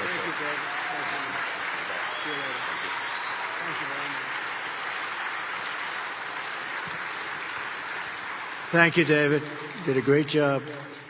During the debate, Hillary Clinton said, he will lead us into war. He will lead. Look at the attitude. Look at this guy. He's going to lead us into war. I said, no, my attitude will keep us out of war. We defeated ISIS 100% and then pulled everyone out. And we were, I guess they say, the first one in 72 years or something like that. I'll tell you just a quick story about Jerusalem. So a friend of mine, very rich guy in New York, has a beautiful office in a big building. And across from the elevator, he has beautiful stone. And every time I see him, he tells me about the stone, how beautiful it is. I get tired of it, actually. Look how beautiful. And he goes, it's Jerusalem stone. Jerusalem comes out of Jerusalem. He's Jewish. It comes out of Jerusalem. Look at it. It's so beautiful, isn't it? I said, yeah, for the 12th time, I said, yeah, it's beautiful. Big deal. So what happened is when I approved the deal, and now we're all set with the deal was done. It was done, and it went. Nobody was fighting, and there was no bloodshed, no nothing. But I said, let's build the embassy, because this embassy will never get built the way government works. So a general came in with a $2 billion form for me to sign. That was what they were going to build on. They were going to spend $2 billion to build an embassy. $2 billion to build. I think of it as a 1 or 2 story building. How do you do that? I'm in the real estate business. You don't spend that kind of money. But they were going to spend hundreds of millions of dollars on a lousy site, bad location. We like good locations. And I said, David, go check it out, because they want me to sign. I told the general I didn't want to sign $2 billion. I didn't want to be foolish. And I said, go see if we have any buildings. The United States has been around a long time. Usually we have the best site, or you could look at the post office site in Washington, D.C. Always get a post office, because that's always the first thing the federal government, they always have the best location. But I said, see if we have a good site in our inventory of sites. And lo and behold, 2 days later, David Friedman calls me back. He said, sir, we have a great site. It's much better than the site that we're talking about, and we own it. I said, does it have a building on it? Yeah, it does. And it's set back. There are certain rules. They want it set back, I guess, for obvious reasons, called explosions on a sidewalk. The building is set back. It's up high. It has beautiful views. Everything is perfect. And we could probably use the frame, use the structure, save a lot of money and a lot of time. So this new building would have probably never been built. It would be built for years and years, decades probably. It would have spent billions of dollars, and they would have had nothing. I said, let's get it built. So he comes back, he sends me some pictures. I say, listen, go out and let's see what we can do. And you have to do me a favor. You're in Jerusalem. See if you can make a good deal on Jerusalem stone. Because a friend of mine tells me it's so expensive and so impossible to get. So David calls me back about 5 days later. He said, sir, I think we can do the building. I said, how much, David? About $490,000. I said, you got to be kidding. I said, does that include Jerusalem stone? He said, the whole place is Jerusalem stone. We have so much Jerusalem stone in Jerusalem, we could get it cheaper than brick. So, right? That's a beautiful building. I don't think they ever have to do anything with it. I think it's beautiful. They'll probably someday knock it down and spend $3 billion to build a building that's terrible, but it's a beautiful building. So we not only named the site and did the capital of Israel and all of those things that all other presidents failed, many, many presidents, they all campaigned on it, and then they never had the guts. I now realize why, though, because of the pressure from other countries. But we got it built, and we got it built in about 5 months. And it opened, and it's a great fanfare, and it's such a beautiful building. It really is, and it's just about all in Jerusalem stone. They even sent me a piece of Jerusalem stone with a dedication, which I proudly have in my office. But under my leadership, we will restore peace through strength before I even arrive at the Oval Office. Shortly after it's going to be we win the presidency, I will have the horrible war between Russia and Ukraine settled. We'll have it totally settled. We're going to get it settled. We're going to get it settled. People are dying. Too many people are dying. You saw that evening when I was interviewed on CNN 6-7 months ago by a person that didn't like me particularly. I thought they were doing it because they wanted to come a little bit more to the center and try and get some ratings because they're dying in the ratings. Whoops, there goes CNN, there goes the light. The red light just went off. I wonder what that means. I wonder what that means. But we all know what that means, so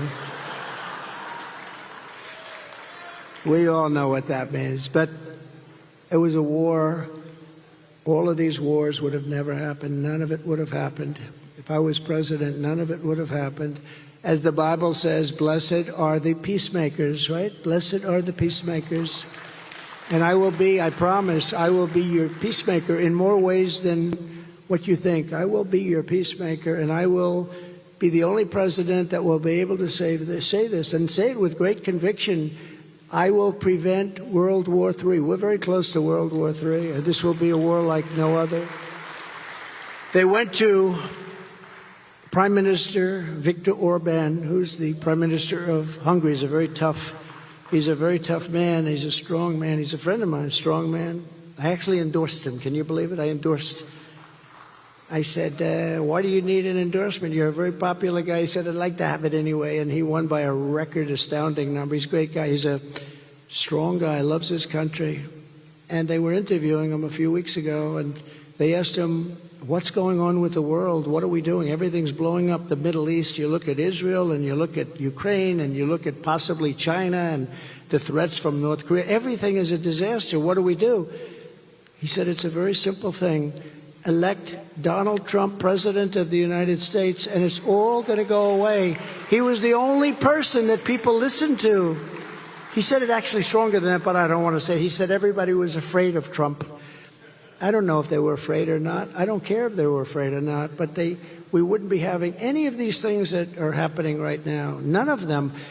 Millions of people would be alive if you add it all up. Both sides. I'm talking about both sides. People are from both sides, not just from our side. Millions of people would be alive right now if everything happened differently on that horrible election period. We no longer have election day. We used to have election day. Now we have election period. Some of them last for 45 days. And what they do during those 45 days is very bad. A lot of bad things happen. I will stop the disaster known as Bidenomics, and we will return to Maganomics, putting America first at all times. We will stop Biden's inflation nightmare. I will cut your taxes and regulations, and we will drill, baby, drill. Our we have more than anybody, remember that, more than anybody. Liquid gold, I call it. On day one, I will seal the border and stop the invasion of our country. It's an invasion, just like a military invasion. 3 years ago, we had the most secure border in U.S. history, and now we have the worst border in the history of the world. There's never been a border so bad as this or so dangerous. As soon as I take the oath of office, I will terminate every open borders policy of the Biden administration, and we will begin the largest domestic deportation operation in American history, because we have no choice. We have no choice. I will also use Title 42 to end the child trafficking crisis by returning all trafficked children to their families in their home countries, starting immediately. We will bring back law and order in our country. I will direct a completely overhauled DOJ to investigate every radical, out-of-control prosecutor in America for their illegal, racist, and reverse enforcement of the law. What they're doing is so illegal.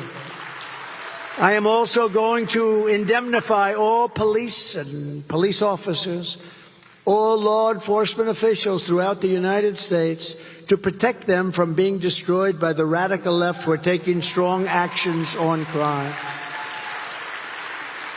They want to take their pensions, they want to take their job, they want to take their family, they want to destroy their lives because they want to protect us. And we're going to indemnify those people. We're going to indemnify the law enforcement officers that can clean up and straighten out all of the crime that's going on. We have crime at a level that nobody's ever seen before. Our inner cities are a disaster. We're going to rebuild our cities into beacons of hope, safety, and beauty, better than they've ever been before. We'll work with Democrats. They're all run by the Democrats, all of these horrible places that have become so horrible, once beautiful, but have become so unsafe. And we will take over the terribly run capital of our nation in Washington, D.C., and clean it up, renovate it, and rebuild our capital city so that it no longer is a nightmare of murder and crime, but rather it will become the most beautiful capital anywhere in the world. We're going to make it the most beautiful capital anywhere in the world. It once probably was, but we will make it definitely. But we're going to clean up the crime. People go from Tennessee to Washington, D.C., and they end up getting killed. They end up getting shot, mugged. Terrible things happen, and can't be that way. Can you imagine foreign leaders coming in from other lands? They hear all about Washington, the United States, and they're driving in dirty roads, potholes all over the place, medians that are falling down into the road, and crime and graffiti all over those beautiful marble columns, swastikas. Can you imagine what they must think about our country? And I worked hard on that. You know, anytime I drive, when I saw like one or two tents starting to form, I said, go out there immediately and take down those tents, because it was easy when you have 2 or 3 or 4. But now you take a look at what's happened. It looks like Tent City. Some of our most beautiful parks. What they've done to our country is not believable. It's so sad to see. Another top priority will be to take back our education system from the communists and the freaks that are destroying it.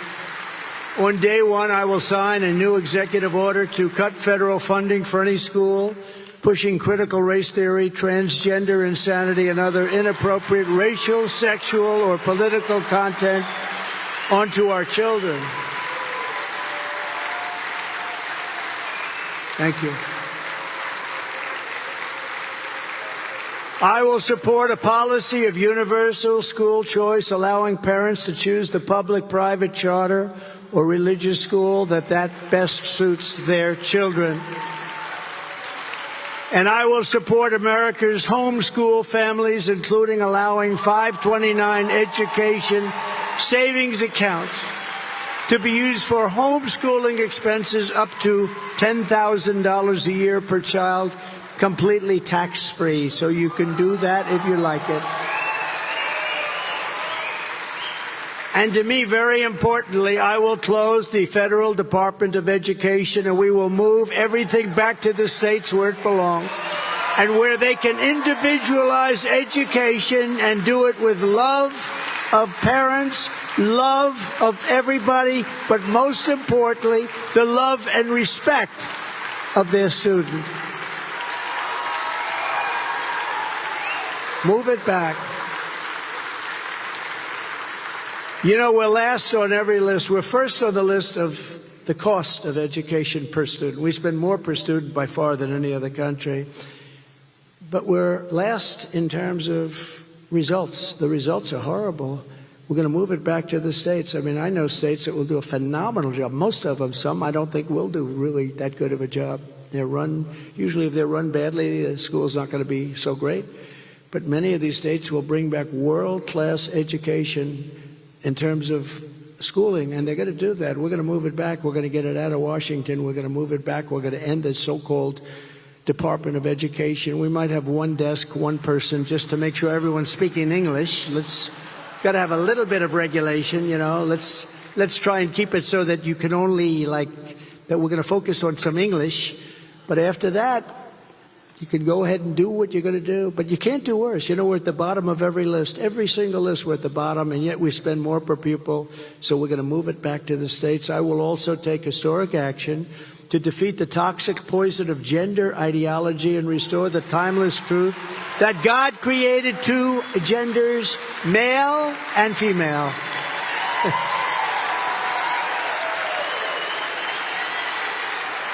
So crazy.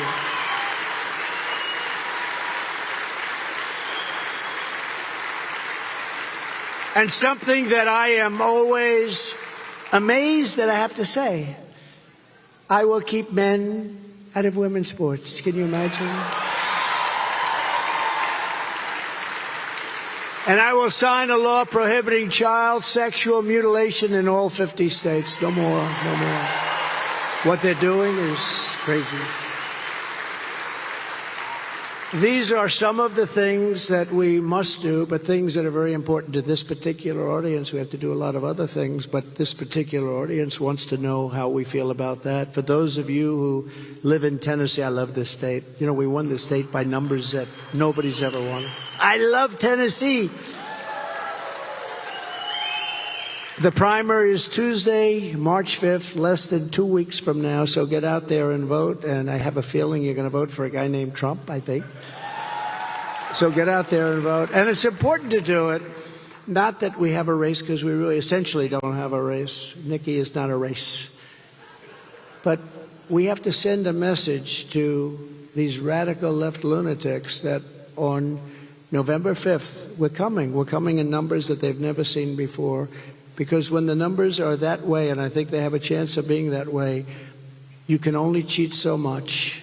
You can only cheat so much. So we have to really we have to let the world know that we're coming. We're going to come in big numbers, and on November 5th, we're going to get rid of a man who is the worst president in the history of our country, I think by far. So get out and vote on the 5th. You got to get out and vote. Very, very near. Get out and send that message. But the big one is in November, but you got to send the message right now. So even though it's not much of a election per se, you got to get out there and you have to send that big, beautiful message that we're coming. For generations, America's religious broadcasters have helped the people of this country live up to the words of our glorious motto, "In God we trust." We will never change that motto.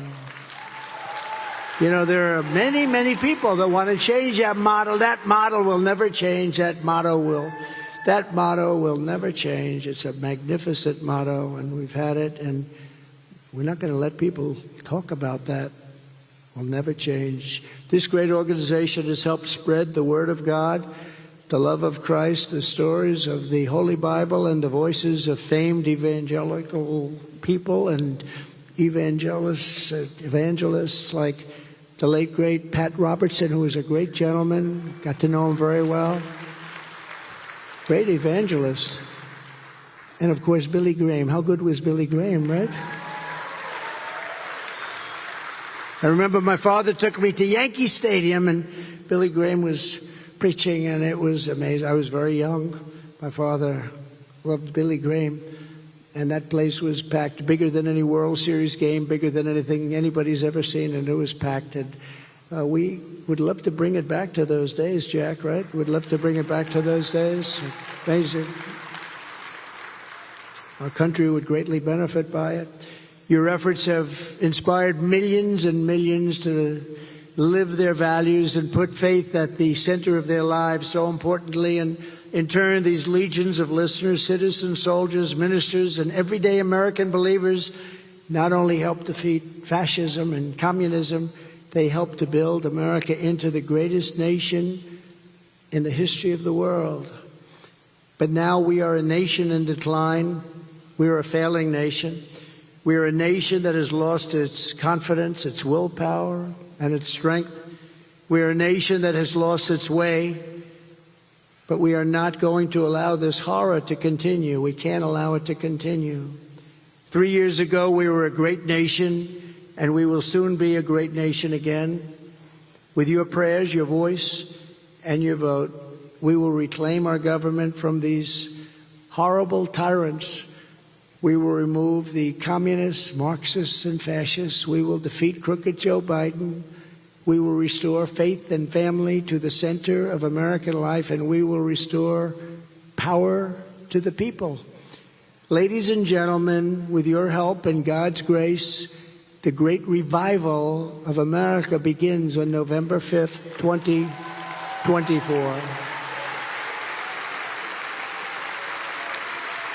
It's a great revival. So again, I want to thank you, and I want to thank the national religious broadcasters. I cannot state strongly enough what an incredible job you do. God bless you, and God bless America. Thank you very much. Thank you.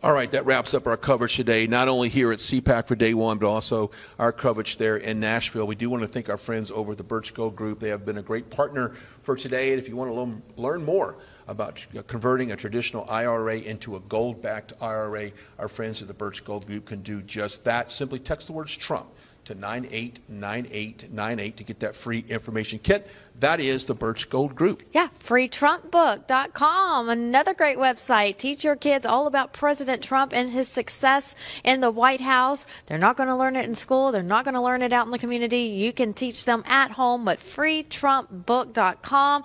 It is free. It's in the name, but also you'll just have to pay a small shipping and handling fee. But that's it, and you'll get one to your doorstep. I love that thing. I do too. Plus, our friends over at AMAC, if you're getting into retirement age, you want to get a part of an association that really stands up for your conservative values. AMAC is the company for that. The information to join is on your screen. It's affordable. There's a ton of benefits. And you know what? They do come to Washington and advocate on behalf of, God-fearing, great Americans that have stand up for our values. So go join our friends over at AMAC as well. Also, don't forget MyPillow, great company, Yes. MyPillow.com. You can always go to that, as well as Mike Lindell. Hopefully, we can have Mike Lindell on the show tomorrow. All right, we're back here probably about 8 hours from now. Yes. Here in so Vanessa Broussard or Brian Glenn saying, so long, everybody, from our nation's capital. We'll see you back here tomorrow morning. Have a good night. Okay, we thought we'd pause just for a few moments and talk to our friends over at the Birch Gold Group. Philip Patrick joining me now to talk about this ever-changing economy and what's going on in the world right now. And just recently, President Biden has issued his 2024 budget. Now, there's a lot of numbers. There's a lot of stuff to unpack.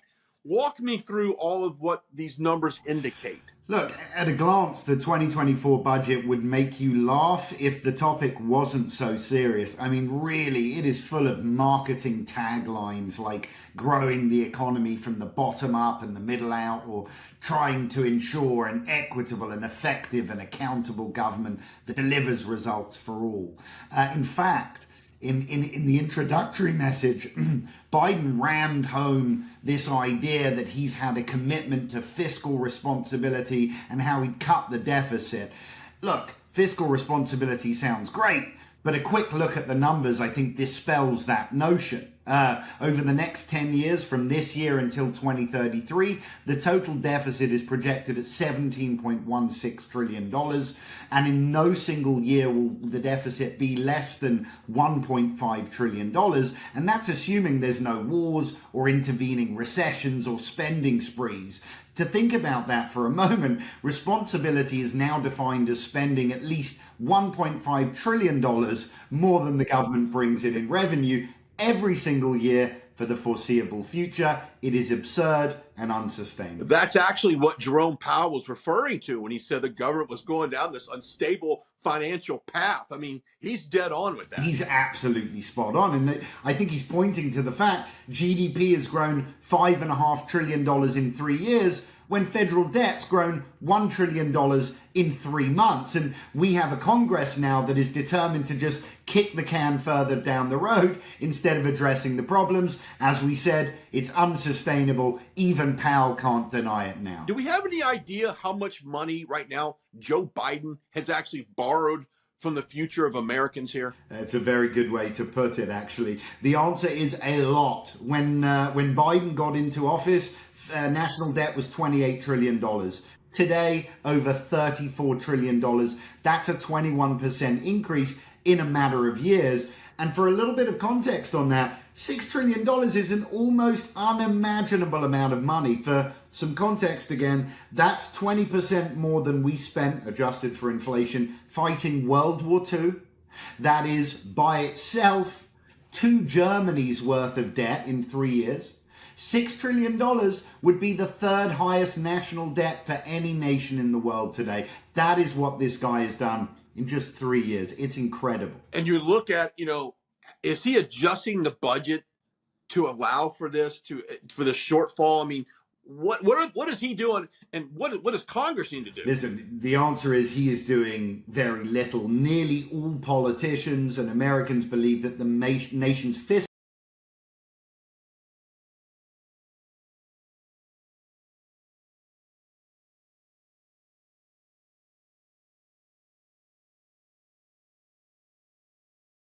What's up, guys? My name is Jaden Hurd, and I have a Christian show called Let It Be Heard, where we analyze culture and current events from a biblical perspective.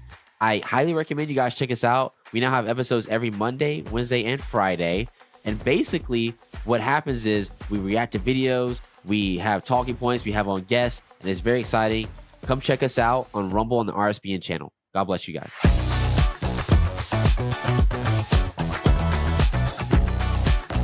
Parents and grandparents, the 2024 Kids Guide to President Trump is here, and it's free. As a bonus, your child gets a free issue of Everbright Kids Magazine and Activity Book, and a free video lesson. Order now at freetrumpbook.com. That's freetrumpbook.com. Welcome to the Right Side Broadcasting Network.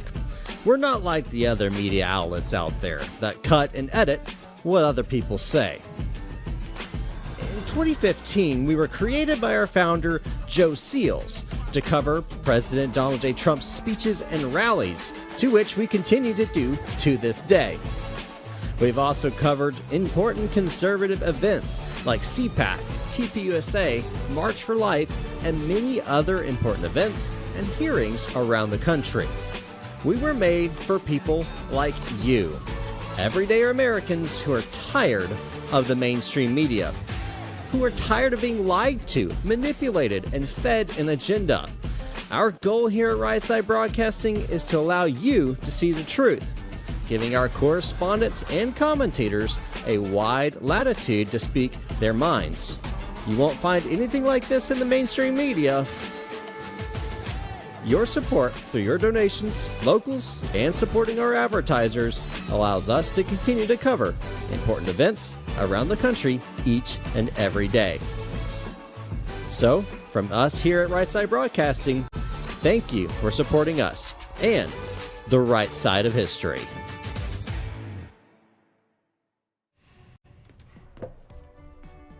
Looks like you've been sleeping well. Megan, he's back. The My Pillow guy. And you're looking good. Still feeling good. Well, just when you thought it couldn't get any better, we've got the best pillow ever, My Pillow 2.0. When I invented My Pillow, it had everything you'd ever want in a pillow. Well, now there's new technology that makes it even better. My Pillow 2.0 has my patented fill combined with a cooling fabric with temperature regulating thread. My Pillow 2.0 is truly the next generation of My Pillow. Now's the time to go to mypillow.com or call the number on your screen. Use the promo code to save 50% on your MyPillow 2.0. Not only that, for a limited time, your entire order ships absolutely free. You're sleeping even better. And cooler, too. And you're looking good. Feeling good. I knew you would. MyPillow.com